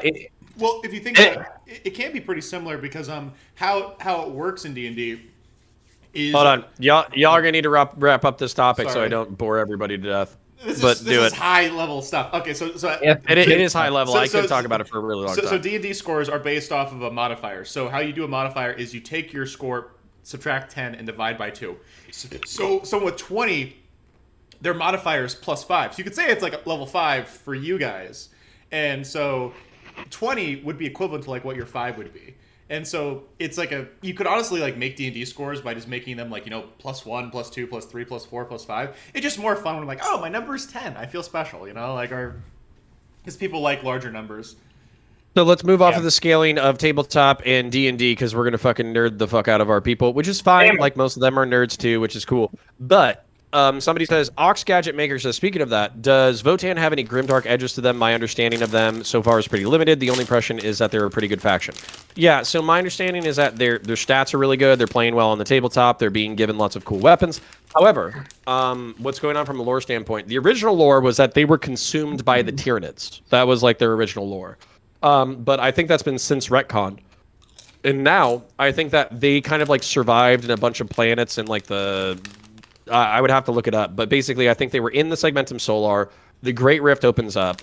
That puts a whole bunch of Votan planets at risk. As a result, they've been pushed out from the Great Rift. They have to basically start colonizing places, and they work in parallel with the Imperium, but if there's a planet that they think that they can push over, they'll push it over. So if there's like an Imperial planet that hasn't like gotten in contact with the Imperium for a while, and they have like a whole bunch of resources that they want, they'll literally say, hey, motherfuckers, get on spaceships and go ahead and leave the planet, because we're basically going to strip mine it down to, the geological core. And if the Imperium shows up, we'll shoot them.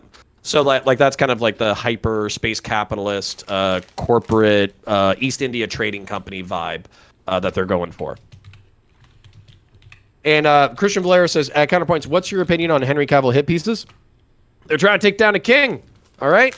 I said I had a gay crush on one man and one man alone, and that was Henry Cavill. And it's because he's good looking. He plays Warhammer 40K. Shut up, Hans. I see you. And now, he's mastering the universe of the Warhammer 40K. So I think he was probably actually into The Witcher. The writers didn't like that he probably dogged on them when they completely transformed the show to schlock that he didn't give a fuck about. So he probably talked a little bit of shit to them, and now they're butthurt about it. That would be my guess. That would explain a lot. I hate to say it, but the studio execs that have been running a number of properties lately, they might know like a little bit of the material, but they don't know like the majority of it, and the fans really show a difference. As an example, you talk about Star Wars, Kathleen Kennedy versus George Filoni, right?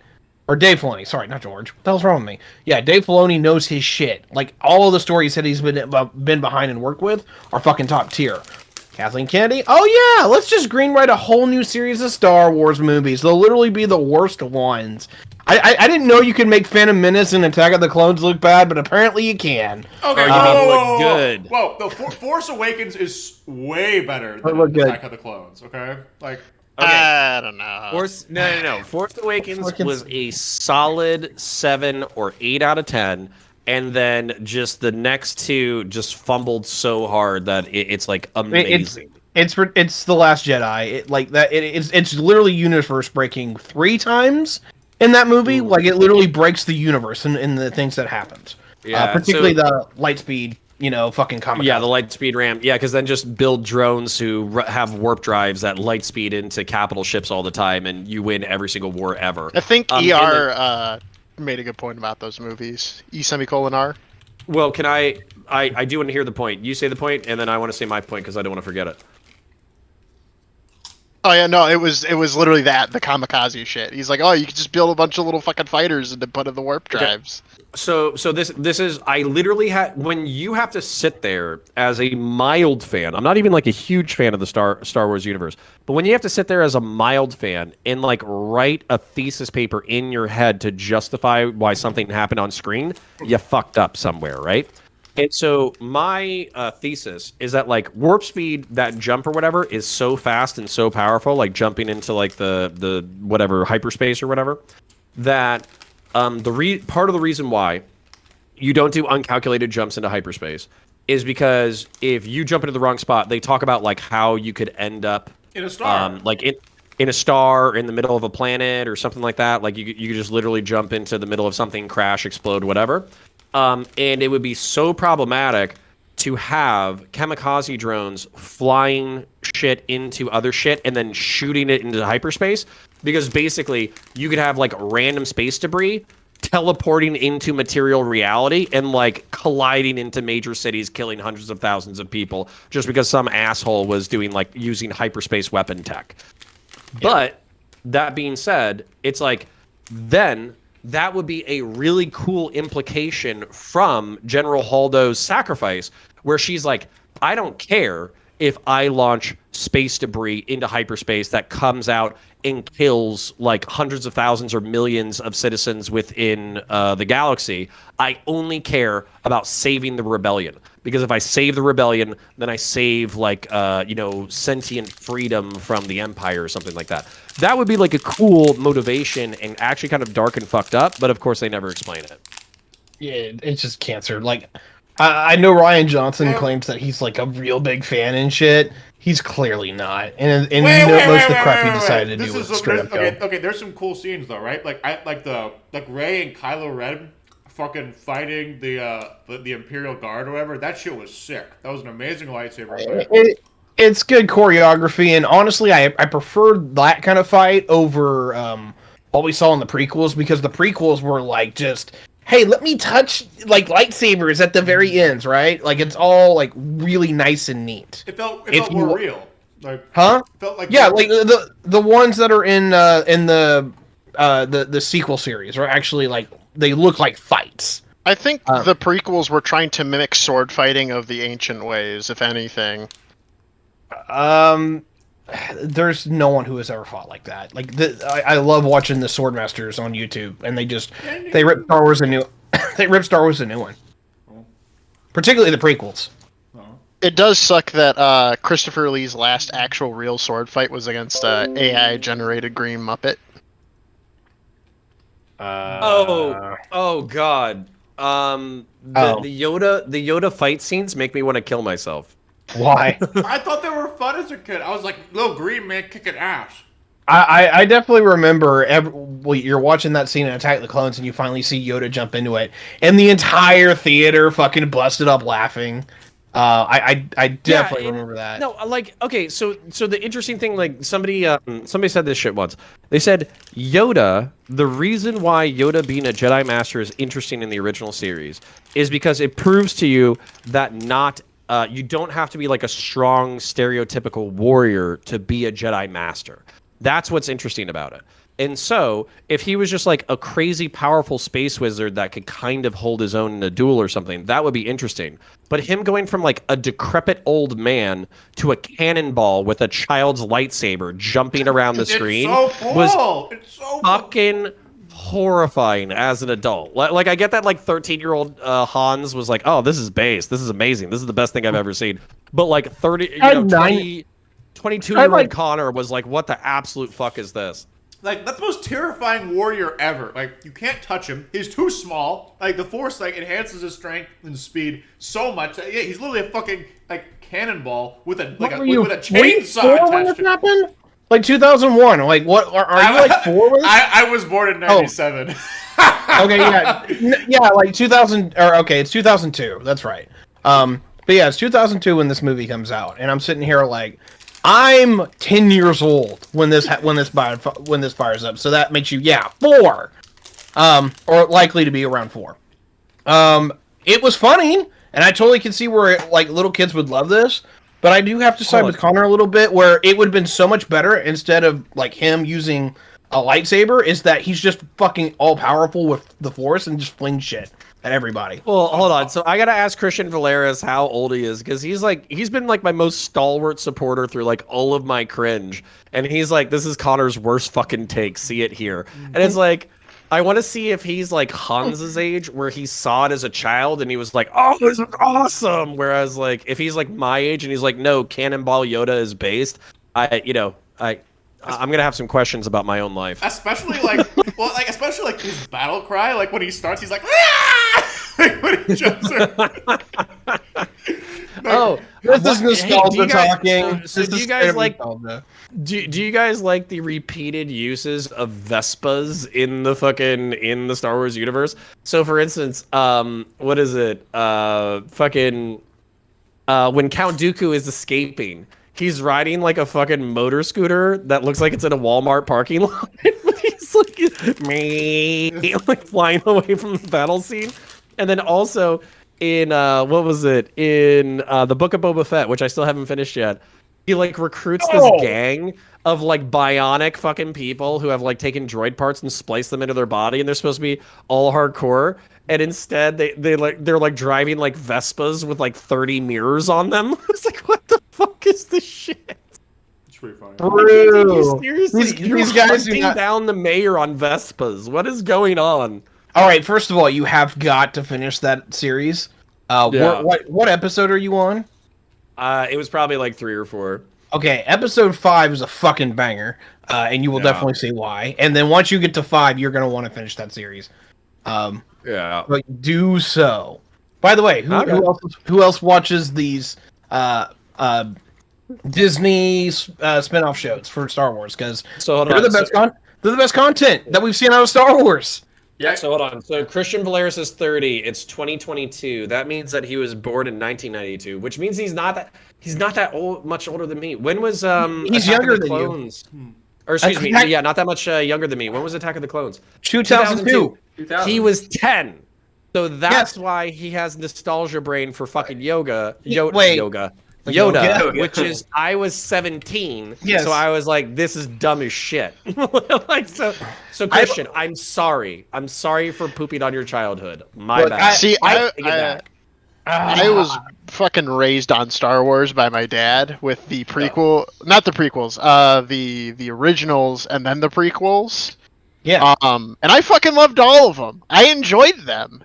I did enjoy the Clone Wars, the fucking animated, and then I stopped. I haven't watched anything Star Wars since. Which one? The animated one. Yeah, that's the problem. There's 2 of them, and I'm a Star Wars nerd that's gonna point that shit out. Yeah, no, I'm trying to remember which one. There's the one from 2003 to 2004 that's made by the author or the illustrator for Samurai Jack. And it's fucking amazing. Oh, yeah, no, I've seen that one too. I've seen both then. Wait, So- no, Yeah. okay, so and the Clone Wars series was pretty interesting. Like, I haven't seen all of it because like it's an anthology, you don't need to. But like parts of it were seemed pretty cool, and I liked So, hold on. Christian Valeris is malding in the chat. Although you're based, I'm gonna defer to you. You donated to our thing, so Christian, Woo! Give more I'm worshiping the money. ground. You walk on before I say what I'm gonna say. Give more It is money. not. It is not Yoda hate. I do not hate Yoda as a character. I like Yoda as a character. It's very specifically Cannonball Yoda, where instead of being like a master of the Force who can, use dark side powers to shoot lightning, that was cool, or to master lightning and absorb lightning, that was cool, or moving stuff with his mind, that was cool. It was literally just like, if I have to admit this though, if a tiny green alien cannonballed around the battlefield with a tiny lightsaber chopping people's heads off, I do think I would shit my pants.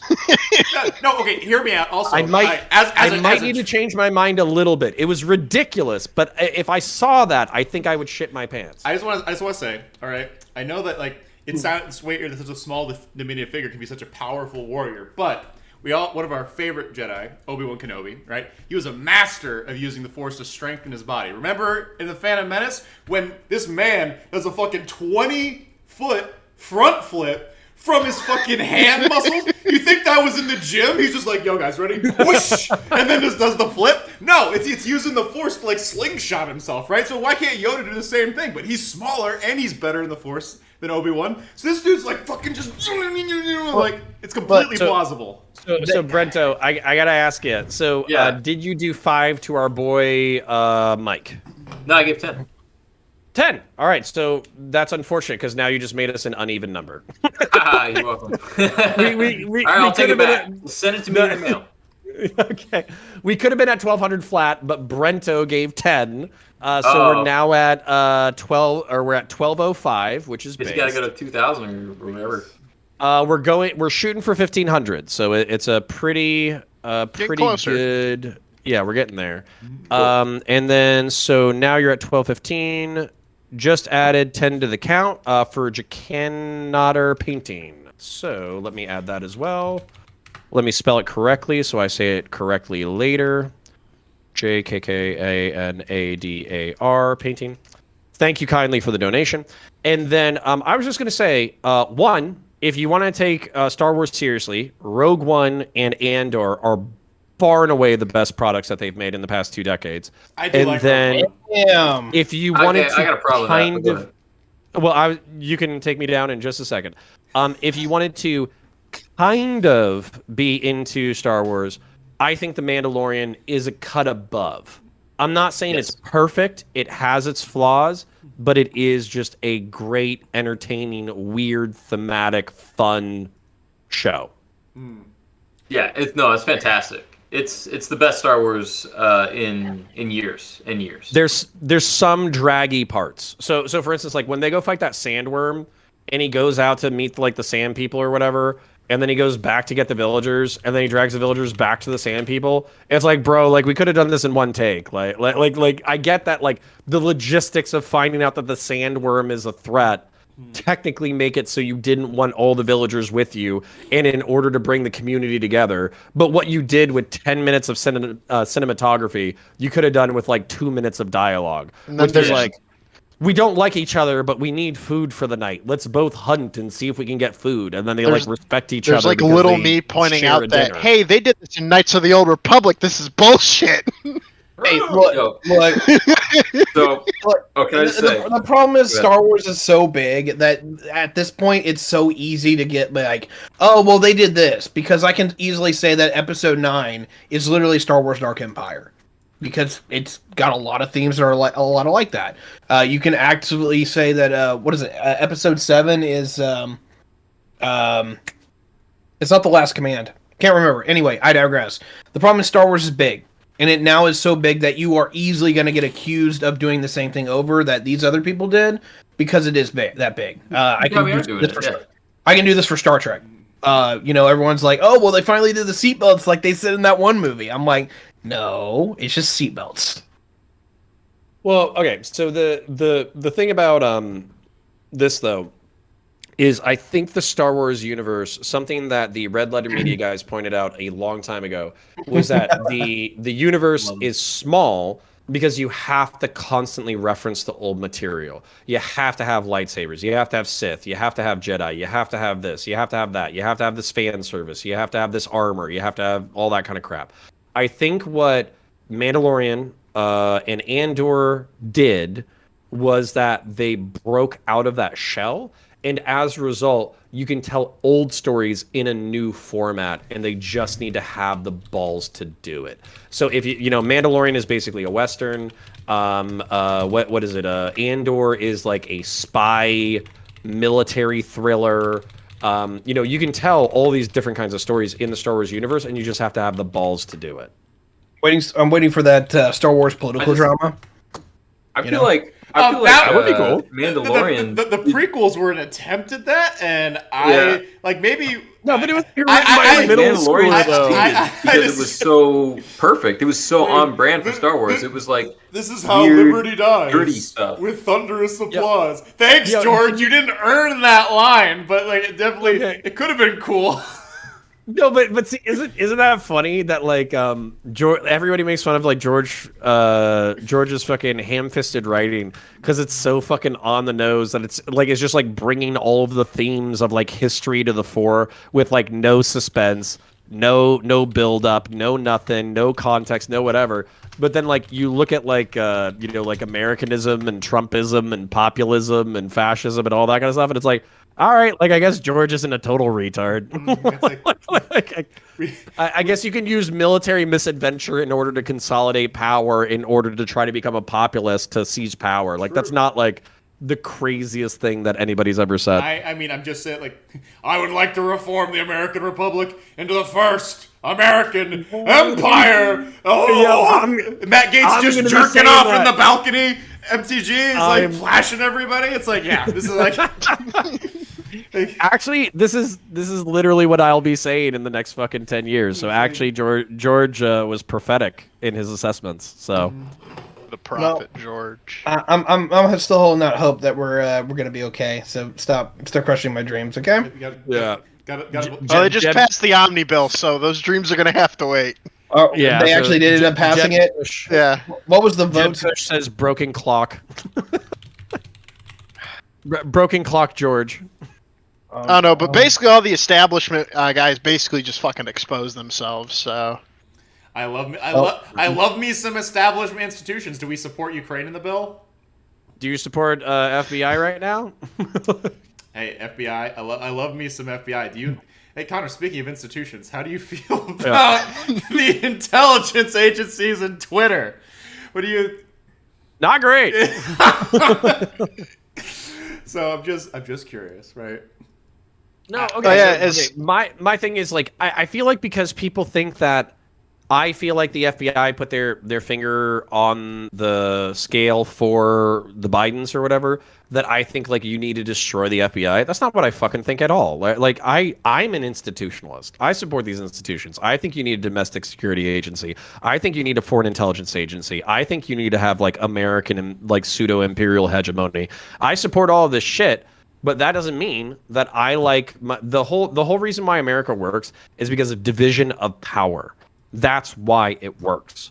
So when I see powers start to blend together, I want to jam my hand between. It's like two teenagers at the sock hop that are like grinding. Leave their enough fucking, room for God. Yeah, you got to leave enough room for the Constitution. Okay, let me jam my hands in there and push your crotches apart. Okay. But for the crotches, right? It seems like the only crotch touching was like the FBI told like Twitter like, hey, be careful, right? Yeah, but the FBI has been doing a lot of crotch grinding lately. But like it's important. But if there's it's a good chunk of crotch grinding, bud. But like if you're just giving, say, like they're not like telling me like the agencies like to publish or not publish something, they're saying, hey, just be aware of this, like coming down the pipeline. It seems like limited, right? Because like what would not have been on the scale? Like doing nothing, like telling them like, hey, like there might be a shit ton of misinformation, right? Okay. Okay, So, okay. So, okay. That's like we're about to open up a can of worms. We're I'm gonna do the looping, fanatic. Connor. It's like I'm gonna do the fanatic where I just keep talking until I get to talk. it's loop So time. so let's loop. So it's basically like, I get what you're saying. What do you want them to do, right? They got to do counterintelligence work. They got to do counter-terror work. They have to liaison with social media companies. They have to track domestic threats. They have to do all that kind of shit. Okay, granted. Got it. Understood. Also on top of that, in January of 2020, there was a hack of Burisma probably targeting Hunter Biden. So, like, even though they had the laptop, there's a strong chance that they also thought that there was going to be some, like, misinformation smuggled through the January hack of Burisma. Okay? Really? My problem. I'm sorry. I saying really like you disbelieve my fact? No. I was looking over the details and I shit a brick. AOC was the only Democrat that voted against the spending bill. Yeah, you're fucked. Money is made up at this point. It's just it's a social concept, bro. Don't worry about it. Well, I'm just shocked that she actually was the one to vote no. It's because her own fucking viewer, like her own base, was calling her out on it. Yeah. So hold on. So let's finish the thought. So the point being that the one Twitter, most of the Twitter executives actually acquitted themselves well. I felt like Roth was doing his best with the information that he had. I genuinely feel like he was doing his best. But Baker, who was the former general counsel of the FBI, I feel like that motherfucker shouldn't be in the room at all. He shouldn't be making decisions. He shouldn't be suggesting fucking Twitter shit. Like, he was literally with the FBI 30 fucking seconds ago, and he had a one-on-one meeting with the fucking FBI like a week before the Hunter Biden story drops. If you're going to have Jim Baker, former general counsel to the FBI, as somebody who's making moderating decisions at Twitter, then a civilian Twitter employee who is not a former employee of the FBI needs to sit in on that fucking meeting, and that meeting should either be audio recorded or there should be notes for auditing purposes. This should not be an opaque process. So this would be hinging on Baker doing the revolving door meme where they go like, they worked it here and now we're security liaison because of my connections previously. Is there a primary issue with someone who was a security specialist getting private work in security?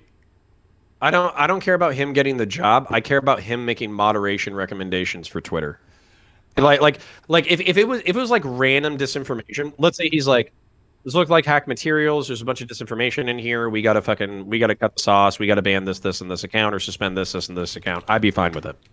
It's because it's the Post and it's the Times. It's a conflict of interest. So at minimum, it's a conflict of interest. So it's like he goes over a week before it happens, and then like because of that, there's a potential issue there. But it seems like for the he's the specific person at Twitter arguing for that story to be slowed down or suppressed based off of the hacked materials policy, and all of the civilians are saying that we don't think it fits, therefore we don't want to do it.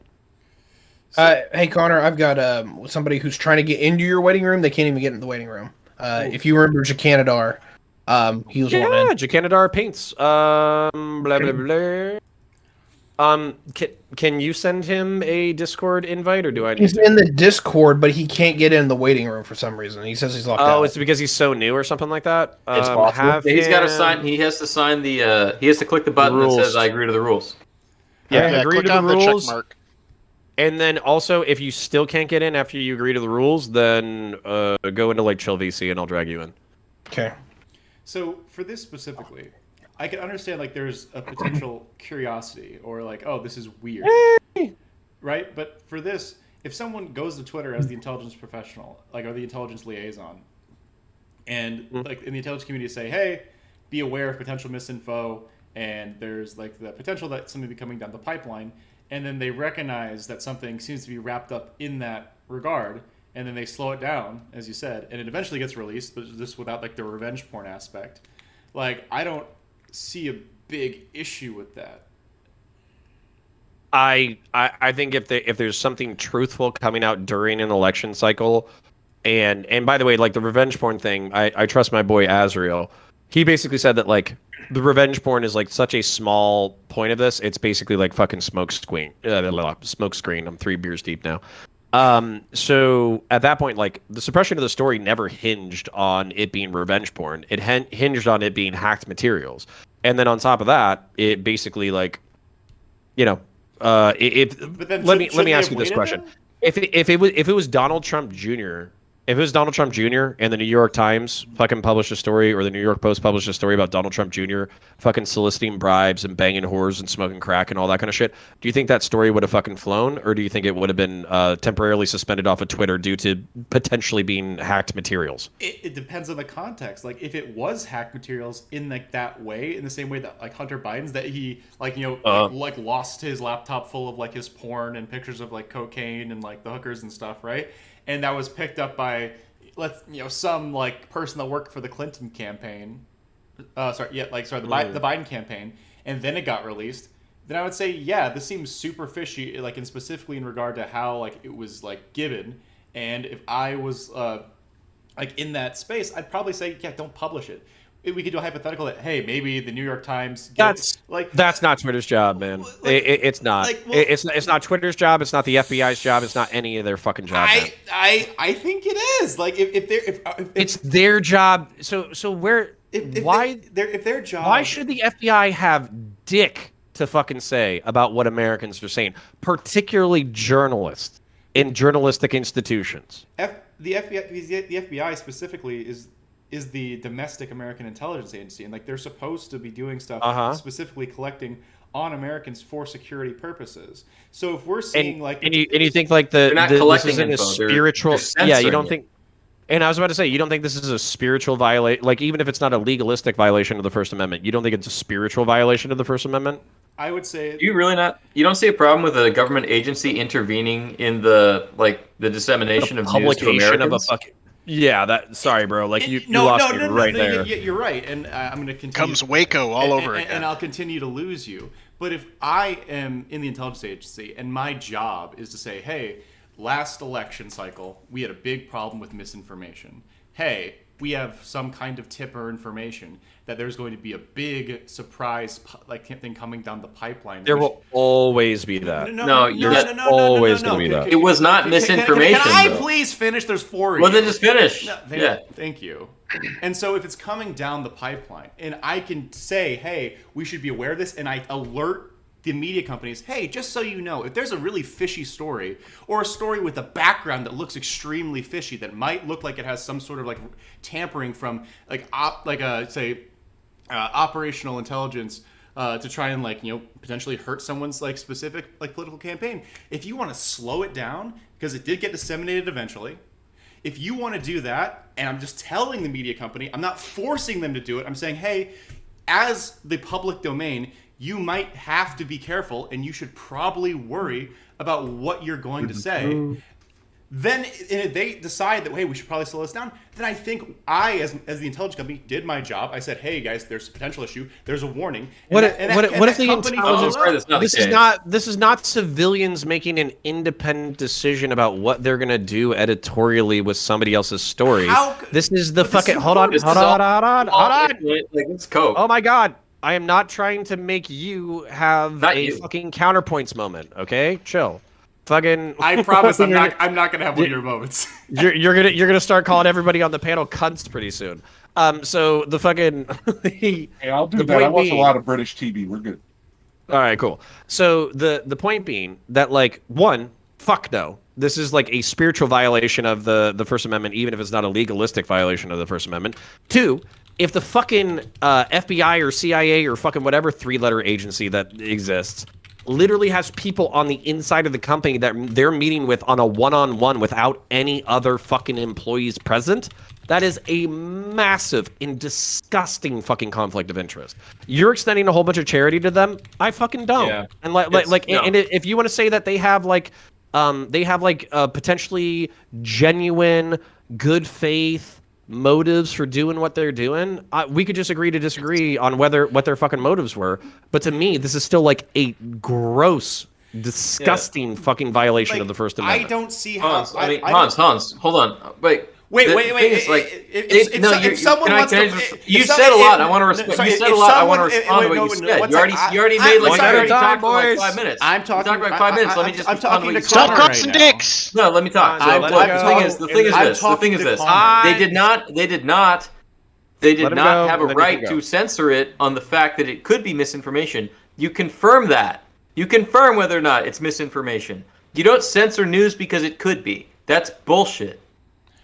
If it is coming very simple. If it could easily be misinformation from a foreign... It's not easily or hard. It is or it isn't. You confirm it. Oh, I really appreciate you telling me that, Brent Box, random guy on the internet, as opposed to like an entire because you have to be a fucking genius to know something that important, right? Are you fucking stupid? You're so smart. I can't believe it. No, you're not smart. Average fucking intelligence, and you are below. I don't know what the fucking problem is. You confirm it or you don't. You don't censor things because they could be, and if you check, then you immediately uncensor them. It's not something you leave up in the air because you're afraid.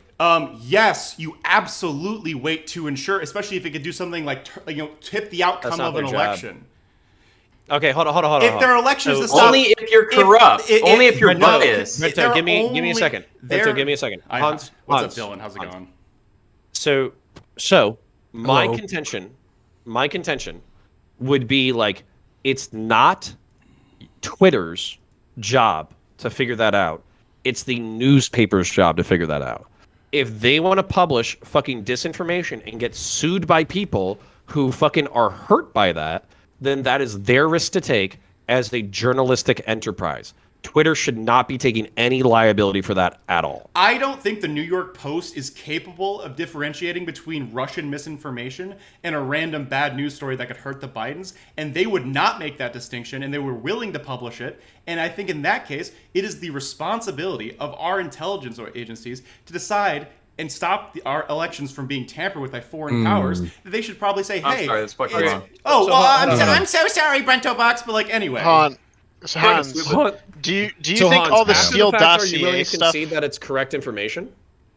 They can check if it's correct, but they can also... and then they didn't say stop the Hunter laptop Biden story specifically. They said, hey, there's potential misinformation coming down the pipeline. If a story looks or sounds extremely suspicious, maybe you should wait to pass along all that information to make sure that it doesn't officially affect labeled our misinformation. But can you actually just like acknowledge the fact that it wasn't misinformation? And on top of that, like there was a good chunk of this, like a decent statistical probability that like the FBI knew that a majority of it was valid. I can't say that. I don't know what the FBI knew at that specific moment. Okay. I would say they had the laptop for 10 months, and there's basically there's pictures or corroborative like emails. There's this journalist who's a part of the Schellenberger files. His name's Peter Seeger, and basically what he was saying is like he was able to corroborate and authenticate like a majority of like the more salacious emails that were in there. Not all of them, but of course like a good chunk of them, because he correlated them with the social media. Like the patterns of speech of Hunter Biden, and also the social media posts of Hunter Biden and where he was in certain locations at certain times sending certain emails. And he was able to do this within 24 to 48 hours of the Hunter Biden story dropping. So for me, like, one, that's not the FBI's fucking job. Two, that's not fucking Twitter's job. Three, fucking American press have to be free to publish what they think matches their personal integrity, like their integrity and standards, or else I don't know what the fuck we're doing here. Like we're just not. And what if they like have I don't know integrity? what we're doing. Like what happens? What if the New York Well, Times? Hans, my answer to that. Hans, my answer to that would be do exactly what Fox did, and you remove your news program and call it entertainment. Same with CNN. That's what they did. Or you get sued. And but it would still cause problems with misinformation. That just like it's kicking the can, like it's saying we're devoid. No, don't get me wrong. I see the problem. No, I see the problem. I agree that it is a problem. I just don't know how to fix said problem without violating the First Amendment. It seems like the thing is, you don't care about the misinformation that's caused when they censor a story. Let's pause. We have to pay homage and honor to not the late great Dylan Burns, but the great Dylan Burns, the person who brought us all together, the person who gave us platforms to scream and shit our pants and fucking be cringe in public. Just overall like a pretty amazing fucking human being who risks his life to do, frankly, crazy fucking things that I wouldn't even do. Dylan, are you with us, or are you currently deafened and muted because you're tired of hearing Spurgs yell at each other? Yo, I'm here. I'm working off of the shitty laptop. I'm sorry, I left before. I'm working off the same laptop I used in Ukraine that I brought to like the Dnepro River and like all these areas. It's really beat up, so I'm surprised it's still working. Turk lent me it, so I don't tell him I said that.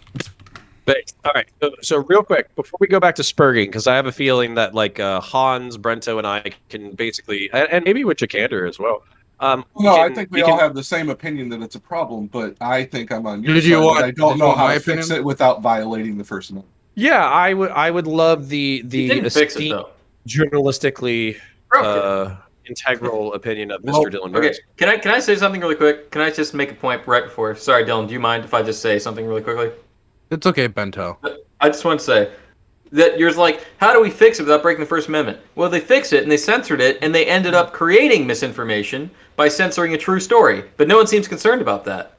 They're like, what about misinformation? It's like, well, you fucking created it by your action of censorship. But that's not, apparently that's like, that's and fine. the question boils down to whether or not that was intentional. But it Dylan, got released I would love your eventually. feedback. It got released eventually. It doesn't fucking, you think that doesn't undermine the credibility of the story when it gets slowed down and fucking said that it's Russian disinformation for like a few days? If it said it's possible Russian disinformation, then yeah, it should be It didn't slowed say down. that. Do you think that's totally just like so are conservatives just like totally dishonest, lying, fucking evil cunts, and conservatives and progressives don't play optics? I mean, like, come on. if you want to like portray yourself as that, then that's fine. But like specifically, in I'm not regards to saying this- specifically me. I No, do but, think like- conservatives are disproportionately lying, snaky, evil fucking cunts. Okay, that's I'm fine. just That's saying, fine, but, like- don't pretend that there aren't lying, evil, snaky, optical cunts on your side too. Okay, that's fine. But like we're responding to to Bento's question, right? If we're trying to like stop disinformation, and you have to make a call about say, hey, just so again, and then remember, they didn't tell Twitter what to be expecting. They didn't say Hunter Biden story. They did. Yes, they did. They did. They said this They gave- specifically about this story. They said No, said this was- very specifically. They hold on, Hans. I have to correct you. Oh, show me. Very specifically, for a year, they said we think it's going to be Hunter Biden. We think it's going to come out in October, and we think it's going to be related to hacked materials. They said that the entire fucking year. So now whether or not we can corroborate the fucking primary information? sources based on in the past 2 days. 2 days it came out. So this is more than just a general warning to them.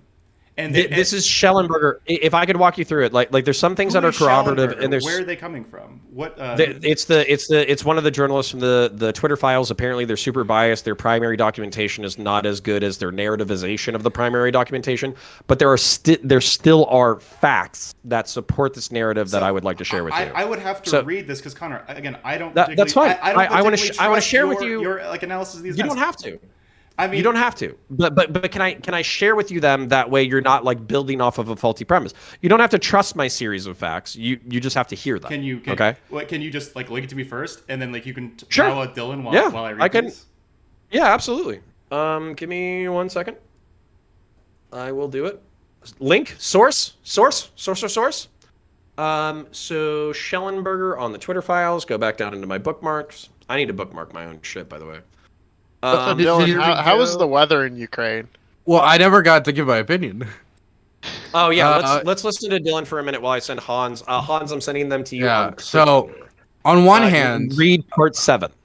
So, early on, there was, and I do want to give Hans a little back up here. There was a lot of signs that this was tied to the Russians in some way. I would even say that I don't think it's even completely proven that they still didn't have some involvement. We know that the Russians were hacking companies like Burisma, the companies that, Hunter Biden worked at, and it isn't that crazy that the Russians would engage in this type of behavior since they've done it in the past, and they're very, almost open with the fact that they engage it. They talk about it quite openly on state media, and we know that the Internet Research Agency does this. So I don't believe that there wasn't a cause for concern when the story first dropped about whether or not this was Russian disinformation. Definitely and I hear a lot of conservatives talk of chain of control when it comes to voting, right? Definitely since the chain of control when it came to where this information came from was pretty suspect, and I think deserved good question. Now, so That's one thing. I hate the Russians, so I'm already against the story. So that's the first thing. Second thing, though, I do really want to see Hunter Biden's cock, so I do have some motivations to be in favor of the story to come out. But generally, I actually haven't done a ton of research into this topic. I researched it a lot early on, and I basically told myself, you know what? All the information isn't public yet. I'm just gonna wait. That's what I do with police shootings a lot of times. That's what I do with a lot of these events. Are you telling me now, counter, that it's time for me to come out of my little cocoon?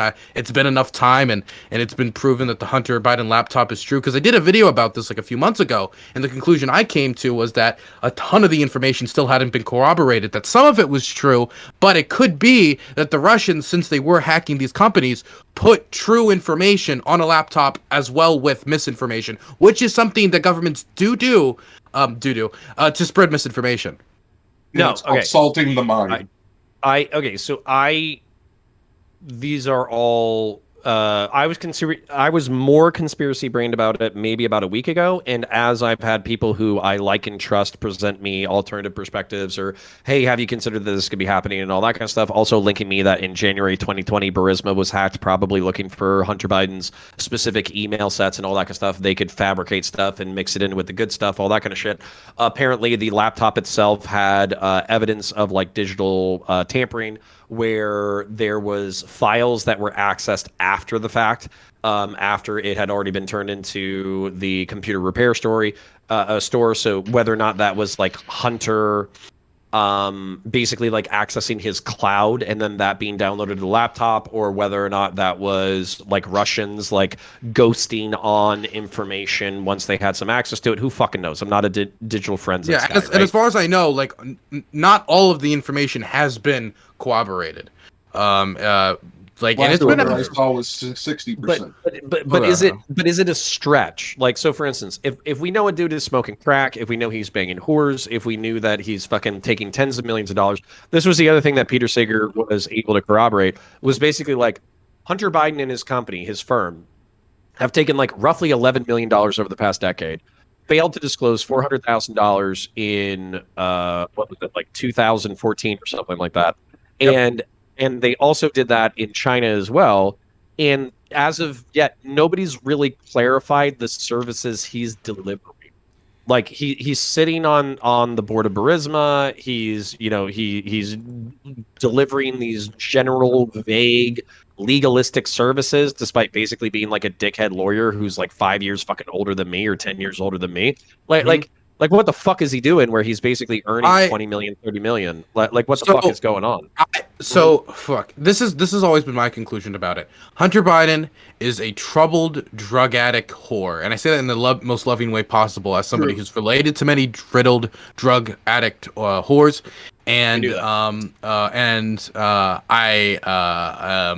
sympathetic to Hunter Biden from a basic position a little bit when it comes to the drug addiction. And so being somebody who's been around addicts before, I can kind of explain a lot of the events that I did a lot of research into his like kind of behind the scenes behavior, and it's a very desperate man taking a lot of jobs that he wasn't qualified for, is the read that I got through his connections, since he was the son of, again, the former vice president and current president of the United States. Dylan, that's true. Yeah. That's true. But here's the thing.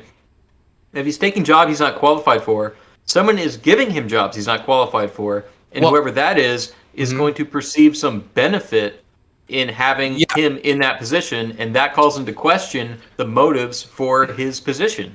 So this is the question. So I think it could be that his rich friends or his influential friends got him a bunch of jobs he wasn't qualified for.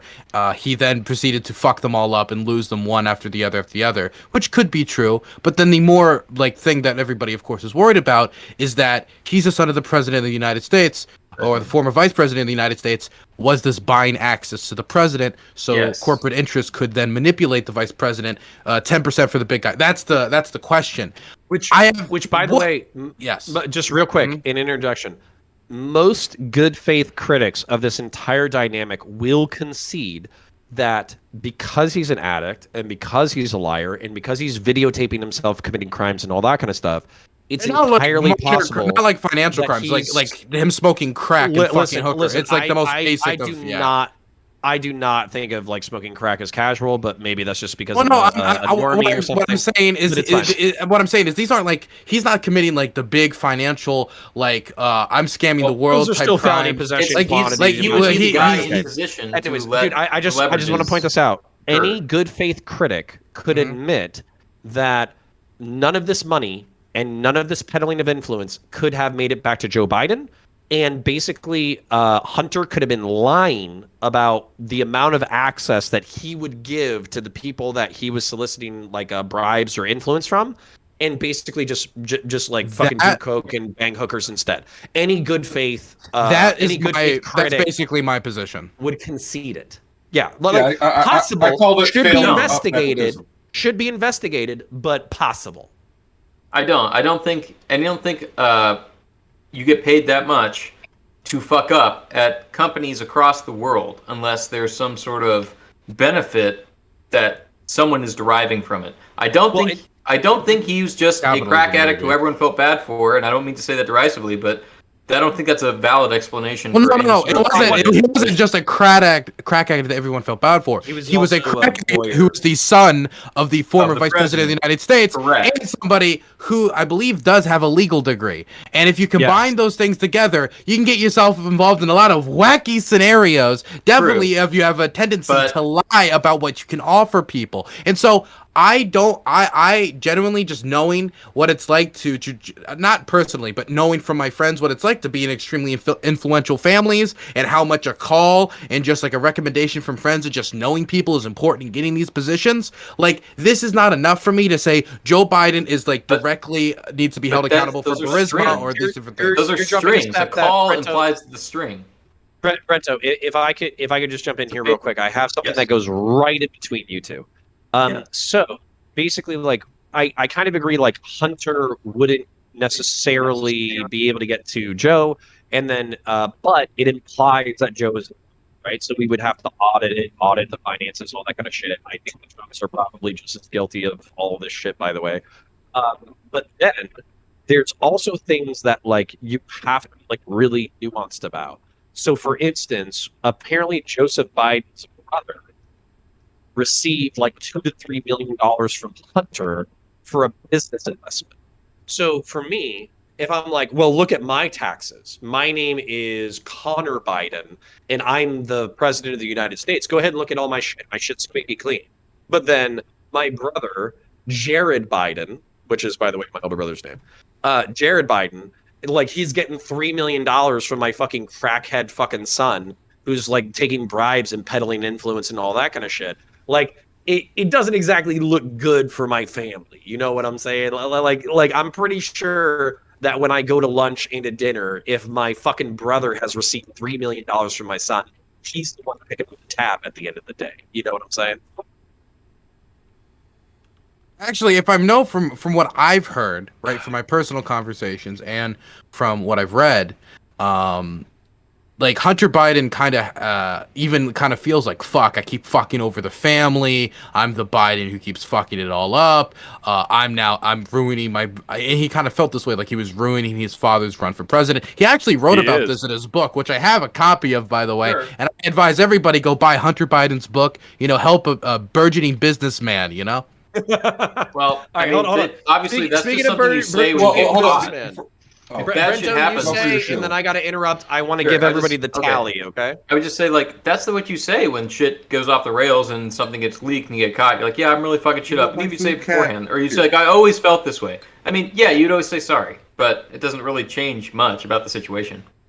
All right, everybody pause for 1 second. We have to focus on the entire point of the night, which is basically that we have a gentleman who is a part of the Twitch and YouTube political community. His name is Mike Awesome. He's been around for a while. He's been a big, Prime fan, Hippy Dippy fan, political fan, watches my shit on occasion, watches VGG, DGG, everybody.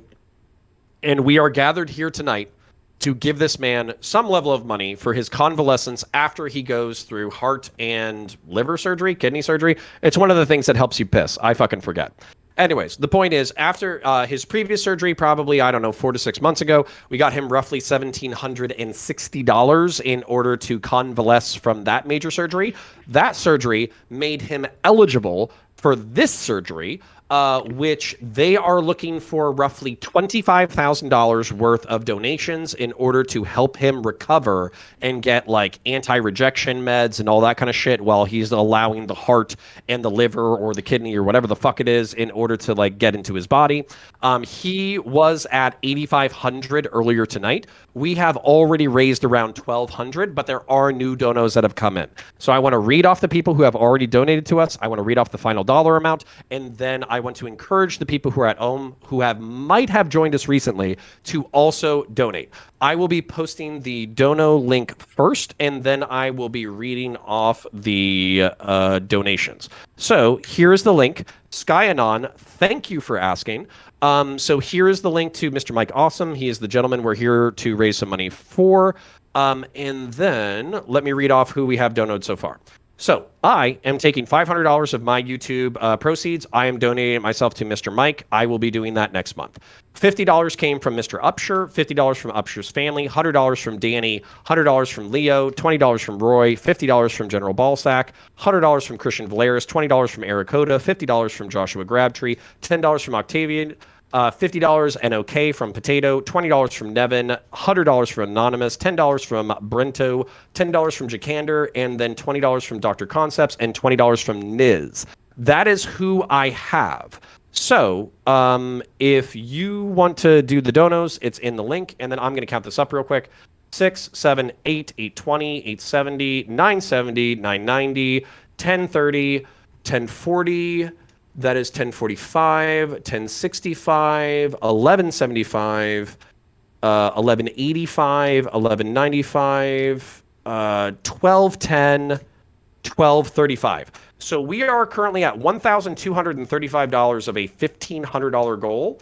I would appreciate it if some of the Dylan Burns people, if you are rich, please donate. Go to the link and donate, and also type in how much you donated into the chat so we can keep track of it. Back to a bunch of autistic political spurgs yelling at each other.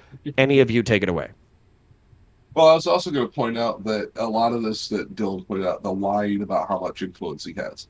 I have family who are addicts, and I'm going to tell you, yeah, we may have, smiled and patted him on the back and had him at the family reunions, but the one thing we didn't do is trust him. And I guarantee you the Biden family feels this about Hunter as well. So the amount of influence he's actually able to peddle, I'm guessing, is significantly smaller than a lot of people fear because of that one significant fact. No, I don't think so at all. No, not considering what his positions and his pay in the companies that he was in. I mean, that doesn't seem true. Doesn't seem to make sense. No, that's wealthy people helping other wealthy people stay wealthy. That's not the same. Not for $20 to $30 million in a company. Okay, 20 to 30 million to most of these people is half in those wages. Yeah, it's not the same. No. It is a lot of money, but it's not nothing.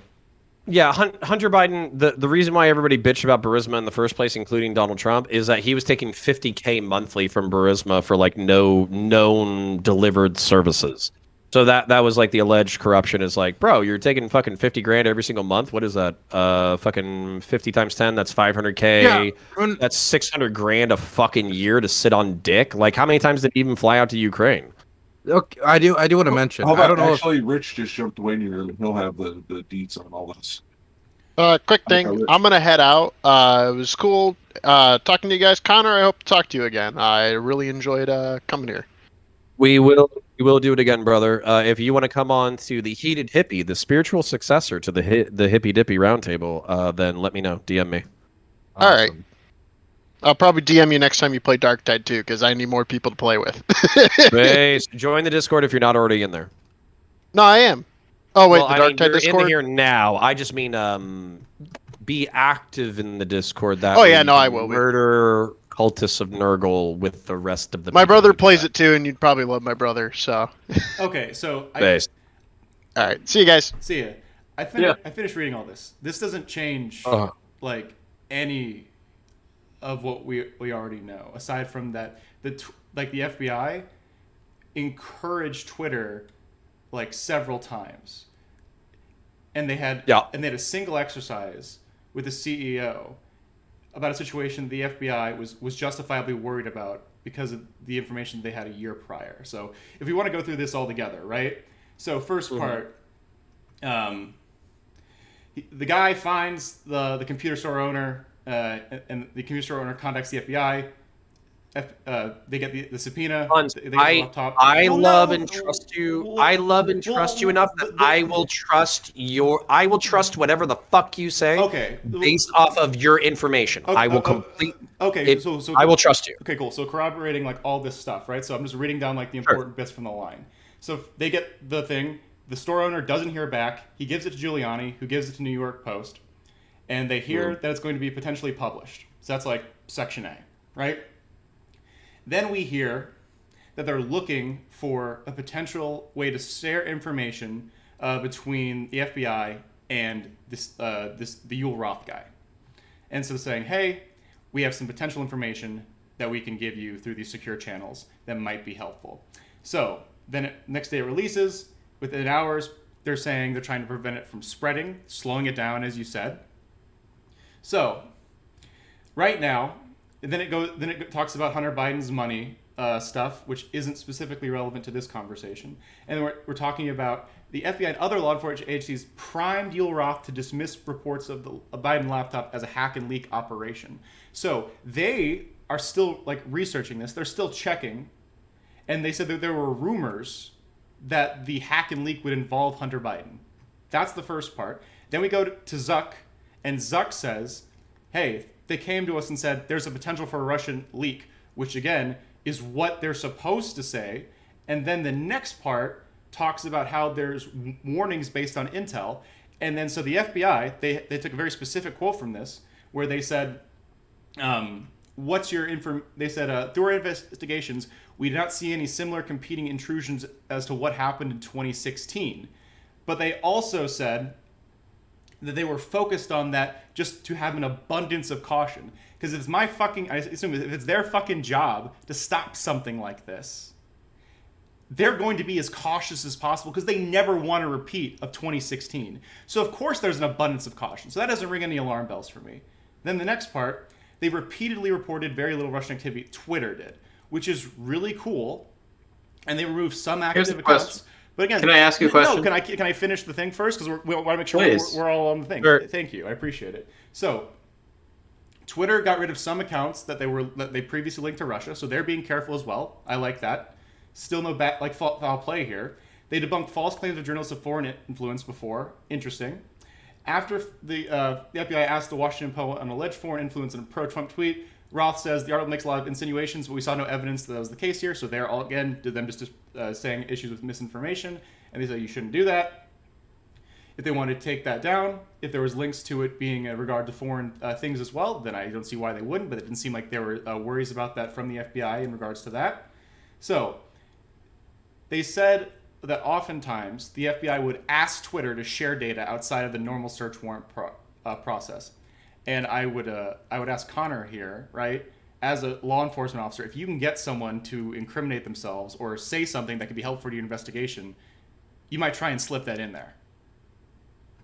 Sure, but I also think that this is kind of like the perverse interest. It might be law enforcement's job to try to get as much information as possible in order to convict as many people as possible.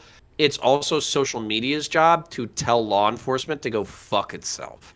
And then it's also like if you're continually if social media tells you to go fuck yourself over and over and over and over again, but you're being annoying as balls over and over and over and over again, I would assume that the social pressure, I'm assuming, yeah, okay, but what you're talking about is like, man, this kind of drives me a little bit crazy. It feels like at what point feels like you're like, it's legal, therefore it's ethical, and it's legal, but even though it violates the spirit of the Constitution, who gives a fuck? It sounds like you're saying hold on, let me ask you a clarifying question. So it's like go ahead, Brento. I guess it just feels like you're. Well, I'm gonna finish. I'll be quick.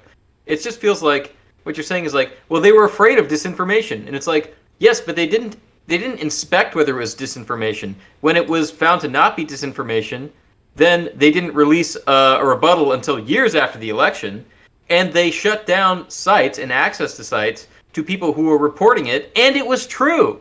And you don't seem to find any problems with that. No, it just feels ridiculous. I would always verge on the side of caution if we're talking about the potential for foreign, like, hacked materials to influence an election. What about the potential for government censorship? If I have you don't seem to verge have any caution with this. This is two competing moral systems. If you have to make a call and say either we can let this go and hopefully it's not misinformation, or we can wait and if it's not misinformation, we can release it eventually, I'm okay with that, and I will always follow. That's wrong. That's like morally wrong. No, it's not wrong. Yes, it is. No, it's not. It's providing security. Yes, because then you're letting government be the arbiter of truth, and you're not letting free speech, and you're not letting a free press. I was about to say, based off of the Constitution, they between disinformation and allowing free people to speak, the Constitution very specifically prioritizes a certain fucking moral framework. You're prioritizing government authority and censorship before y'all over free continue speech. Before y'all continue to fight. So Ico Rich came in, but Jackinator was also waiting to speak. So what I want to do is I want to let Jackinator go if he has a question, and then it's just a clarifying question for you. Fine. And then if Ico Rich wants to introduce himself to everybody at home, that would be great. And then I'm going to go pee, and I'm going to let you guys stab each other to death for the blood and guts entertainment of the audience. But Jackinator, go ahead, please. Okay, so the clarifying question I have for you is, this is done for law enforcement all the time. They will attempt to get information without a warrant, not because it is illegal, but because it is more expedient. If the FBI is going to an organization and saying, hey, will you share this information with us, and the organization does that not put the onus of responsibility on the organization rather than the FBI or CIA or whoever's asking for said information? It does, but my rebuttal to this is that there's a certain amount of Twitter did not acquiesce to this social pressure to our knowledge. And that's As a matter of fact, I have found that Twitter throughout all of this has acted, relatively speaking, despite being progressive libcucks who like their wives getting fucked by huge donkey dicks. They have acted in relative good faith. Okay, that's my understanding based off of the releases of the Twitter files. However, they have complained that they are constantly getting pressure from the DHS and the FBI to start doing warrantless searches of Americans in reference to investigations, and they keep referring them back to the warrants process. When you're working with somebody repeatedly over and over and over and over again, there's a social pressure where you don't want to disappoint somebody that you like and that you love and you work with and you trust and all that kind of stuff. So I would say the FBI is abusing their relationship between cooperation bias. Right. And not just that, but also a lot of FBI employees are now former employees, are now employed at Twitter, including specifically Jim Baker, who it was the he was the general counsel for the FBI at the time of the Trump investigations, and he was the one person at Twitter who was advocating for the slowdown of the Hunter Biden story, despite all of the civilians, all of the people who previously had not worked at the FBI, basically saying, this is sus, but this does not meet our terms of service. As a result, we're going to let it fly. He was the main person pushing for the suppression. And on top of that, he had a one-on-one meeting with 2 FBI folks a week within the Hunter Biden story dropping. So basically, you can say, everybody's acting in good faith. Everybody has their motivations. Everybody has whatever to do whatever they want to do. I'm saying it's a disgusting fucking conflict of interest, and the system has to be made better. I appreciate you ripping on that fucking bong. Hold on, Hanz, before you go, Ico Rich was nice enough to join us. I want him to introduce himself, say whatever the fuck he wants to say while I piss, and then I want to come back to you guys killing each other. I'll just close out. I'll be right back. Well, thank you for answering that. Oh, no, that helps out a lot. No, I'm just saying that helped out a go. lot because that actually clarifies the point between what you were talking about with Hanz. It's not that it's illegal or immoral; it's that it's a disgusting use of power. At minimum. Yeah. Okay. And then Ico Rich, do you want to introduce yourself? Oh, yeah. My name's Ico Rich. You've probably seen me around in some other streams. I like to pop in to people's chats for a while before I try to get in their streams. And Connor's one of the more interesting conservatives I've seen online. So I've kind of wanted to jump in. You're right back. I didn't have anything to say in particular about the sub conversation that's happening here right now. There is something else I'd like to bring up though about what to do about all of this. But I don't want to do that until like this part's sort of closed off, because I know you guys aren't done talking about this particular argument about what should have happened in October of 2020. I think it's a very complicated issue because we know what happened in 2016, and the fact that it was October, and the fact that it was this sort of like really suspect story that was coming out in October means that it was very difficult for anybody to sort of know what they were doing. Well, However, you're going to like this, Brento. Okay. However, I think that despite all of the timing and despite all of the really good reasons to think that this stuff was suspect, I think at some point there would have been good reason for Twitter to say, okay, on this one, we're not going to do a slowdown. Or if we were to do a slowdown, we would say out loud like what our reasons were for it, and we wouldn't try to sort of slow it down on the down low like behind the scenes. Okay. I think that's a very difficult like line to walk. So would you be? I want to respond really quick. Okay. Okay, but you had something. Go ahead. So, Brento, would you be okay if they had done it as Rich is just saying right now, where it's like they're still going to slow it down, but they're publicly saying, as they said, this might be potential misinformation. We're slowing it down specifically for that reason. We want everyone. They did do that. Okay, so then what's the problem? That's what they did, and so no, I'm not okay with that. Basically, it's like saying whatever party's in power has a political interest in slowing down any news around the election that might influence the election. Biden wasn't in power when this happened. Yeah, no, Trump was in power. It doesn't matter. It's like saying whoever had the Trump campaign made similar requests, and those were granted as well. It means that whoever has control has political interest and therefore is justified in altering the news if they go like, well, this might affect the election.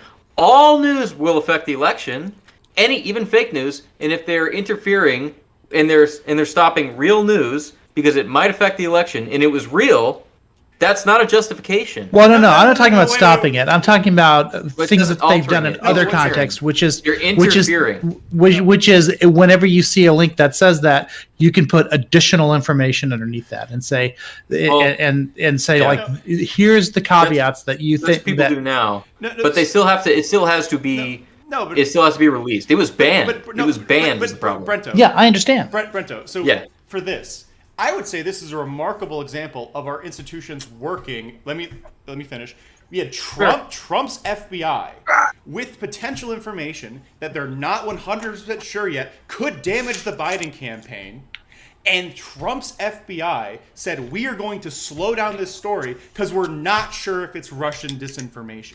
I would say that is a perfect example, not of our institutions like putting themselves in power, because if the Trump institution wanted to do this, they could have easily done they could have easily said, fucking show it all, leak everything. This isn't a big deal at all. We don't have to worry about it whatsoever. That would have been an example of a misuse of power. I don't consider it Trump's FBI, but wait. If you say it's not, wait a second. If you said it's not Trump's FBI, then why the fuck were you talking about each party's in power with their like? Because that's the threat. That's the problem. But they didn't do that. It was one party actively protecting another party. So, they weren't protecting another party. Well, hold on. May I please? Hold on. So I'll listen to to help Brento. No, because I'm actually a little bit on Brento's side. This is actually both sides are an abuse of power, in my opinion. That's the issue. It's that this was done a lot behind the scenes. Yes, it was Trump's FBI that was doing the protecting, and for that I agree. Yes, this is an evidence of it. The organizations doing their job correctly. However, when we then see that Trump made similar requests for other, files in the past, not about Hunter, but, from Twitter, and it was granted. It's like, no, this was abused by both sides. This time it worked. What happens next time is the problem. And that's what we're here discussing, is trying to prevent it from becoming an abused system as opposed to a single abuse this time. Well, and by the way, I have to interject for a minute. I don't need you to specifically like rebut or come after what I'm saying. I just need but you to, but I might because it'll be fun. Which is why I am so happy to have you back in the scene. Okay, temporarily or for however long we have you. Okay, the basically insinuating or implying or stating that you swap out the directors of the FBI or whatever, or like a deputy director or something like that, and it happens to be somebody like a Trump appointee, doesn't mean dick to me. Trump's an incompetent fucking asshole, and as a result, he probably signs the fucking papers that are in front of him. Okay? So not only that, but when you look at Chan, Strzok, and Baker, these were all people who worked on I believe it's like Operation Crossfire, or it's whatever the fuck the counterintelligence operation, or to see whether or not the Trump campaign was colluding with Russia. They all worked on this. So this is the liaison to Twitter.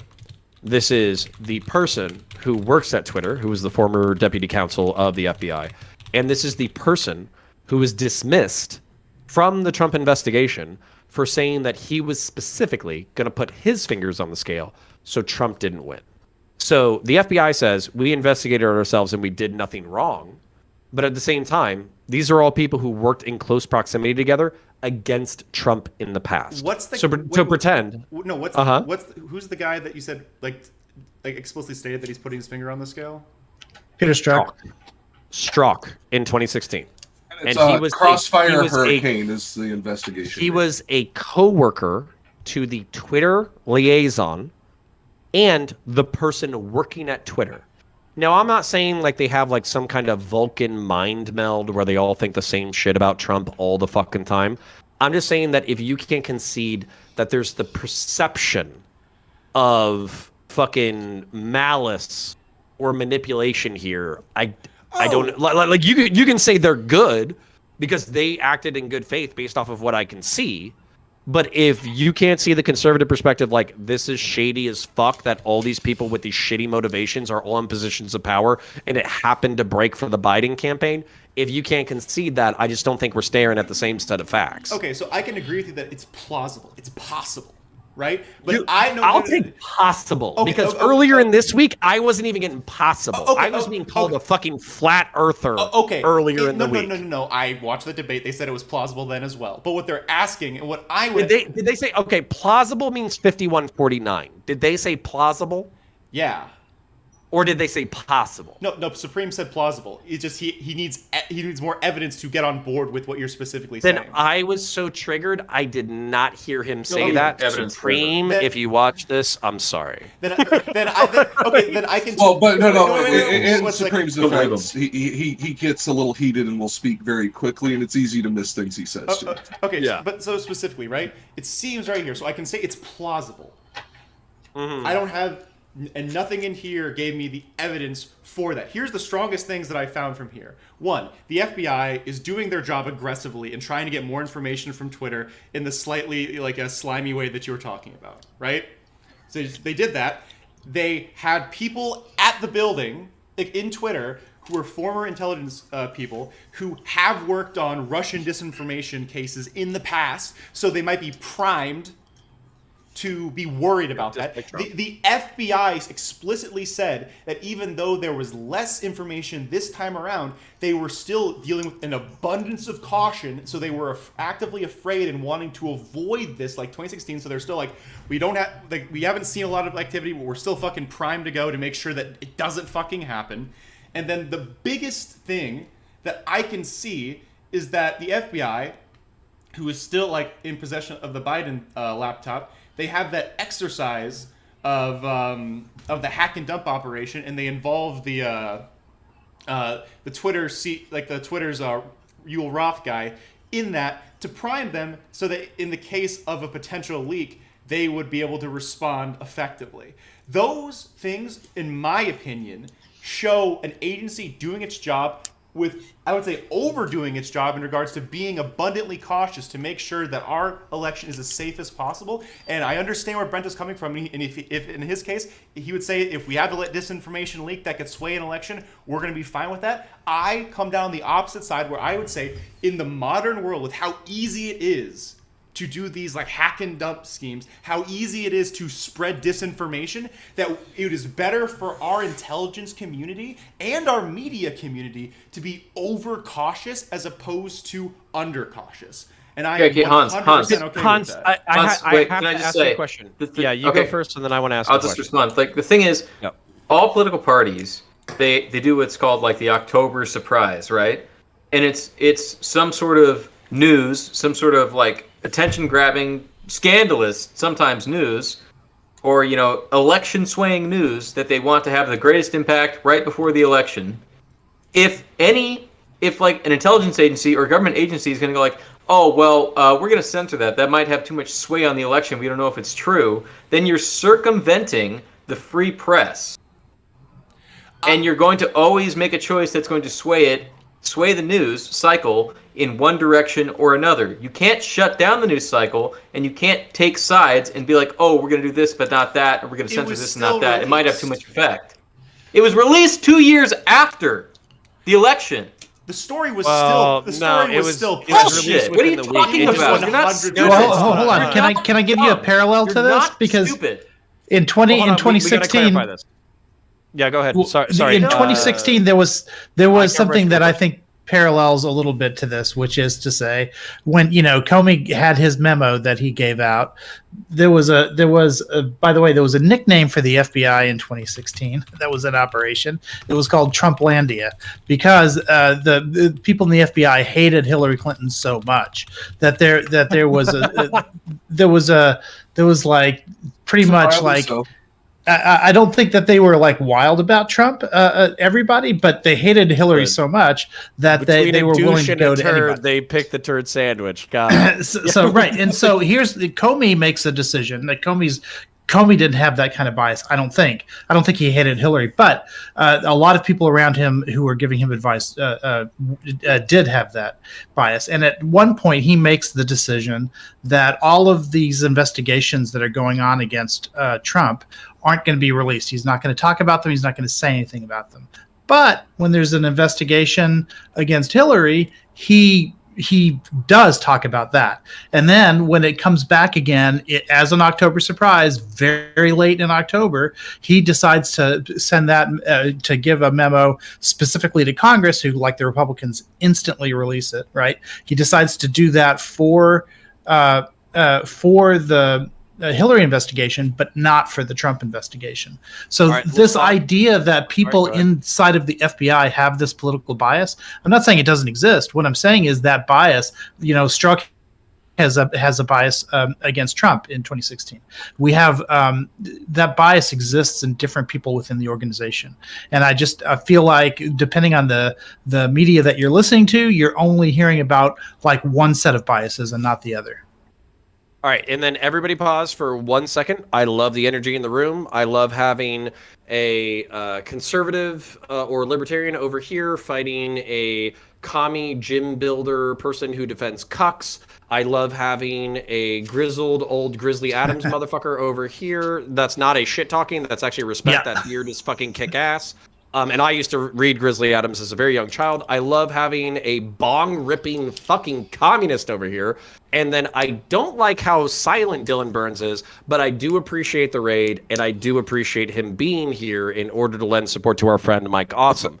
I think he's Mike shilling Awesome, to his channel right now because he's deafened. Based. Basically, Mike Awesome is a community member. He's been in the Prime Kai, Hippy Dippy, Reverie, Heated, like my CGG, VGG, DGG for a really long time. He was born with, I think, like one ventricle or some shit. I forget all the technical terms. But basically, he was born with a heart that wasn't fully formed. As a result, he suffered a lot throughout his life, but he does enjoy being alive, which is more than I can say for most of the cunts on Twitter. So he wants to continue to being alive, and since he wants to continue to being alive, we helped him raise around $1,700 about 4 to 6 months ago in order to recover from his previous surgery. Because he recovered from his previous surgery, he is now eligible for a heart transplant and either a kidney or liver transplant. I forget fucking which one. So either way, he is eligible for the surgery. There is a hospital that wants to do it, but they said you need to raise $25K on your own. That way you can convalesce recover, and afford the anti-rejection drugs while you're convalescing. If he doesn't make this money, it's less likely that he's going to be prioritized for the surgery. We are at roughly $1,275 of our $1,500 goal. If one of you has been thinking about donating, but you haven't done it yet, I've already posted the link in the chat. I will post it again. Any donations to him, please type in the dollar amount in the chat so we can keep track of what we've done tonight for impact. And we're going to get back into the schizo posting. So any schizo who wants to yell at another fucking schizo for the entertainment of the fucking masses, please go ahead and do so. And so this is for Rich. So, like, compounding off of what Rich was saying, Brento, I would consistently say that, let's say in 2024, China has some dirt on the Republican nominee, whether it's, say, DeSantis or whether it's Trump.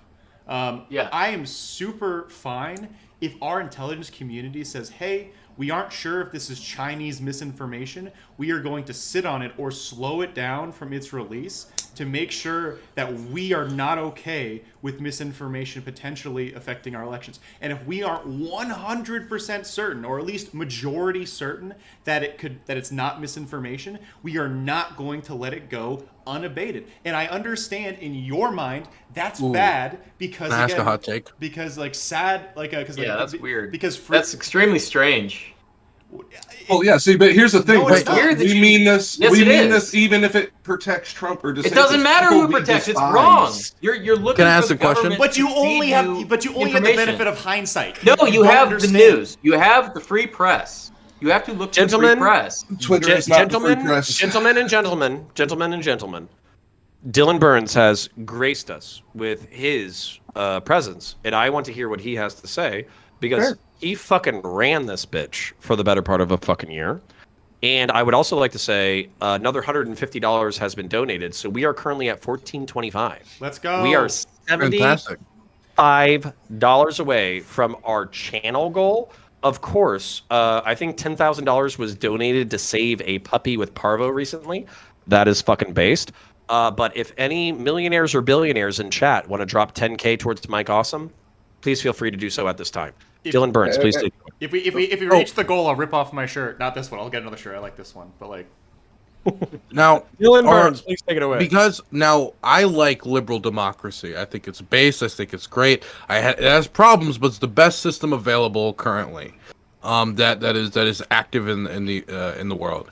But one of the weaknesses of it is that its democracies are vulnerable.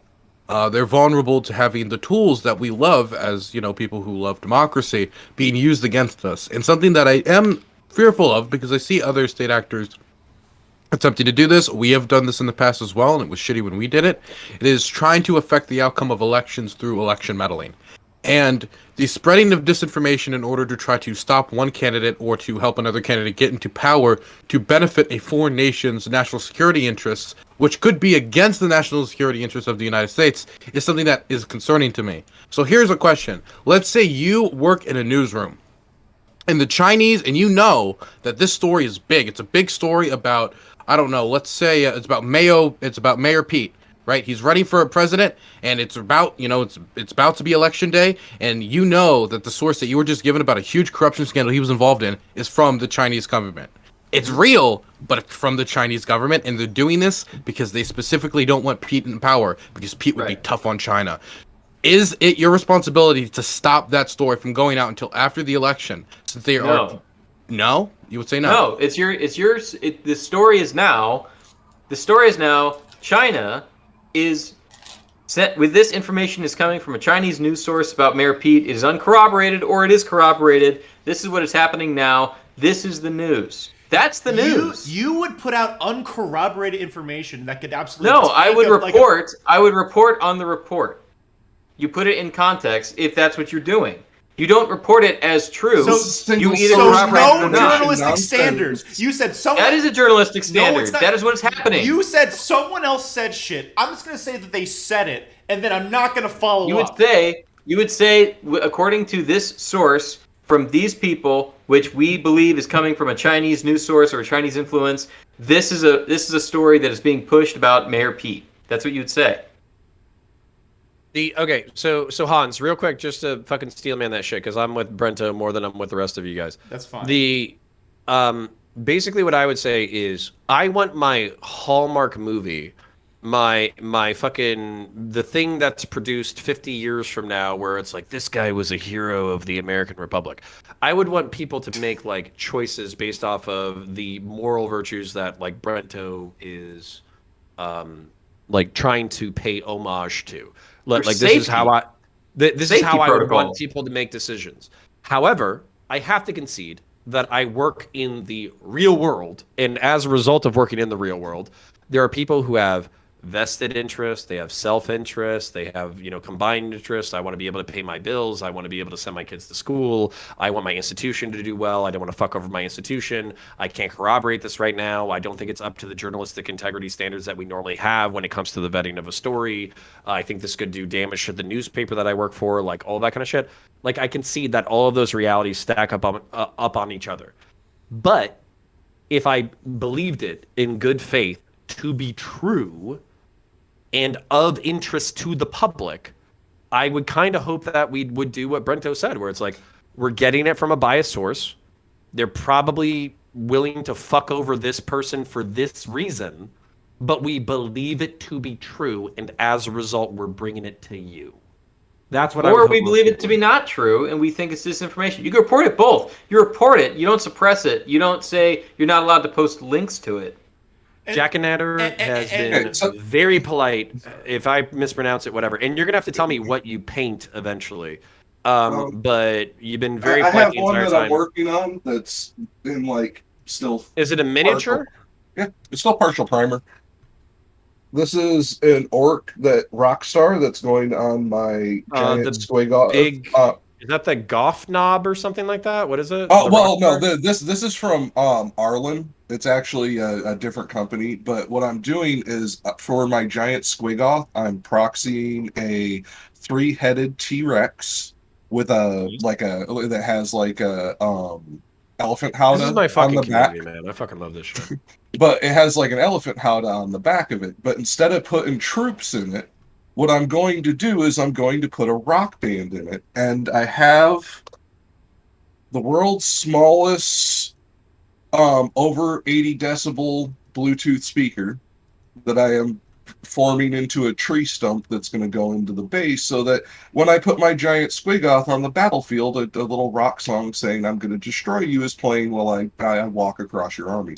So my penis has not become erect, but if I had a brain penis that was specifically associated with miniatures, it'd be at fucking 90 degrees right now. So I love kit bashes, I love painting, I love modeling, I love all that kind of stuff. That's fucking amazing.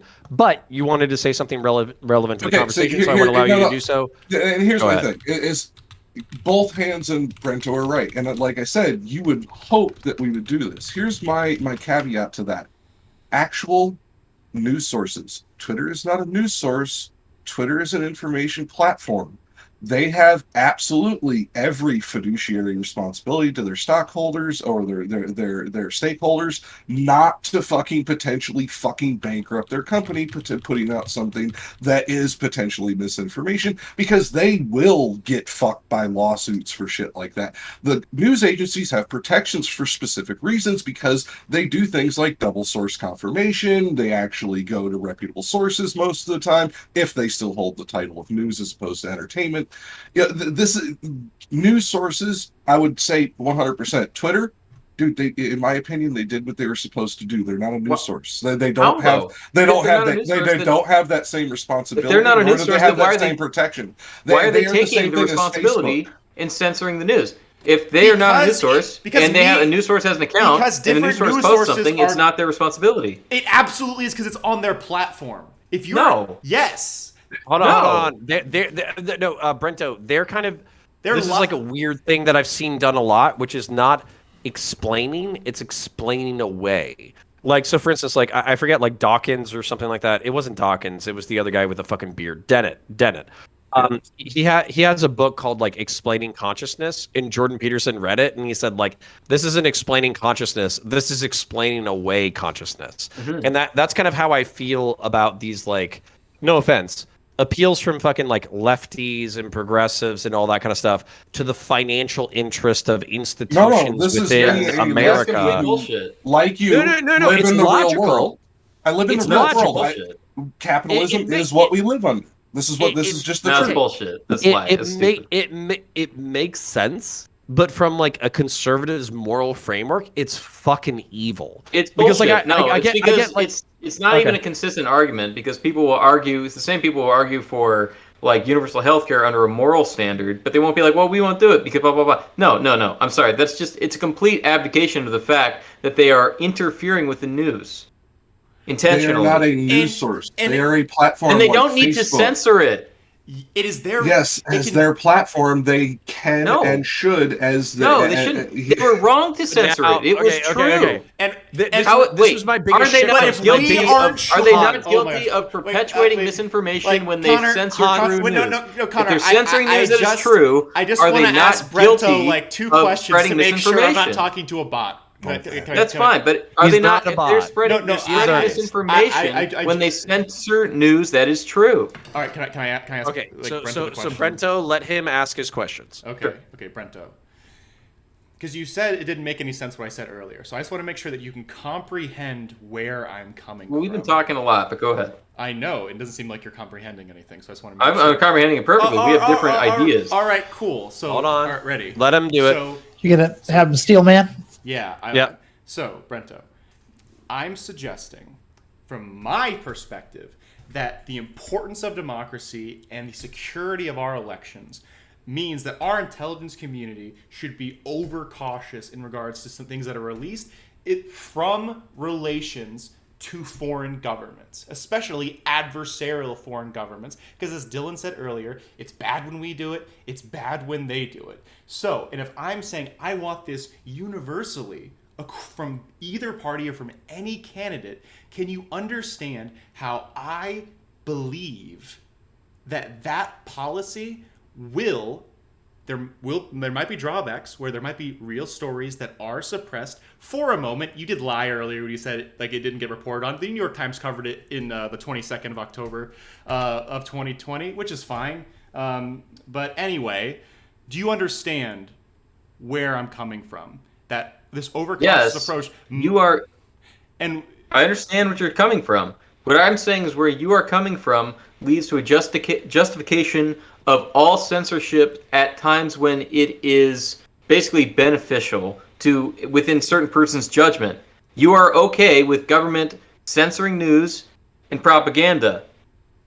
Did the government censor news, or did they ask a corporation? Yes. Wait, censoring propaganda? Censoring news or putting out propaganda. It's propaganda to censor true news.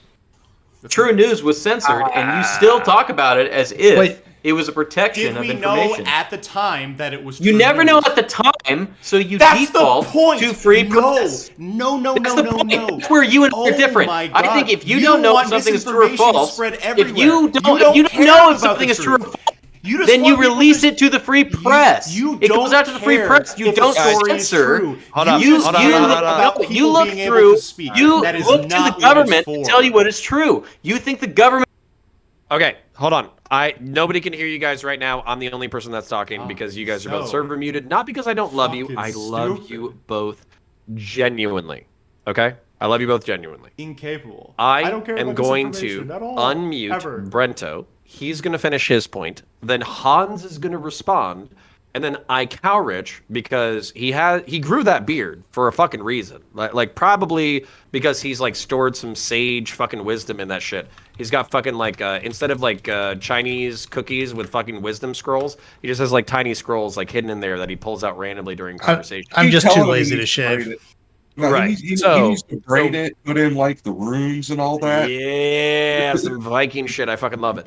So Brento, I can feel your energy because your energy is my energy. I'm gonna let you go first. I'm gonna let Hanz respond, and then I'm gonna let the wise old fucking Gen X and Boomers fucking respond. So Brento, please take it away. Okay, Hanz. What you're saying is basically that you want to live in a government-censored world. You need to move to fucking China, and if you're in America, I don't know if you're in Canada, if you're in America, Figure out what it means to live in a fucking free country where people rely on each other and we have a free media that tells the truth and it's up to us to decide. You don't censor news first, find out if it's true, and then get the green light from the government to let people know about it. That's fucking retarded. That's stupid. That's what it means to live in a dictatorship. That's crap. Okay. All right. Now, Hanz, despite him using the word retarded, which is one of my most favorite words on the world, like in the world, and it being fucking ableist and fucking sexist and racist and all that kind of shit, right? I'm going to server unmute you. I want you to, despite him being upset, I want you to try to steelman his shit and just see if you can come where he's coming from while also giving your own response. Please go ahead. Thank you. So, Brento, the government didn't stop the story. The government told a media company, hey, be wary of misinformation. And then when they saw someone publish the story before they could corroborate whether it was misinformation or not, that could absolutely affect one of the most important political events in our nation, they said, we'll wait a little bit. And that story was covered. It was covered the next week in the Times, who did exactly what you said, where they said, this is what we know, this is what we don't know, as opposed to a rag like the Post. And no, I don't want to live in China. I like this country. I like democracy. But I see people, specifically people like you, that are so okay with disinformation that we live in absolutely different universes. And until we get a stop on that level of shit, people will never be able to have real conversations about what's happening. And until we stop misinformation like that, until we're able to have those conversations and protect the security of our elections, we're never going to be able to have those conversations. And you want to let us have the conversations? Hold on. Pause. You want to let us have it? Let's pause. Gen X has been accused. As a matter of fact, let me ask. Rich, you don't have to share with me a specific year, but are you Gen X or are you technically Boomer? I'm Gen X, but I identify with Boomers. You know? I identify with Boomer as well. I'm only 35 years old, but I identify with the term Boomer. And what I would like to say is, basically, Gen X has the reputation of being like very apathetic and letting the Boomers run everything into the fucking ground. And then now the millennials, the millennials and the Zoomers are on the verge of running everything into the ground and basically bypassing you as a generation because you're a smaller generation. But I do think that people who take the time, even if out of laziness, to grow 6-inch beards might have things to say to us that might help color the situation. So I want to let you go. But before I let you go, I want to say we're up to, based off of donations that people have said to me in chat, we are up to 1,525. Chrome VOD, Shinobi Homie, Grip, Chase T, Skyanon, Jonah, Niz, and Dr. Concepts took us over the fucking... They took us past the finish line. Come on, who was the last one who put us over the line? What was the last one in?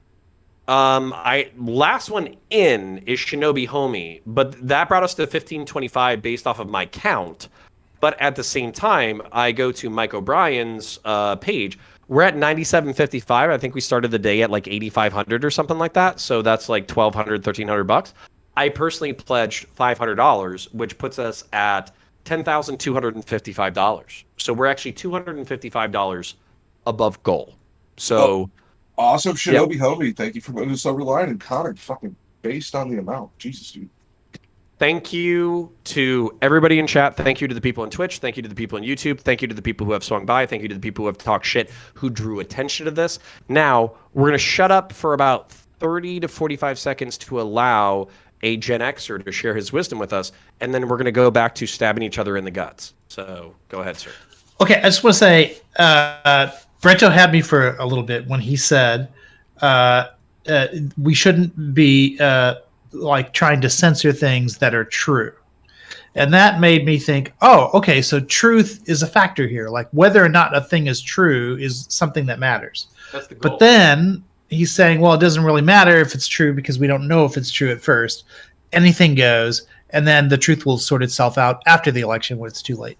That's but and irresponsible. Like 100%. Absolutely, freedom to be responsible. That's freedom to fall for propaganda is fine. Yes, learn. but freedom. Yeah, learn after the fact. Yeah, ex post facto. No, learn after the fact. Learn after the fact too, after or before. But well, we did find out after the fact. Fight your elders, sir. Respect your father and mother. You're right. So okay, hold on. So anyway, I felt mischaracterized, but go ahead. My question then here is: do we have an obligation, like in any way, for the media to tell the truth? It used to be like the FCC had rules around this, still has rules around this, but those rules don't matter anymore because of all our news is coming through the internet now, and because of social media, we can get there's that old canard of a lie can make its way around the world before the truth is still putting on its pants. Mm-hmm. And here's the problem: is that if we're going to allow, like, the whole reason these propaganda efforts work, the whole reason why Russia sort of invented the term propaganda and the way that they used it throughout the course of the Soviet Union is that they were leveraging what they perceived as a weakness in the West, because the West was very open. It's going to allow any message to get through, whereas the Russians are able to tightly control their message, and they want to take advantage of that asymmetry in the power of propaganda. And so the question isn't, do we imitate China and Russia and lock down on messaging, because obviously that's not what we want to be. But are we going to be so much in the other direction that we allow these things to sort of help destroy us from within? Anytime you have misinformation that happens in October of an election year, I think it's important to ask yourself, is it exactly the same situation in the 2 weeks before the election as it is for the rest of the year? And there are a lot of democracies in the West that have laws, for instance, they have campaign ad bans in the 4 weeks before an election, just so that people can not have to be influenced by this targeted messaging right before elections. And so what I'm saying is, I'd like to get the conversation to a point a little bit later, hopefully soon, as to what we do about what we're finding out about Biden, because I think what Hunter Biden did with being on that Burisma board, I think that was incredibly corrupt. I think there's a lot that needs to be done about it. I'm actually for investigations in that regard, but the time to look into that is way before that October and way after, so that people can't leverage these sorts of things right before the election in a way that anything that happens after the election then just becomes moot. So that was way too charitable. So basically that wasn't enough blood sports. I'll add the spice. Okay, and then we're going to let our other Gen X, our Gen X or Millennial? Are you late Millennial, Gen Xer? No, I'm 53 as of 2 days ago. Holy shit, Jesus you're the Christ, same age as my 36, you son of a bitch. And by the way, okay, I wanted to ask this earlier. Is the wood paneling because you're in the Midwest? What's going on with the wood paneling? I'm in Arkansas. My house was built in the 40s, and I fucking love it. Actually, when I replace it, what I am doing is I am collecting maple that is the same width as these, so that when I put it back up, it is just actual hardwood. I can smell the fucking panel wood through the screen right now. But anyways, this was way too charitable, iCal Rich. It was way too nuanced and trying to consider both sides and calculations and how people perceive things and all that kind of shit. This is Twitch. This is where we like to take tiny toothbrush-shaped razor blade shivs and slice each other's arteries and veins and all that kind of shit. Yeah. But at the same time, this is Counterpoints, and we're supposedly known for being good faith. So before we get back into the toothpick shiv territory, right. Jackinator, can you share with us? And then also, just real quick shout out, we're up to 1,540. The late great Booksmarts, and I'm not saying late because he's dead. I'm just saying because he doesn't participate in the space as much as he should. He gave us $10. I bring my real shiv. Gave based. Egghead gave us $5, so we're now up to 1,540 as far as I can track.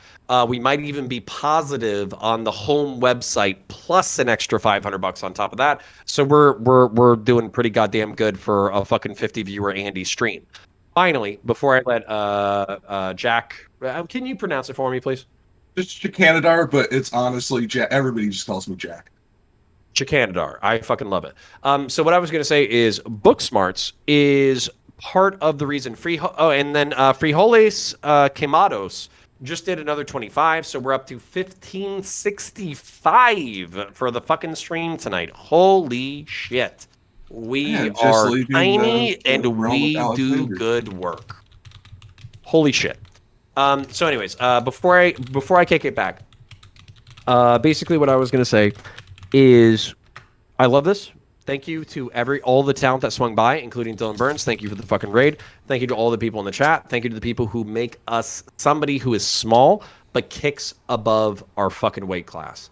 Sincerely fucking appreciated. Love this shit. Thank you, Hanz, for swinging by. Every time that we need to fundraise, you fucking swing by.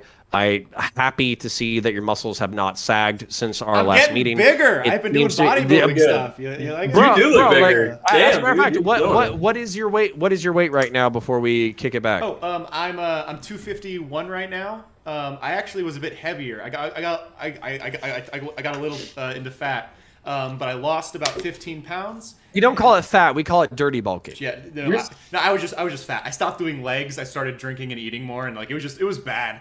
But I lost 15 pounds, got down to about 245, and then I've just been doing a nice clean bulk since then. So feel pretty good. I haven't been doing no heavyweight, so it's all this a hypertrophy work. So I haven't really benched above 250 in a hot minute. I haven't done any of that. Probably shouldn't anyways, because you don't need to be chasing those records. You just need to be maintaining what is physically optimal. I want to get bigger though. I want to be like okay. I want to be like You're 6 foot. You want to be the Rock big. You want to be able to fist fight John Zerka. I got it. I'm 6'3", 250.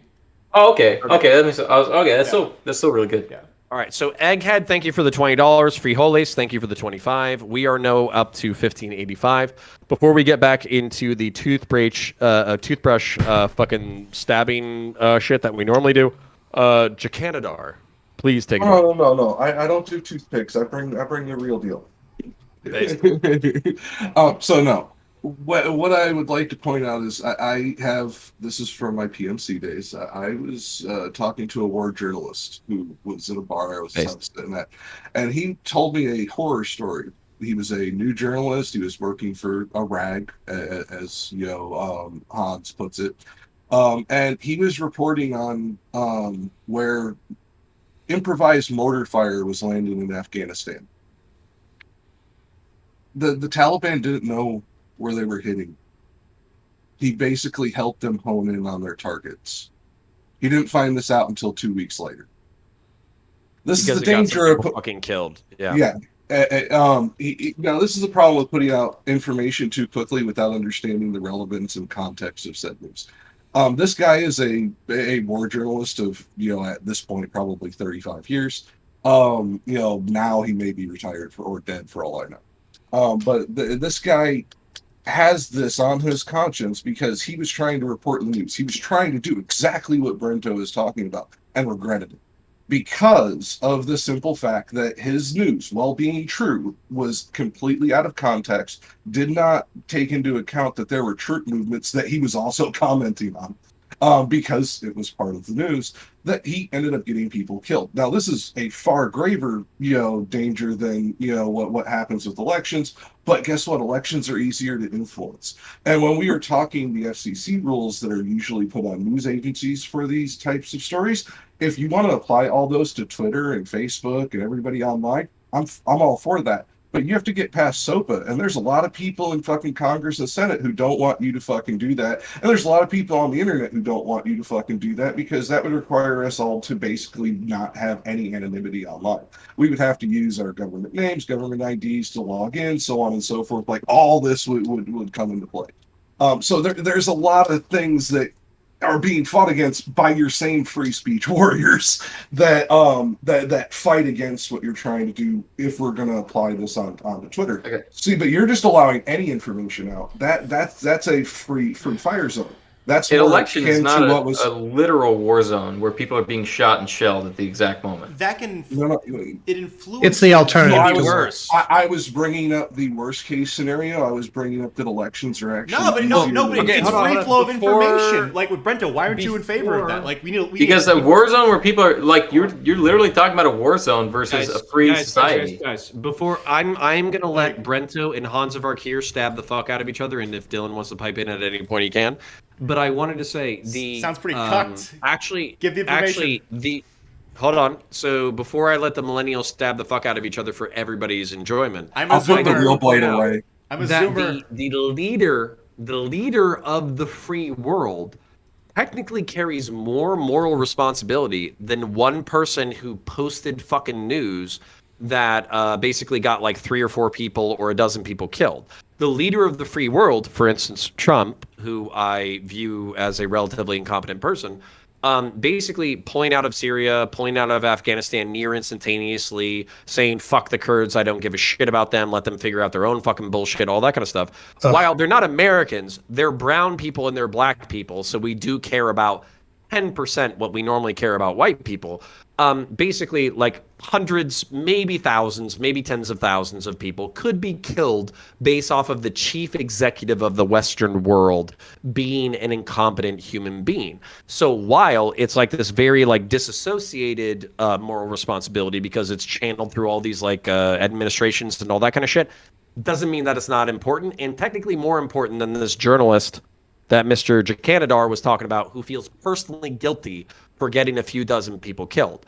So, my point being that this shit is relevant, but that kind of boils back down into my conspiracy theory, where I say professionals who have worked for the Department of Justice for 30 years, who know that their decisions impact lives and potentially kill tens of thousands of people, their moral responsibility to the Republic, to America, to the Empire, might override their moral responsibility to truth, justice, and Hallmark movie morality.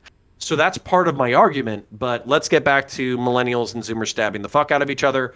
Brento, take it away. Hans, I'm sure you'll fucking yell at him. It's ridiculous. It's ridiculous to literally like compare where bombs are falling and houses are being shelled and there's a military occupation where you could be shot in the street or you're under quarantine, to like, and saying like, okay, you're reporting on targets, to saying like the government has a right to censor and verify all information and therefore then they can release it. No, that's not true. That's not how the free press. That wasn't what I said. Hold on, before you strawman me. This is not what just yours. I wasn't talking about just you. But let's put the FCC rules in on the internet. Then I would be okay with this. I would be okay with what you're talking about, because then they have to do this thing called double source confirmation, where they can't just go on some fake fucking bot account that put out fucking 5 tweets in 30 seconds. They actually have to have another source confirm this information. That's something that was required by the FCC. If they were doing that, fine.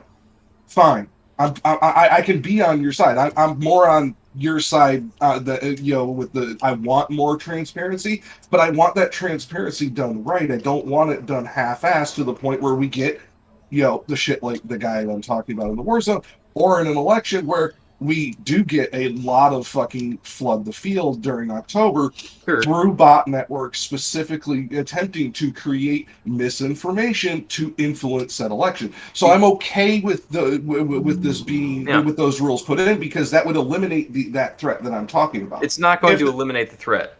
No, it would eliminate that threat that I'm talking about. It would eliminate all the threat. It would eliminate that misinformation getting through occasionally, because you can occasionally get duped by 3 sources. Shit like that still happens. In this case, the misinformation went the opposite, and true information was censored. But that's not treated like an equal threat. I don't know. That's treated like as somebody who's actually been to a Brento, I don't know how do you feel about what we're saying? One second, Jack. Brento, I can link it to you right now. The New York Times reported on Hunter Biden story as well and corroborated like what was currently like known as fact. Did they say it was true? Did they say it was true? They said this is what we know. This is what we don't know. So why were other can sites I please censored? finish a fucking sentence while you're whining? Jesus Christ. Go ahead. Like the New York Post, when they published the article, there was nothing in that article about what was corroborated, about what wasn't corroborated. There was just like it was just saying Hunter Biden, bad guy. Here are all business dealings. There was nothing about Russia. It doesn't sound like you even know what it said. Nothing about potential Do misinformation. you have any idea what it I said? just read the fucking article while you were blathering on. Jesus Christ. But the New York Go on. Times Post, which again released on October 22nd, 2020, before the fucking election, they also talked about it. They said, this is what we have. This is what's corroborated. This is responsible fucking reporting, unlike the New York Post. And so they were like, hey, it wasn't stopped. It was still published. The information was still out there, but it had the context of what a responsible news organization is supposed to do. And like, again, You're saying they're irresponsible because they reported the truth. Because they in no way, because at that point in time, you are talking with the benefit of hindsight when at the time they did not know about what it was in regards to misinformation.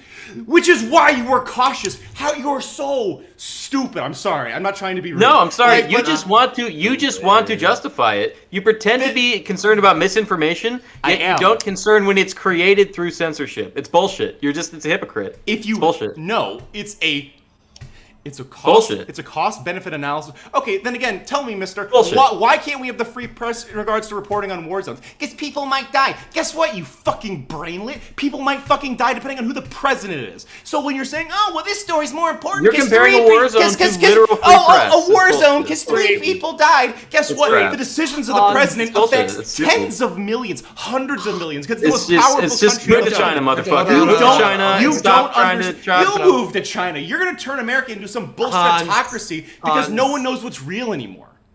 Hans, I have muted Brento. Brento, hold on. You're muted. Nobody can hear you. The reason why I've muted you, but I will unmute you temporarily, is because Hans, you are kind of like, while simultaneously saying that it is not possible that the FBI or Department of Homeland Security or the social media liaisons have like put their fingers on the scale because basically like why would they? They're honored public servants and they act within the interest of the republic all the time. You are also highlighting why they would be specifically motivated to kind of not really like put their finger on the scale to the point that anybody would know that they did, but also put their finger on the scale because it's one of the most important decisions that a republic can make, which is who is the commander in chief, because it's not a few dozen lives that are in risk, like Jakanadar's friend who may have.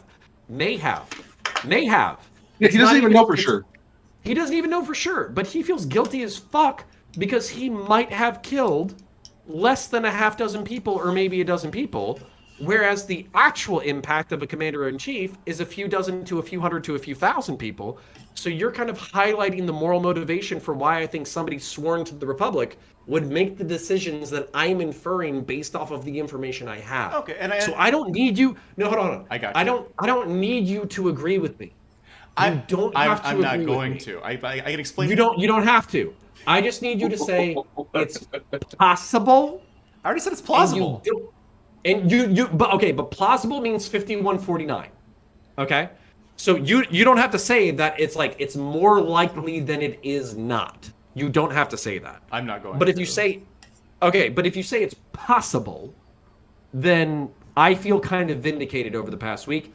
Brento, you are unmuted. Hans, please go so Brento has something to stab you in the guts over. Okay. Well, hold on. Please Before they continue stab fighting. each other, because we actually have somebody who has been to a fucking war trench in a war zone recently in here who could share their opinion on war journalism and if it relates to an election in the same capacity.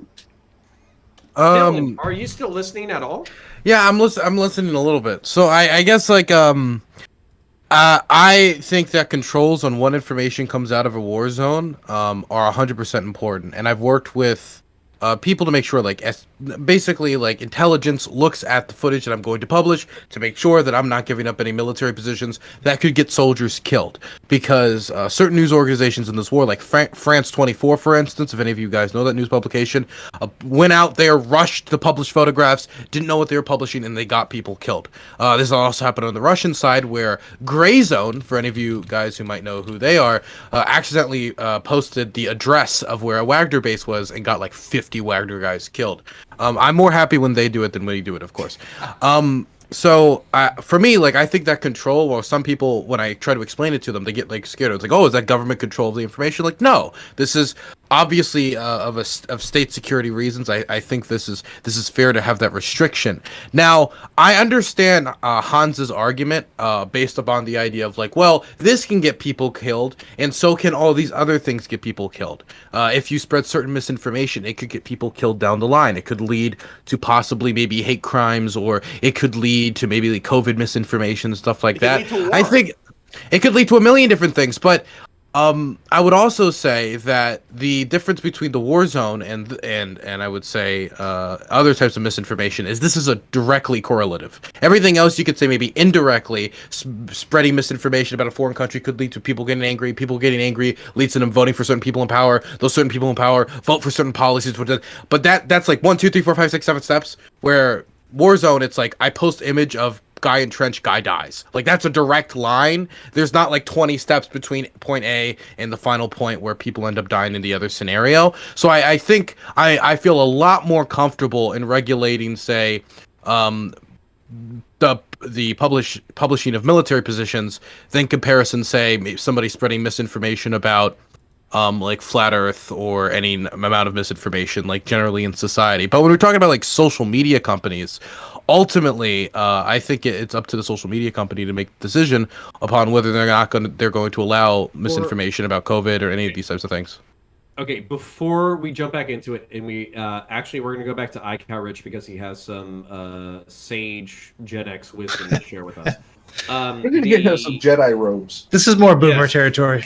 As what I'm going to say. If you would like to buy a tan and white bathrobe to wear to debates, I will platform you more often.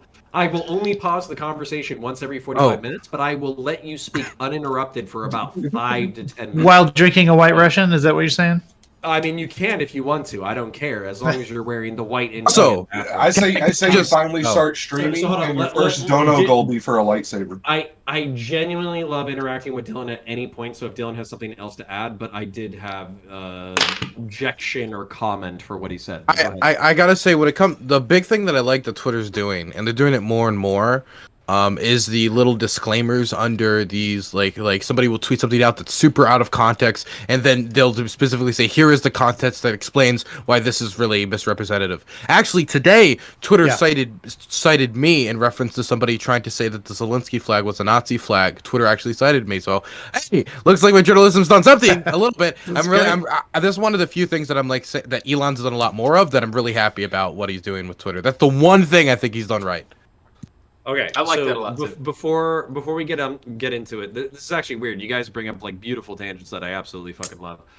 One of the beautiful tangents is the fact that one of my friends, GKR, I'll shout him out. I think he's very smart despite being an asshole.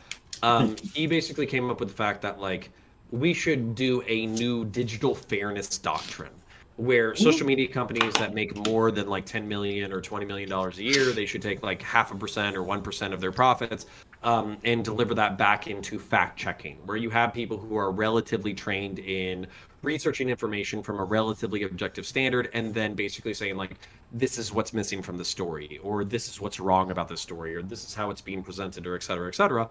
That way we can kind of teach the American public to be more critical of the information they consume, rather than actively consuming propaganda that they want to see, frankly, because that's what's going on right now. Can I ask you a question, by the way, Counter? So, did you think going into the Elon Musk time on Twitter.com when he was going to be implementing all these new rules, did you think he was going to be a warrior for free speech? No. This is actually part of my argumentation.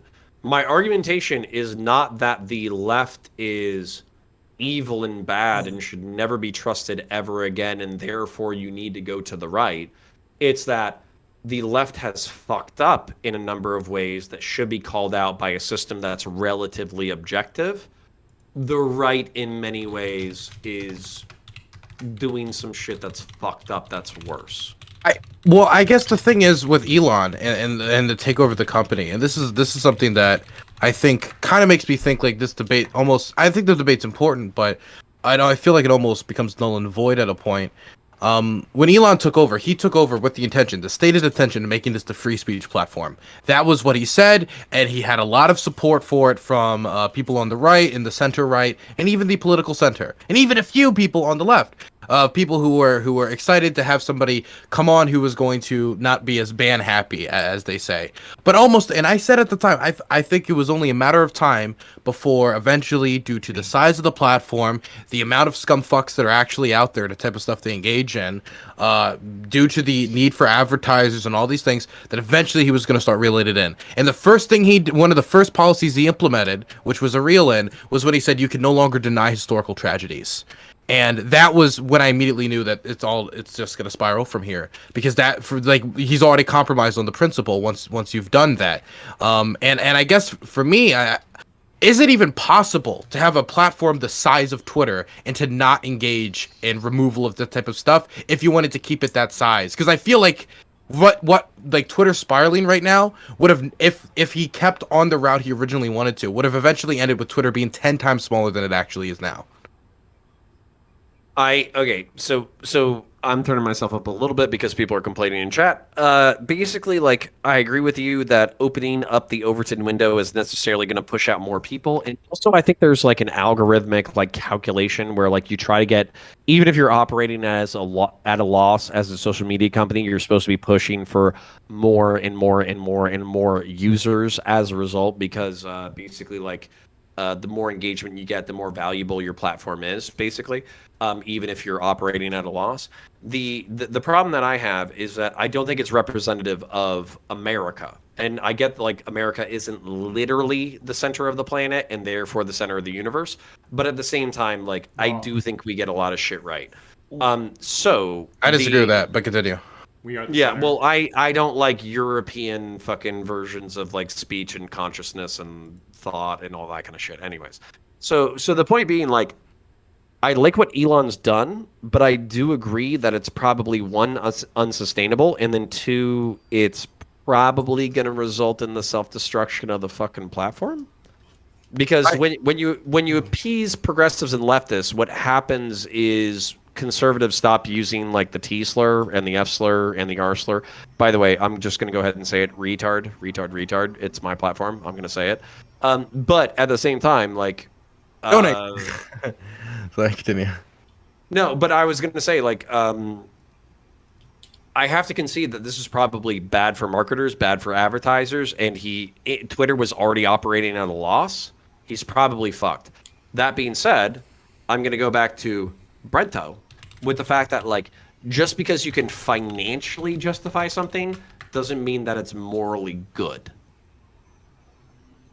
I really don't feel like the lack of regulation would make it more like America. I think we have things that regulate people's behavior IRL, like wanting to keep your like job, getting punched in the face, getting punched in the face, stuff like that. I think the internet is very unrepresentative of the United States, and the less Twitter has been regulated. Here's a great example. Did you see the response to Zelensky's speech to Congress on Twitter? How fucking insane it's been, with people like, oh, this money laundering Jew, just the crazy stuff, hundreds of thousands of likes on these types of tweets. That's not representative of the United States. If you poll Americans, the vast majority of Americans support Ukraine. When I go outside my house, I see people flying Ukrainian flags. I never saw that for any other country ever. You're in the Northeast, bro. I am in the Northeast, but if you poll people, the vast majority of Americans support Ukraine. But that's not the type of stuff that's being popular on these social media platforms right now. And really, I think there is a loud minority thing going on when it comes to these social media platforms. I don't think it's representative of the United States. Okay, so sorry. We'll let everybody else in back. Okay, Hanz, you can go ahead, but I want after you. Dylan, you don't think? Are you sure that Zelensky isn't declaring a war on Christianity and Christmas? You know what? Or I like, hadn't what considered that. I hadn't considered that. That's a good point. and he wore that sweatshirt. He has the drip. It's too raw for American Congress. So you can't maintain it. God, stop. Past the memes. Okay. So basically, like, I kind of resent conservatives who are supposed to be like patriotic. If somebody comes to my fucking country and tries to take it over, I'm gonna fucking shoot them with my pipe bombs that are made in the backyard with fucking militias that are trained with radio, like unsecured radios, you know, doing operations in the forests of Georgia. I resent them being fucking pussies about Ukraine actually using small arms and technology provided to them by third-party sources in order to resist Russian invasion. I think that's fucking giga cringe. But that being said, like I have to say, like I would rather schizos have access to be able to post schizophrenic shit to social media, so they can blow off their steam, rather than being tamped down on by social media to the point that they go do something like violent. You know what I'm saying? Like, I would rather people shit post on YouTube and Twitter than go shoot up a church in Charlotte. I don't think they're the same thing, though. Like, well, they're not wait, mutually hold on, exclusive. Connor. What about the research into these places where they are allowed to post this shit in a more subdued fashion? The people who are, you know, doing it with intent as opposed to, you know, mental illness per se. They end up being the pipeline into those for younger people, because they're like, oh, this is normalized, it's allowed. You know, obviously, if this was wrong, it'd be, you know, against TOS, because younger kids are impressionable, etc. Because there is evidence for that as well. Are you saying you can't trust an 8-year-old with an internet connection? You fucking anti-free True. speech. Well, technically, true and based. Well, All right, technically, this research was about 12 to 14-year-olds, but yes. But also, Connor, I think you're assuming that all of these likes that you're describing are spontaneous grassroots communications and aren't like coming from places like Cambridge Analytica that are manufacturing consent by this. Because the reason I say this is because when Dylan talks about how people on the internet are not like people in real life, it's because the people on the internet aren't real life people. They're either coming from overseas, or they're coming from troll farms, or they're coming from some other like area, and they're trying to make it appear as though there's some sort of consensus around an issue. But then you walk out your front door. Like I'm in Texas. I'm not in the Northeast like Dylan, and I have the same experience. Most of the people I know are very much in support of Ukraine. Even my Trumpy family, like half my family, is very pro-Trump, but they support Ukraine. What city? We're in in the exurbs outside of Dallas. All right, that's pretty conservative. Never mind. So I have family in Indiana who support Ukraine. Like, it's not just East Coast shit. But if he was like, I live in downtown Austin, I was just gonna start. Yeah. But you want to know how you know it's real America? The retirees of Delaware love Ukraine, man. The retirees. Doesn't this beard tell you what part of the country I live in? Weirdly though, like I feel like these people don't know dick about shit. So like I kind of feel like this is like adding to the manufactured consent shit, where it's like the reason why they're supporting Ukraine is because like Americans have this like default thing where we always root for the underdog. If there's like a militia resisting like an authoritarian military, we're gonna side with them like by default, unless they're Muslim. Because like basically like we want to see the fruits of the rebellion of the United States of America and free people across the world. And so it's very easy to paint. It's very easy to paint the narrative of the Ukrainians as like the underdogs. Yes, they have a high degree of technology. Yes, they have a high degree of competency. Yes, they actually have pretty competent units. but they're resisting an overwhelming tyrannical exterior force that's coming to take their shit, and they don't have the justification to do so. Therefore, if Ukrainian militia members want to hide out in fucking wheat fields and then ambush, Russian fucking tank convoys that are unsupported, this is actually fucking giga-based. And I am completely susceptible to this narrative. I actually support this narrative. But at the same time, like, my point is, like, I don't think that prior to that, popularity within the American zeitgeist, I don't even think half these motherfuckers could point out Ukraine on a map. You know what I'm saying? Yeah, but they could point because to it's popular doesn't mean it's right. But they could point to Putin, and he's an obvious bad guy, I think, in the zeitgeist, and has been for a long time. And I also think that they're seeing, they're seeing the Dylans of the world, like, putting out all this pro-Ukrainian propaganda. But what they're seeing is they're seeing real atrocities that the Russians are doing. They're not seeing the equivalent atrocities, like, going in the other direction. And I think there's reason for that, because there's cameras everywhere, there's smartphones everywhere. Like, these things can be documented no matter which side they're on. It's not just that the West won't report on it. I need to go pee again, but I think the lefties, when they call this like, oh, somebody has lefty positions, but they don't know how to define them, they call this morally lucky. I feel like a lot of people, when it comes to the Ukrainian war, they're not intelligent. They could just as easily be manufactured consent into another Iraq war invasion. They're just morally unlucky. I mean, we all watch that happen in real time. Isn't that like an argument against I'm gonna like piss having and a be free back. society and democracy? Because like if everyone's fucking stupid. No, stop it, Hanz. I legitimately, democracy is the worst form of government, agree with except for all the other ones. Which is why I would advocate for specific guardrails. Anarchy's not much better, my You're friend. right I can tell you. So backing up Connor's extremely base take that people are dumb as shit sometimes and we're all morally lucky. I think it's really great that we have institutions that can provide guardrails, like the free press, or in this case, our intelligence agencies, and they all work together to make sure that most Americans have access to relatively decent information that isn't massive misinformation, that isn't propagated by potential enemies that are trying to destroy our country. I think it's a really important balance, and I think Brento Box has already admitted that there are certain things about information that probably shouldn't be released because that will harm people. And as long as there's a line somewhere, I think we can agree that maybe my line is just a little bit farther in a certain direction than Brento's. We both agree. It's over the line. Okay. Can you agree that can you agree that we're both in favor to some degree of stopping some information from being made public because we think it might cause danger?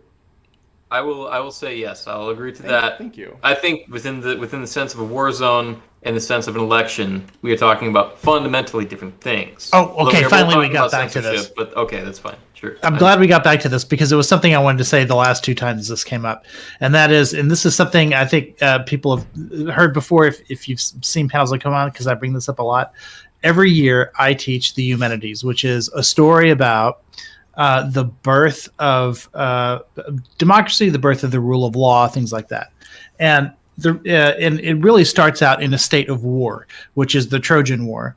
And Agamemnon comes home and he gets murdered by his wife. And the reason she murders him is because earlier in the play that came before that, he had sacrificed their daughter for favorable winds in order to get to Troy in the first place. So those are the first two plays. In the third play, the Furies are chasing the son Orestes because he killed his mother, and that's matricide, and that's bad. So you can see it's like one thing needs to be avenged, so the next thing needs to be avenged, and so on and so forth. We all know the eye for an eye stuff. Okay, so in this story, though, what happens is the Furies are chasing Orestes. And Apollo comes down from the heavens and says, no, you can't do this because Orestes is beloved of me and I'm protecting him. And at some point they start to fight. And of course you can't have gods fighting each other because then the whole universe goes off kilter. So Athena comes down and she puts a stop to all of it. And this is a state of war. This is the chaos of war. This is what the Trojan War was before that. And what happens is she invents the Athenian law courts. She pulls in 100 Athenians to judge the situation and make a determination as to what the fate of Orestes should be. Is he guilty of matricide? Should be put to death, like the Furies want, or do they declare him innocent, and the Furies must go to sleep. And what ends up happening is there's a tie, and Athena breaks the tie or whatever. But it's the rule of law becomes a priority over that, and this is the birth of Athenian democracy. It all comes from Athena. So the reason I bring up this story is because the whole point of the Eumenides is that democracy and the rule of law are the thin line that separate us from the chaos of war. And so if you're protecting democracy, democracy might not be a war zone, or the world that we live in isn't a war zone. But if we lose that cover, if we lose that protection, we're in a war zone. Like, that's what's at stake. Yes. So anytime there's an existential threat to democracy, we're basically in a war zone. Like, we're one step away from that. Okay. The old adage, every culture is only three. Pause real quick. I'm going to let Jakanadar go in a second. So basically, we've raised roughly $1,600 in change out of a $1,500 goal in order to help our boy out. We took him from $8,500 to $10,000. It's not perfect. He needs to be at 25 grand, but at the same time, we took a healthy bite out of what he's trying to achieve. As a result, as a generally speaking 50 viewer Andy, I'm going to go ahead and pat myself on the back, and I'm going to go ahead and pat you guys on the back, the fucking people at home who donated the money in order for us to get where we are. There were 3 people who were in the waiting room who wanted to fight, including my good buddy GKR, who helped me start the Discord server. I think he was one of the first people. I'm no longer a fighting guy. I'm a cooking channel. This is what we're doing now. Yeah, he's a cooking channel making quesadillas on a skillet. So basically, I want to murder things digitally because I feel like $1,500 for 3 or 4 hours worth of work is actually a decent pay-to-play ratio. So what I'm going to do is I'm going to let everybody stab the fuck out of each other, including the boomers, the millennials, and the schizos who just joined. And basically, y'all run it into the ground for the next 45 minutes. Then we'll call it. And I am going to basically run Darktide in the background and crush people's skulls with my mind bullets. So, GKR, Volks, and the Mind of Oz, you just joined, but I'm going to let Jakanadar go first to make a coherent point, and then we'll let the Millennials and Zoomers stab the fuck out of each other. Connor, did you hear my boomer wisdom there while you were gone? I did, and it was beautiful. I appreciate your contributions because I feel like they're actually... genuinely speaking, like well-founded, nuanced, interesting, and critical of all the bullshit that we fight each other over. So many words, democracy is worth defending, and sometimes you have to be realistic about what that defense looks like. No, that's fucking based. Okay, Jakanadar, please take it away, and then we'll get into the memes. Well, see, mine's a very quick point, but there's an old adage, and it is very true. It has been held true for fucking millennia now. Every culture, every society is 3 meals away from revolution. If you deny any culture 3 meals in a row, you will have a revolution. That's not a hyperbolic statement. Literally, if you were to starve 330 million people for a day, that would be enough. So our democracy is remarkably fragile. America is a miracle that we got it right at all. At all. Based in true, Burke King conservative, fucking true. All right. I'm not a conservative, but close. Conservative. You are now. Mind of Oz, Volks, and GKR, you are on the line. Let's go. Oh, fuck. All right. Jake. About something in particular? You've been waiting. Come on. Jump in. All right. The water's fine. No, just go in, JKR. Just like espouse nonsense. Who cares? Listen, okay. Let me. Cooking. The cookie thing. I'm gonna make meatballs. Not okay. All right. Well, hey, you got renamed JKR, so now you're the Joker instead of GKR. So. Okay, no. So based and very Italian of you. Let me remind you what's going on. Number 1, we're doing a fundraiser for a gentleman who doesn't have a heart and a fucking like kidney or liver or some shit. I think that his mom has gone to bed at this point, so I think it's safe to say I was originally supposed to be streaming with fascists. I think they would have called him a useless eater instead. He should have been killed. So That being said, we love him. He's a part of our community. We want to bring him into the world and allow him to live the best life possible. So as a result, we're helping him raise money in order to survive for longer. So that's the background of what's going on. The foreground of what's going on is Hunter Biden. His story was relatively slowed down by Twitter. There is implications of the involvement of the FBI as a result. There's a conflict of interest when it comes to the FBI people who are involved, who are hired both by Twitter and the FBI. And there's a question of whether or not your broader allegiances lie with the Republic and republicanism or democracy or, rule of law, or if they lie with just being a conservative or traditionalist. So I know that GKR fucking hates conservatives. So please enlighten us on what's been going on recently besides your fucking meatballs. It's so important, though. No, but Connor, you ran away before I was able to say something. But specifically for you, you talked about how I made a pretty good point about how the importance of these intel institutions is it's imperative that they do their job that protects democracy. And you said, oh, hey, it seems like their duty to the Republic might cause them to do something, that might violate the Hatch Act or other things that they shouldn't do. I agree with you that there's the potential for that overreach, but I would say, in this specific case, the intel agencies seem to be doing their specific job, which was to be very careful and very cautious about the release of potential misinformation, and I don't think they went above and beyond to the degree that you could say that there was foul play. I understand that you said, and I've already said, that it's plausible, I'll give you 52%, okay? That's I'll take that. That's plausible, but...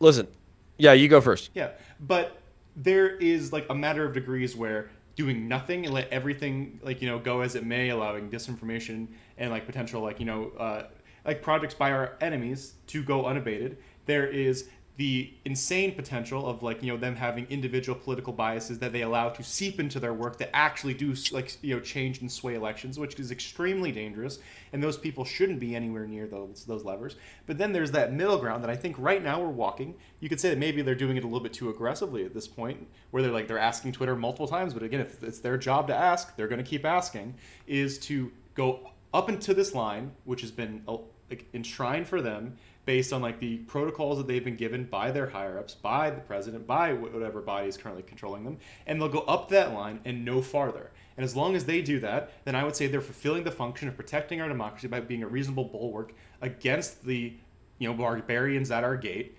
and it makes our democracy more free because I can fight with Brento as opposed to whatever Russian troll would want to be inside Brento's skin, right? Okay. How are you? Hold on. Before we get into it, it's my fucking Discord. Everybody, shut the fuck up. So number one, Hanz is giving me 51-49, 52-48. Earlier in the week, when I've been getting dogpiled, it was 0.5, 99.5. So basically 0.5 to me, and it was 1 to 99. That's what people were willing to fucking I'm trying to be nice to you. Who the fuck are you talking to, Counterpoints? I will schizos and Destiny, but same thing, right? So anyways, my point being, I appreciate the fact that you were I'm not saying you're conceding I have to take the Hanz of Harkir fucking red stamp and fucking stamp it on 51-49. But the fact that you're even willing to entertain it makes me feel like you're already good faith more than most of the fucking people that I'm dealing with. Connor, I understand, but I promise you, if you rewatch that VOD, there are multiple times where both Supreme and Destiny say that it's plausible that that what you're saying is happening. Until they see more evidence, they can't be on that lane with you. Do they know the definition of plausible? Yeah, if they are saying plausible and then they are giving him 1 to 99, they are misunderstanding the word. They need Wallace Shawn there going inconceivable, and then fucking Mandy Patinkin saying, "I don't think you understand what that word means." That's essentially what's happening. I want to make sure that we all in my linguistical background, I am of the opinion that plausible is of a greater degree of potential thing being real than possible, right? It goes yes. It's uncertain, possible, plausible, they're logical, likely, extremely likely, almost certain, right? There's that that spectrum. Yeah.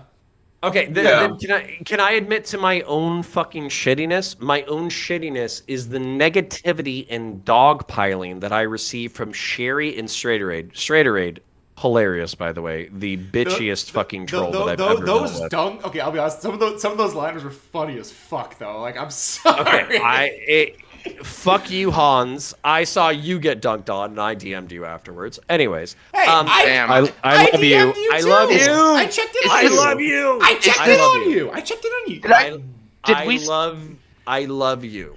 Did we step into a Destiny support group? Like, I'm sorry, guys. Yeah. Okay, we did. Can I? Okay, All right, hold on. Did step into a Destiny. Hold on. Before you go, we did step into a Destiny support group, but I feel like we are complaining infinitely less than the normal Destiny support group. I am not a Destiny support that's group. fair. There's Here's no my Destiny thing. support. That's fair. I'm not a Destiny support grouper right now. Okay. Like, Okay. All right. Well, but here's my other thing. Before you go on, it's like Jesus. You were talking to people who generally mean. Of course, you're going to get the more pedantic, ridiculous answers. When you talk to people like Rich or Hanz or myself or Tiberius, you're going to get realistic answers because we don't want to be called fucking liars. Okay. We don't want. That's not a moniker we're willing to fucking to hold. So we're going to be honest about shit. I just want to defend. I want to defend Supreme like very quickly. I think both Supreme and Destiny like added a good amount to that conversation, as well as like with that Ruminate guy. I think they did participate like relatively well. I can agree with you that Cherry and Serenade didn't really add anything to that conversation. But I would say that the original three, they did give you a fair shake, but there were points where the extra people in that call like were riling you up so much to the point where you couldn't see like the plausibles that like Supreme was giving you. If Supreme ever in that entire conversation said the word plausible, I am infinitely happier than I was 30 seconds ago. I'll bet you a six-pack. I'll bet you somebody can pull up a clip of it before the end of the stream if we're being honest. That is 100% fine. I don't want to distract from the conversation. Volks has been trying to talk for a while. Thank you. I'm so Thank sorry. you. So Thank you, my internet daddy. Thank you. Volks talk for at least the next 30 to 45 seconds. Time for a Volks support group. Thank you. I'm so sorry. Thank you, Hanz. Also, hi, Dylan. So, let me just kind of give my perspective on this whole thing. I get where you're coming from, Connor. I actually do, because I think that a lot of the shit that was happening was kind of weird. Even if you were to look at it from the perspective of this is all just sort of coincidental. It's still kind of weird that all this sort of happened together. Right, so you have to accept that. Weird isn't enough. I need use more. 9/11 conspiracy, election denial, Okay, I said that I wanted to hear Volks for 35 to 45 seconds, and I think I heard him for 32.5 seconds. I want the full 35. Thank you, Connor. Volks, please continue. Thank you. As the man living in your walls, thank you so much. Okay, all right. He's the dick gremlin. So sorry, continue. No. But I think there's I don't think anyone's brought this up. Have we not considered the fact that the FBI might have been factoring in how they handled the Clinton emails on how they handled the Biden situation? I mean, if that was already brought up, then my point's kind of redundant, but that was kind of my point. Is that No.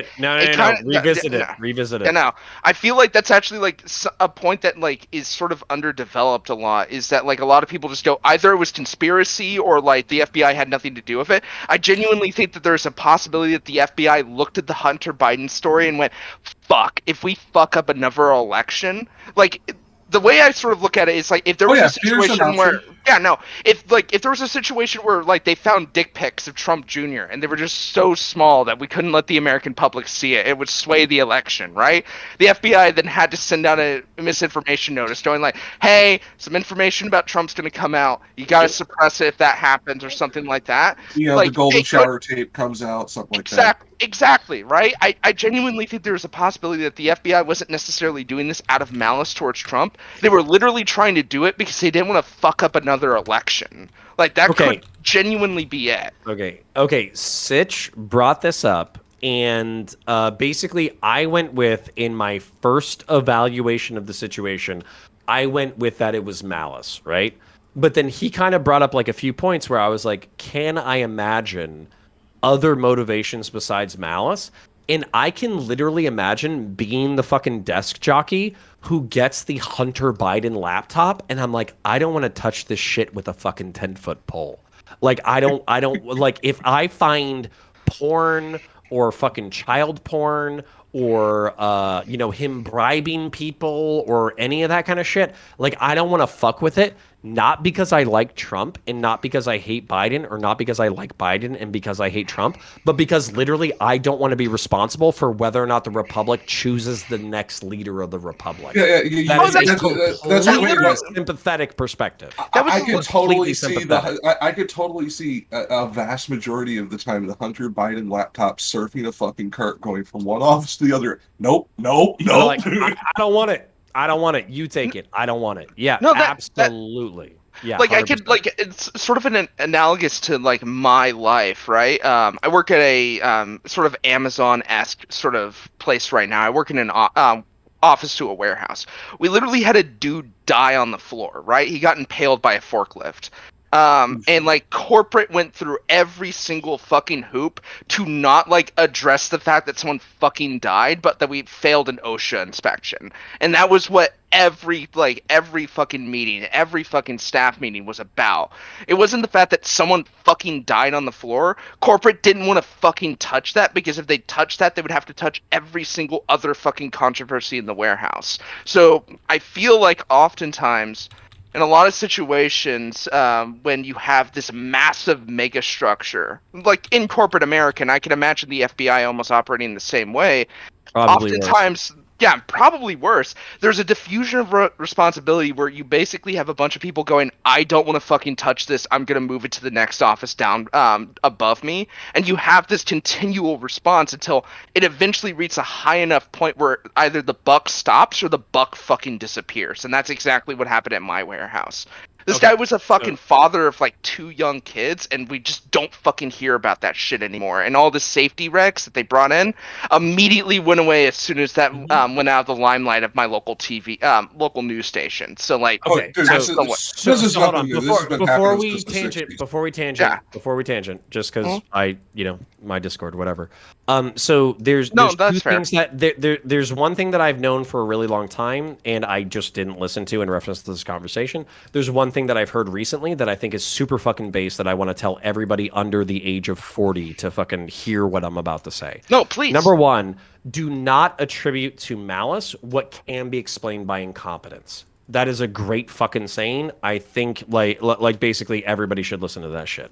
The second one that I heard from a 90-year-old literally a couple of days ago was, I've never gotten in trouble by listening. I have gotten in trouble by talking. And so, like, I think that's, like, another great fucking saying that some fucking 1920s motherfucker said that nobody listened to, that everybody needs to listen to. I've gotten in a lot of trouble by talking without enough substantive fucking evidence in order to back up my position. I probably would have avoided a lot of this trouble by just listening. And Hanz wants to yell something, Hanz yell it, and then whoever wants to take it. Connor, can we add, like, to the proverbs that we shouldn't consider malice to be the first option when it might just be competency and people at the intel agencies doing their fucking job? Yes, bro. I got 6 beers in me, and I'm pretty sure I said that 30 seconds ago. What kind of drugs do you have in your No. You said incompetency. He put it on its head and said, incompetence. You only have 6 beers in you? What a loser. They're just doing their job, man. All right? They're just doing their job. Okay, doing their job. Exactly. I get they might be doing their fucking job, right? But at the same time, what I would argue is if you're doing your fucking job, then fucking audio record that shit so people don't think it's a national level conspiracy. Oh, that I agree with. I would love a list of records of all the meetings and all that shit. We have the digital storage capability now. There is absolutely no reason we should not have that level. Not that it should be available for a fucking Freedom of Information Act for just any reason, but that level if of some fucking wild shit comes out, yeah. Okay, can I make an addendum to the statement that hold on, Vokes, we've let you go on a few times. Okay, all right, fair GKR enough. said some wild shit, and we know that he's an asshole who sides with leftoids. So Based. GKR, please take it away.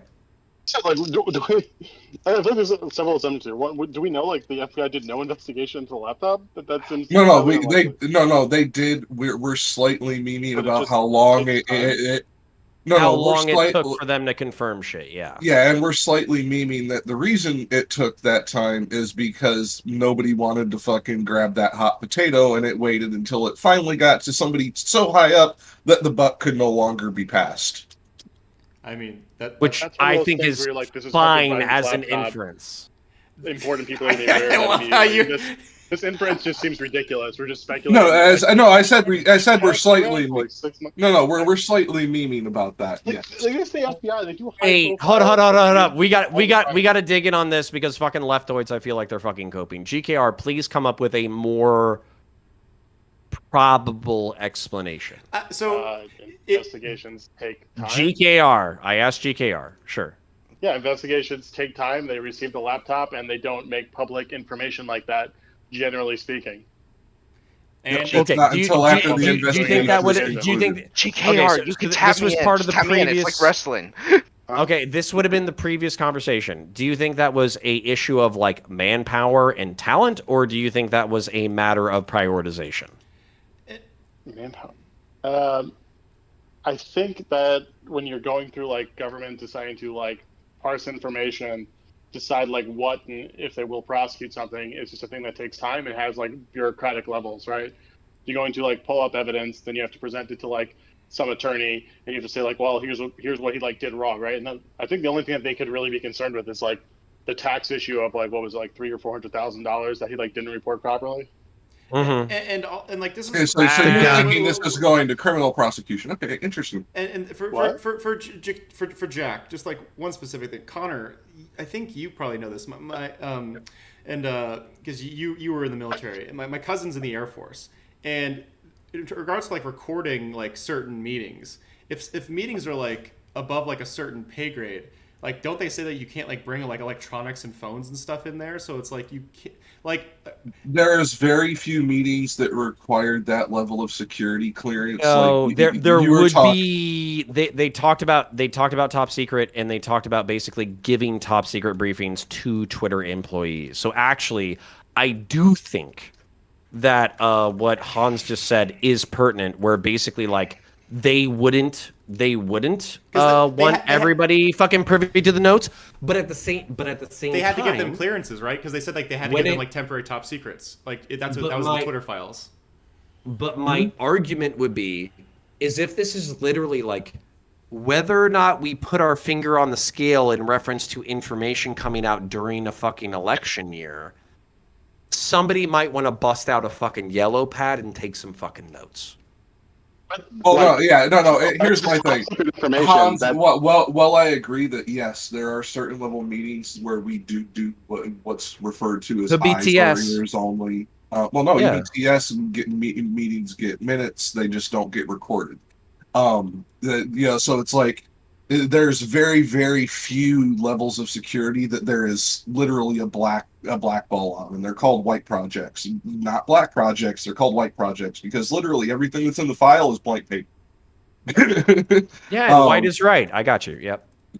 Well, no, it's just the joke because it's all just white paper. The issue is, don't worry about it. But the issue is, I personally think that we should have far less of those, not because of somebody can find out what was being talked about and they're talking about nefarious shit.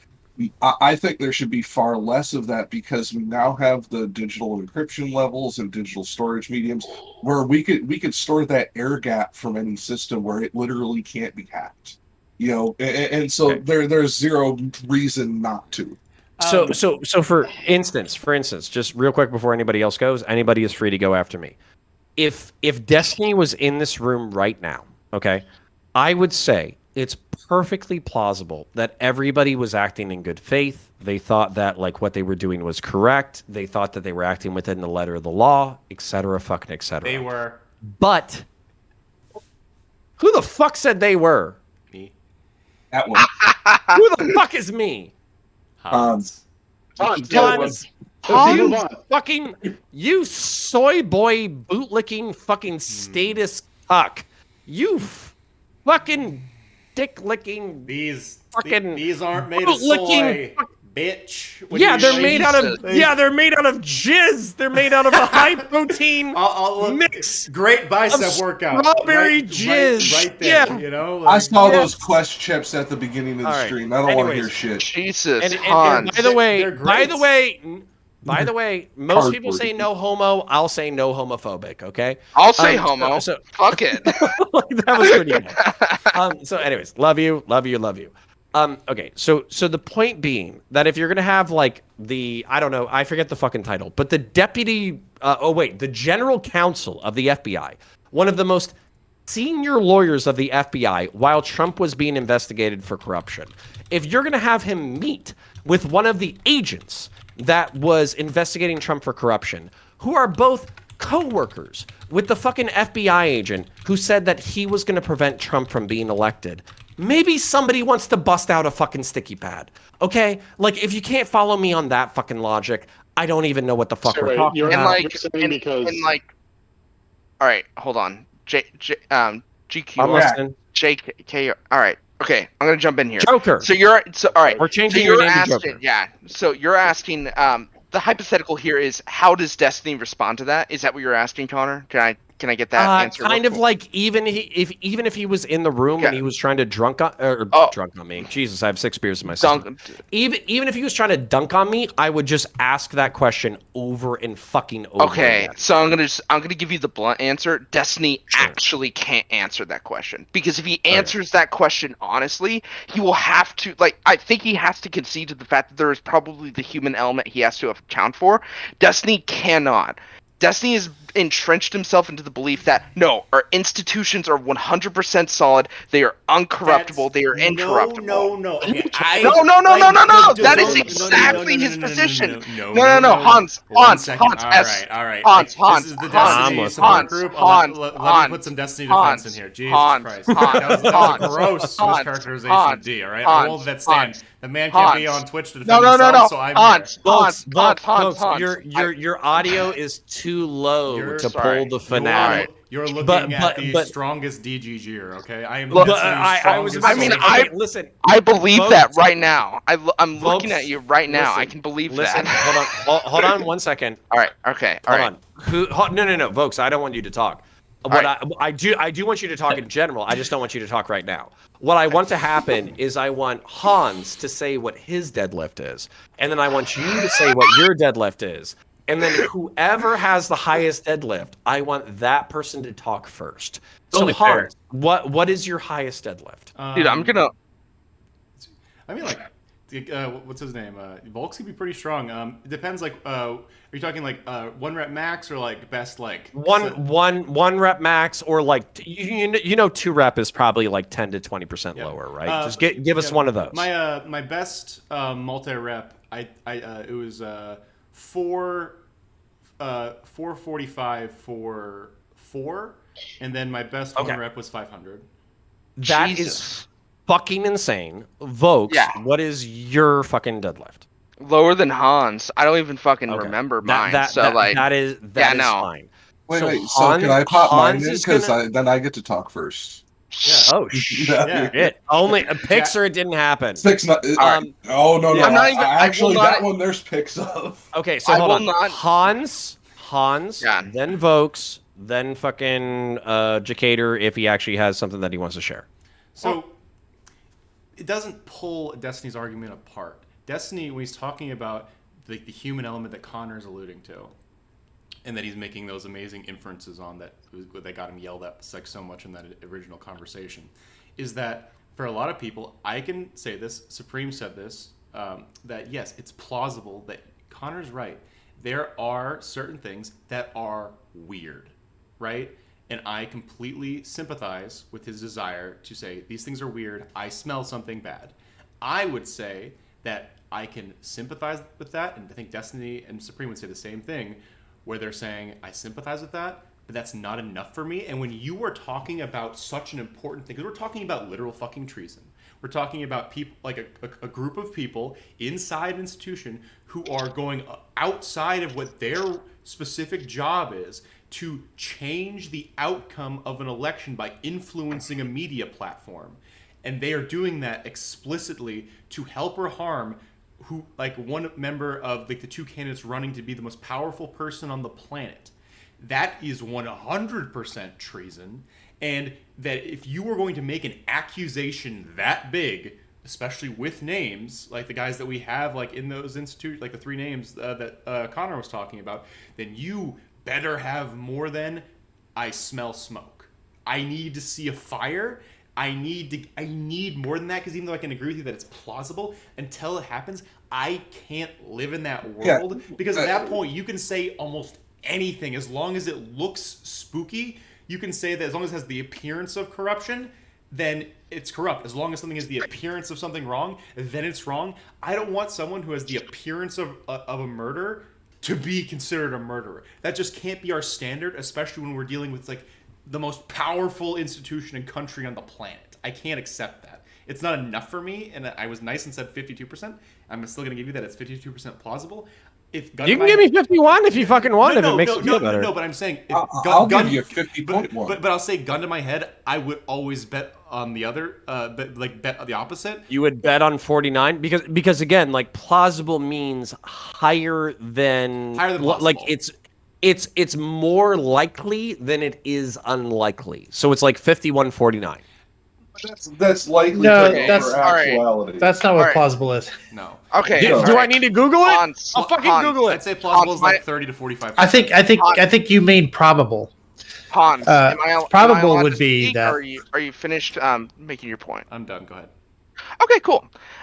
So that was not necessarily the vibe that I got from Destiny when I was listening to him talking to Connor. All right, if that is the actual view that Destiny has about that, then I'll retract my statement about that. I'll my retract impression, my madness over the past no. Because here's the thing: if that is actually Destiny's position on the issue, 100%, I'll eat that L, right? 100%. Just if I'm more than happy to be wrong about things. I love learning, and part of the process of learning is being fucking wrong about things.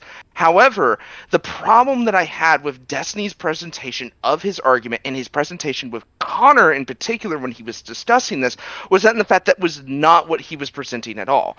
When he spoke to Connor in a very condescending, very derogatory manner that made it seem like he was making every last effort to defend these institutions, because going off of the things that Destiny has said in the past, especially the things when talking about January 6th, which I 100% agree with him, talking about Russiagate, which I agree with him, it is very clear that Destiny does value these institutions and does think that we need to preserve the integrity of them no matter what. And I oftentimes think that leads to a blind spot in Destiny's thinking that there is a potential that these institutions are corrupt, but he won't consider that. But if he's open to considering that, I will change my position on that, because I never got that impression.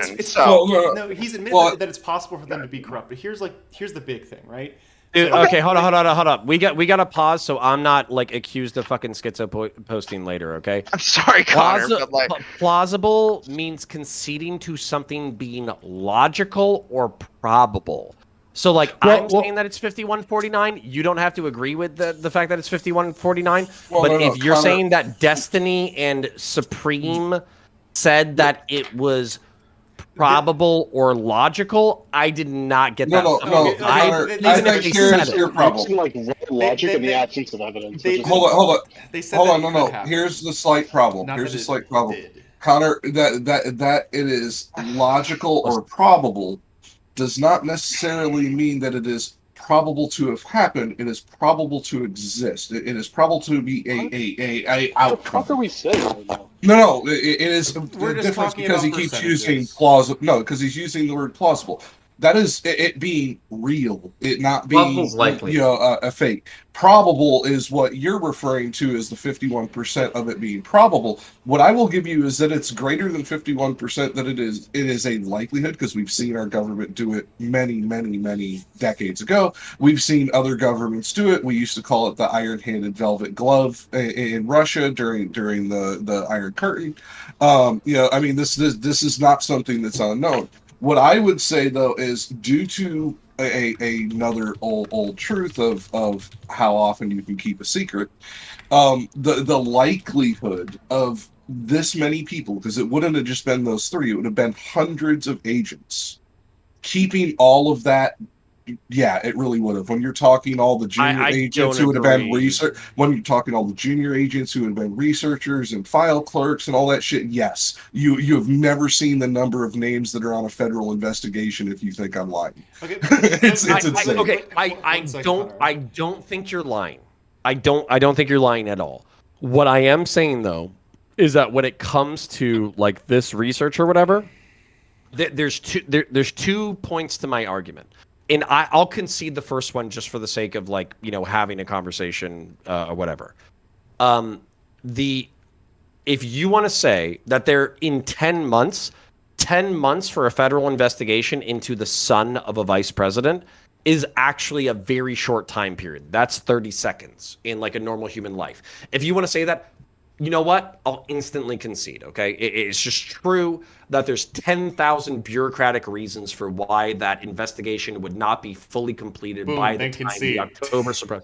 Shut the fuck up. But the second and borderline more important perspective from my perspective is that you had people in positions of power over how that story was shaped and how it was narrativized. And if you're thinking they lied to their underlings too? I don't think there were any underlings to lie to. I'm talking about the researchers as well that would have been involved. That would have been the previous point that I would have conceded to, which is there's 10,000 reasons why an investigation would take longer than 10 months. No. Why those people? My point was that those people would have then revealed that there was some kind of maliciousness. That's what I was getting at. Are you saying that they were lying to their underlings? I don't even know if there's any underlings under their supervision. Chan was the liaison to fucking Twitter. Baker was the executive who was the former fucking general counsel to the FBI at Twitter. So why do you think there's literally Chan and Strzok are fucking friends? people? But Connor, here's the Wait, thing. what? Say no, hold on. GKR might have had an important question. Sorry, ask that question again. Why do you think that Strzok and Chan are friends? Because they literally worked on the Crossfire investigation together. Okay. I'm not saying they're friends. I'm not even saying that they share the same position. But okay.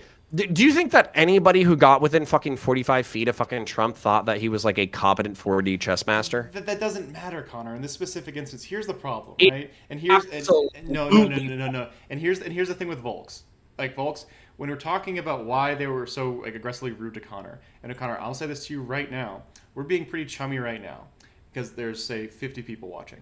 But if I have a platform of thousands, and you're coming on and saying, this is just my opinion, this is how I feel, and when asked for evidence, you say, I don't have any, but I'm making inferences based on my personal experience, you are opening yourself up to extremely aggressive questions about your competence, about your credentials, about what you're saying, and they will make you admit over and over and over again that you don't have the evidence that you're saying like would be required. And I think that is a good thing, specifically because there is a danger for misinformation. I think we can all agree to that, including Brento, right? Misinformation is bad.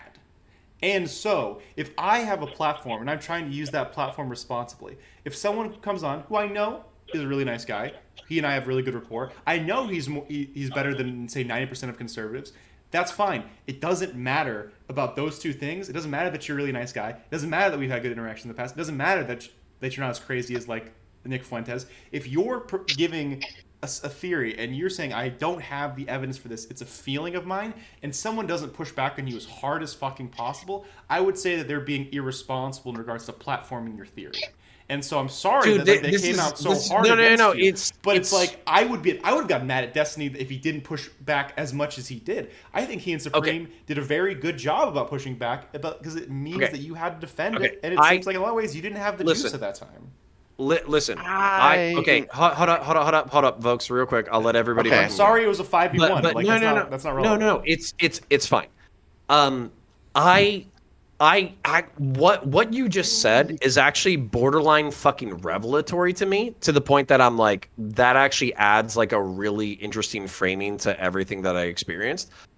For me, like, I gotta say, I took it like infinitely more personally. I know you did. I saw this during. Hold on. But I gotta say, like, I want a Joseph Joestar. This is like a lefty moral reasoning that I'm not gonna lie, I just don't have the capacity to understand. Okay, well, I'm like my moral reasoning is just completely different. No, it's just completely fucking different. The way I perceive the world, the way I perceive arguments, the way I perceive truth is completely different. And that's okay. So here's like my recollection of like how like you were reacting during that conversation, right? Step number one.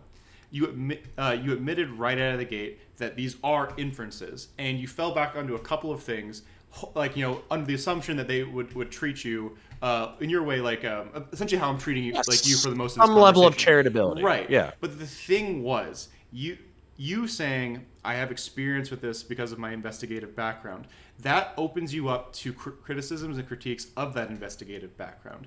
And then you saying I'm making inferences that are my opinion without evidence means that people are going to say, I can't fully get on board with you unless I have the evidence. And then because you opened yourself up in those, and you also did this thing where you said, I think I'm not a fucking idiot. And because I'm not an idiot, everyone does this. I've done this. Every person has done this where he said, I'm not a fucking moron, so none of my ideas can be really bad. And so when people are attacking your specific idea, and I'll admit, this wasn't your strongest basis in regards to arguments. I've seen you argue extremely well before, but this one has more holes than some of your other, like, better clad arguments. And so what happened was you had this cavalcade of people are attacking you professionally because you brought in your profession as a defense. People are attacking you what you feel personally because they say your idea was bad, and you think, hey, I'm a smart guy. I don't have bad ideas. So they're attacking you in that regard. And then they're not giving you the charitability you deserve because of the point that I brought up earlier that, hey, they have responsibility with this massive platform to give you as hard pushback as possible because, again, they would agree with me in the case that we think this is a much bigger deal than what you would say, that this level of collusion that you're talking about is a national security thing. It is national treason. And so they are saying, we need as much evidence as possible, and the methods that which you did it, again, you're a really nice guy, you have good interactions in the past, you're the good conservative, you're charitable to other people, and you're saying, why are people treating me badly? It's because the nature of your accusation in this specific case is so vast that a lot of those other things didn't matter. If it's you and me having a beer, I totally fucking, yeah, dude, that sounds fucking crazy. Like, you know, like, I'm happy to hear all of it. But if I have to, like, you know, let you talk to my audience of thousands of people, you bet your fucking ass I'm going to be like, I need lists, I need dates, I need numbers. And if there's not an explicit fucking thing that says this, you bet your ass I'm going to push back and make this idea seem crazy, because if it's true, then we just blew up the entire American political system. Because we just proved that. Hold on. Sorry, Taze go first, and then Vokes, and then I kind of got to push back on. We got this Mike blows Austin, up yeah. the entire American system. Hey, so Connor, let we me got go Mike hide Austin real quick. waiting. You know, Who? Jack. Mike was Austin waiting for a waiting. minute. Yeah, the no, guy he that has we're been waiting. fucking Yeah. raising money for. I'll drag him in. Fuck him, I'll he's drag not him in. allowed on. I'm just kidding. Let No. me get him on. Yeah, I'll drag him in. I'll drag him in. Thank you. What's up, And Mike? This is all, hold this is on. all just telling me I Let's- need a webcam. Before we get back into the autism,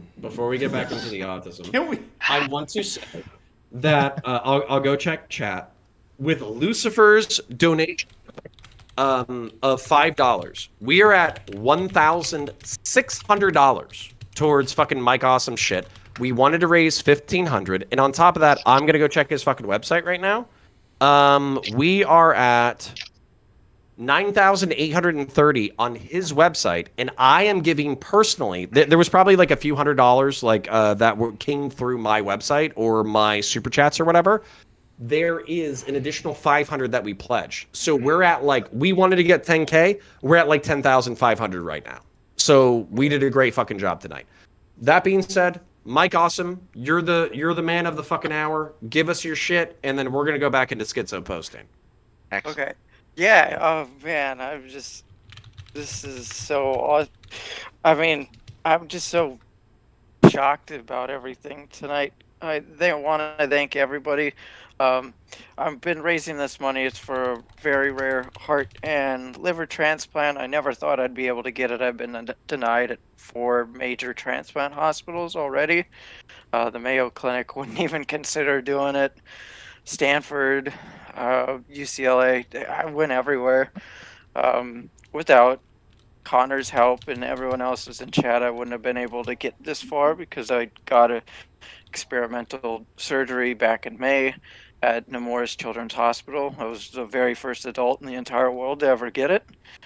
All the donations that went out tonight, at least through the website, should be tax deductible if that matters to you, because it's being funded through the National Foundation for Transplants.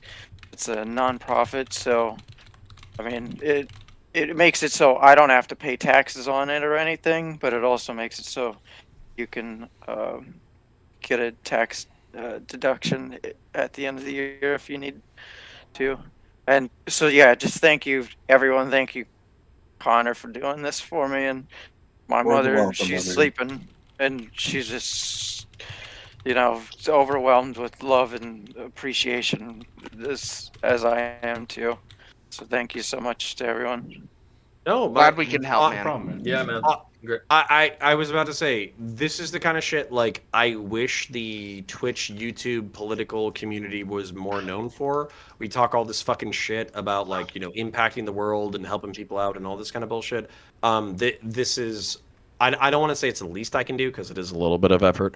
But it is like, I genuinely enjoy it, and I'm happy that we were able to even make a dent in what you're trying to do. So parasocially love you, buddy, and very happy to have you aboard. Do you want to stick on with us schizo posting with each other?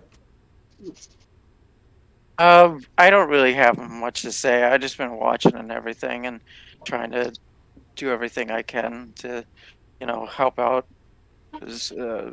marketing this. I don't have a biggest reach. I just do politics in my city, so as you know, and I'm not a big streamer like you guys. I just watch you guys and just appreciate everything. Okay, awesome. Well, we love you, buddy. Feel free to hang out as long as you want to. And then what I was going to say, I just linked Mike's charity again in the chat. If there's any people who are kind of like hanging on, they were like I got $5, but I want to go get a latte tomorrow, but now I feel guilty. Let your guilt drive your wallet. 100% of what we raised tonight will be going to fucking Mike. We are not going to take a single dime. All of the people who have done super chats, we will cover the percentage that was going through YouTube or whatever. And then also, if you want to donate directly to the link, please do so. And so we're going to get him a few extra dollary dues. Maybe we'll do this again if he needs a little bit more help a little bit down the road. But yeah, it's been awesome. And with that being said, let's get back into the fucking schizo posting. By the way, local politics, best politics. Base. Yeah, I just got true. I just got an award from the mayor a couple of weeks ago, and they had this huge appreciation thing for me because I ended up having to move to Nashville in order to get listed for this transplant. So I left my hometown and everything like that just to do this. So if we can squeeze a few months out of you, or if we can squeeze a few decades out of you, that's what we're going to go for, okay? So we can be like, listen, VGG and DGG are fucking based and fucking cringe for their own fucking reasons, but we helped Mike Awesome fucking survive XYZ longer. So I hope you live a long and fruitful and beautiful life. If I get this and it goes through and like they say, they think I should be, fully capable of having a normal life after this, which is the first time ever. I mean, it's unbelievable. I've never been able to have anything like this because I was born with only the right side of my heart. So I was missing the left lung and the left part of my heart. So, you can imagine having half an engine, how well does your car work if that were to be true. That's how well my body runs. I plan on becoming a nurse, so I want to give back as much as I can to the world that's given me so much. That's fucking Beautiful, base, buddy. dude. Fuck yes. Fuck yes and fuck yeah. Now let's go back to the fucking dickheads screaming at each other over politics nobody understands. Okay, Jack, you were up next, I believe. Oh, I think I had something to say. 1 second. Oh, go ahead. Oh yeah, yeah. yeah. Hold on. Tate, Jack's I'm gonna put my finger on the scale for somebody who's in my fucking corner. Taze, you go, and then Jack go.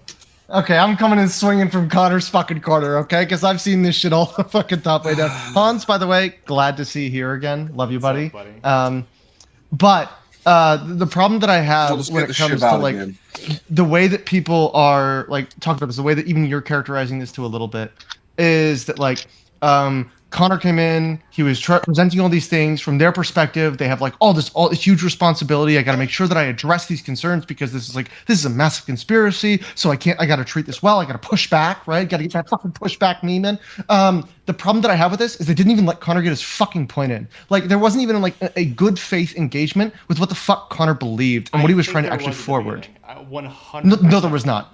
There was not. No, Hans, I have to give him this one. I actually did go back and watch this. And this could be a Destiny support group. That's fine.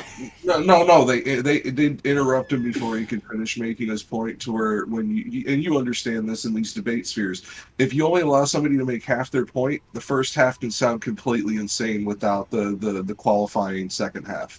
So and that's what it felt like to me, is they interrupted at a point, not necessarily intentionally to do this, but it made his point come off far worse than it should have. So like the main thing possible, but Taze, like there were multiple points during that conversation where Destiny said, "Connor, are these your points? Are these your position?" And Connor agreed, "Yes, this is what they are." And then Connor defined his own points, and everyone agreed. And then they asked clarifying questions, saying, "Okay, so you're saying this, you're saying this, you're saying this." And then Supreme said, this was towards the end, said, "I can see how that's plausible.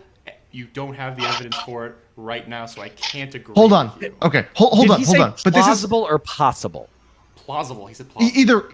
Either one. It doesn't matter. Like if he says plausible or possible, that's fine. What I'm trying to say is that they had a 3-hour conversation with the precedent set that Connor was talking about this as if there was like an evidentiary standard that this was like 100% true. That was the conversation that they had. To be clear, you have to be clear. It is on Connor. The burden of proof for making a claim that big is 100% on Connor. Hans, to be clear, Connor isn't entirely devoid of responsibility of articulating things better at times. It's not even a question. But what I want you to truly approach this from Connor's lens. What happened was Destiny DM'd Connor and said, "Hey, do you want to talk about Elon and Twitter?" So Connor came into the first conversation with this perspective. Destiny assigned him a position. Then, through that conversation, Connor, while albeit not being necessarily the best, he was trying to deal with that situation where he was being ascribed a position and tried to reject that position. Then they went into a second conversation that Connor literally jumped in to say, "Happy birthday. Also, we can talk about a different topic." But the entire time, they did not actually sit down and take the time to understand his whole position. And while, yes, Destiny did even write down his position and all those things, even all of that was written down with the perspective. And if you want to say it was because of additional people were jumping in, getting in snipes, or getting in the way of the further conversation, where you probably could have had a calmer conversation, it was still getting in the way of Connor being able to say, this is just a possible thing. And he even said during the conversation, "I'm working off of speculation entirely. I'm not saying this is fact." He said that during the conversation, cool. and they did not follow up on that fucking perspective. No, they 100% followed up, and they said, "Fine, you're doing this based on your opinion." And Connor said multiple times during that conversation, "This is just my opinion." And a lot of people said, "Wow, that feels really fucking irresponsible for you to say this. We're gonna dunk on you for it." Like, what were they supposed to? Hold on. I don't think you guys are in disagreement at all. I think what's happened from my perspective is from the voices that I heard, the voices that I prioritized in my own mind were Sherry and Straight Raid. Because let's be real, they were the people who pissed me off the most. Oh, I the agree, voices that's that fair. Yeah, the voices that fucking Hanz heard and took into account the most is fucking Supreme and Destiny, because he's a misogynist and he listens to men more than women. That is big. I love women, okay?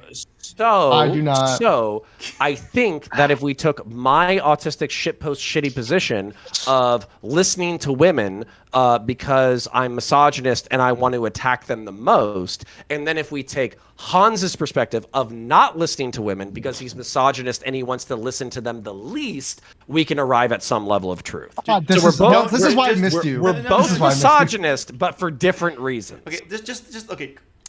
Okay. We get back to the serious thing. Don't ever make me defend Cherry again. I'm so fucking mad at you. Like, I'm sorry, Connor. We're putting you in that corner. We're putting you in that corner. No, I am good. Shut the fuck up, Jack. I am speaking. Okay, I am fucking. I am a man, and I will not be talked over. I am so mad at you. Okay, so Connor, I admit they were really mean to you. You definitely went off the handle way too fucking early. Okay, it was like 14 minutes in when you were like shove a broom up your ass. Like 14. No, it was not. No, it was not. No, you are delusional. If you're saying if you're saying it was not 14 minutes in when that should happen. Within the first 40, 100%. 40 probably 40. Yeah, okay. 14 and 40 are different numbers. Debate, I just want to be clear. What do you think is happening? Hold on. Just be clear, Hans. Just to be clear, from like minute 40 until like maybe minute like 80, there was like the whole like Connor and Cherry thing, and then the rest of the fucking debate was an entirely different situation. Yeah, there was like a cutout part in the middle. Hans, I want you to understand how many times I've listened to this fucking debate. Okay, oh God, how many times did you listen? It really feels like a Destiny support group now. Hans, I have wanted to shove the 40 cal up my ass with how many times I've had to listen to this thing. Okay, are you trauma dumping? Do you have any evidence for this, or is this just a feeling you have? Proof?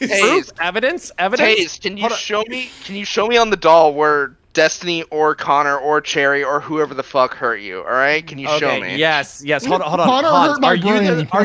Okay. No, that's fair. Hold on. Hans, are you the one who keeps saying that it's a Destiny support group? I think technically I started that, but like Hans. Okay. So I want to point out. I want to point out. Can I redact that then? So Hans can't use it anymore. Oh, fuck you, Hans. I just want to point out that a majority of Destiny support groups are a circle jerk of people who dislike Destiny and who are talking shit about him as a person. I don't think anybody on this fucking panel has impugned his character or talked shit about him as a person. We've just said, hey, this conversation went sideways for more reasons than just Connor being a fucking retard autisberg. Which, by the way, I will concede immediately. Look, retard, autist, spurg, leaning into everything, doubling, tripling down, fighting DGG schizoids on fucking Twitter. I agree. It's my. We are so far down the rabbit hole. Listen, 51-49, my fault. Let me just to be clear. I'm just gonna reveal. Sorry, Taze. Go ahead. You haven't spoken much. All right. Cool. All right. So I'm just gonna come out and say it. Like, no, Destiny actually legitimately blue pilled me on a lot of issues. He blue pilled me on like systemic racism and shit like that. And listen, look, I'll admit, Destiny's rhetoric and a lot of what he says is important, and he does a really good job at saying some things. I just felt like this conversation, when he told Connor to take Trump's dick out of his fucking ear, that was probably one of the most cringe parts of the conversation. And listen, Hans, please stop. Okay, please, Volks, don't get Destiny's dick out of your ear. Get Destiny's dick out of your ear, Volks. Can we get to the part where you make a criticism as saying he's such an amazing guy and he breastfed my child when I saw him on the bus? Can we just get to the criticism? All right, my criticism. Okay, yeah, you go first. All right, no. My criticism is that in the fact that I agree with you, Hans. I agree that you need to push back when you have really fucking hard ideas like Connor is presenting on your stream.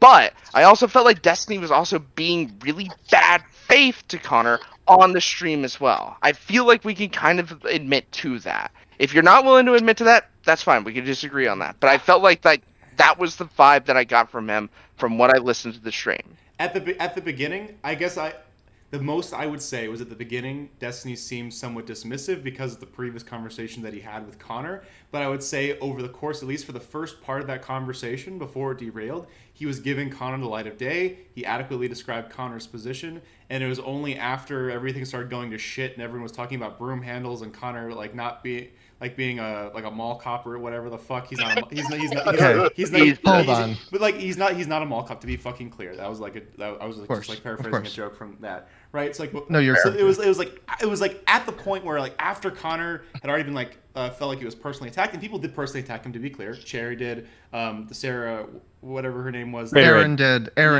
Yeah, she did as well. So would I say that like would the conversation have been a million times better if those two hadn't been there? Yeah, 100%. I don't think Cherry had Would have been a better conversation. I don't think Aaron had anything else particularly either. I don't know Aaron, so I can't speak on her character. But I would say that I would say that they still engage with Connor's ideas, but there's a point where, and most of them would agree with you, right? So this not about the 85% thing, but like the 5% thing, where they agree on certain like facts of the matter with you, and then you would make, in your opinion, say 4 or 5 reasonable inferences or assumptions that, like, given your background, you felt were reasonable, and you said, this is my personal opinion, my pedigree, this is what I have, and I believe that. And then they said, I'm sorry, that's not enough for me. I don't care how nice you are to me. I don't care how good faith you've been in the past.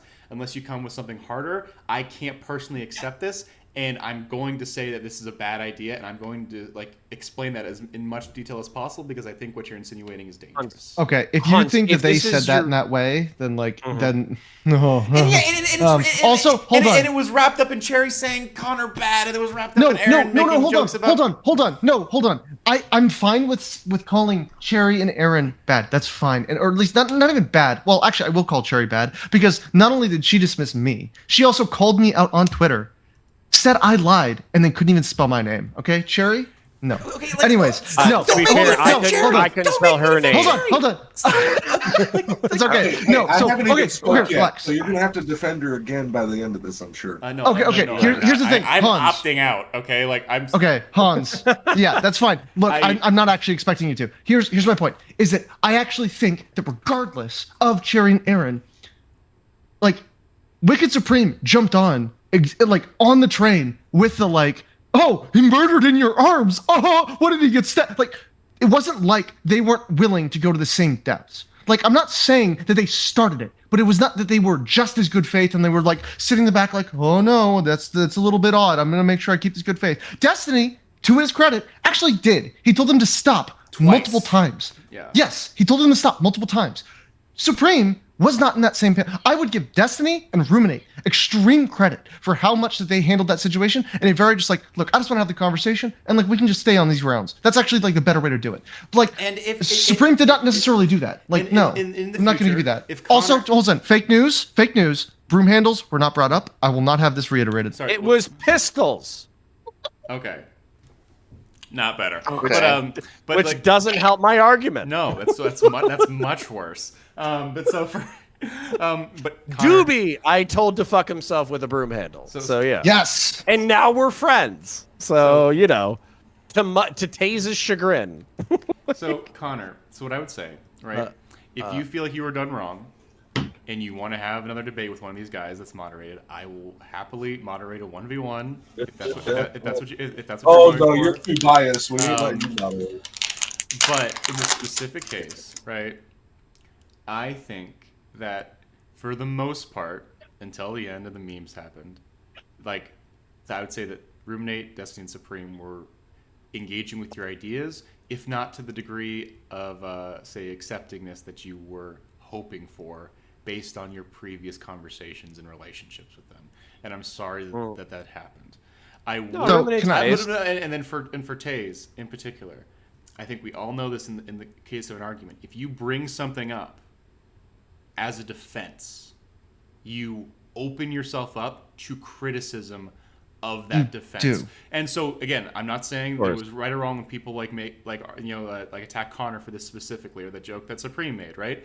But if Connor is using as part of an argument, I am an investigator, I had someone die in my arms, this is part of my credibility, I have solved murder cases, I have done this, it opens him to criticisms on both that story and his credentials.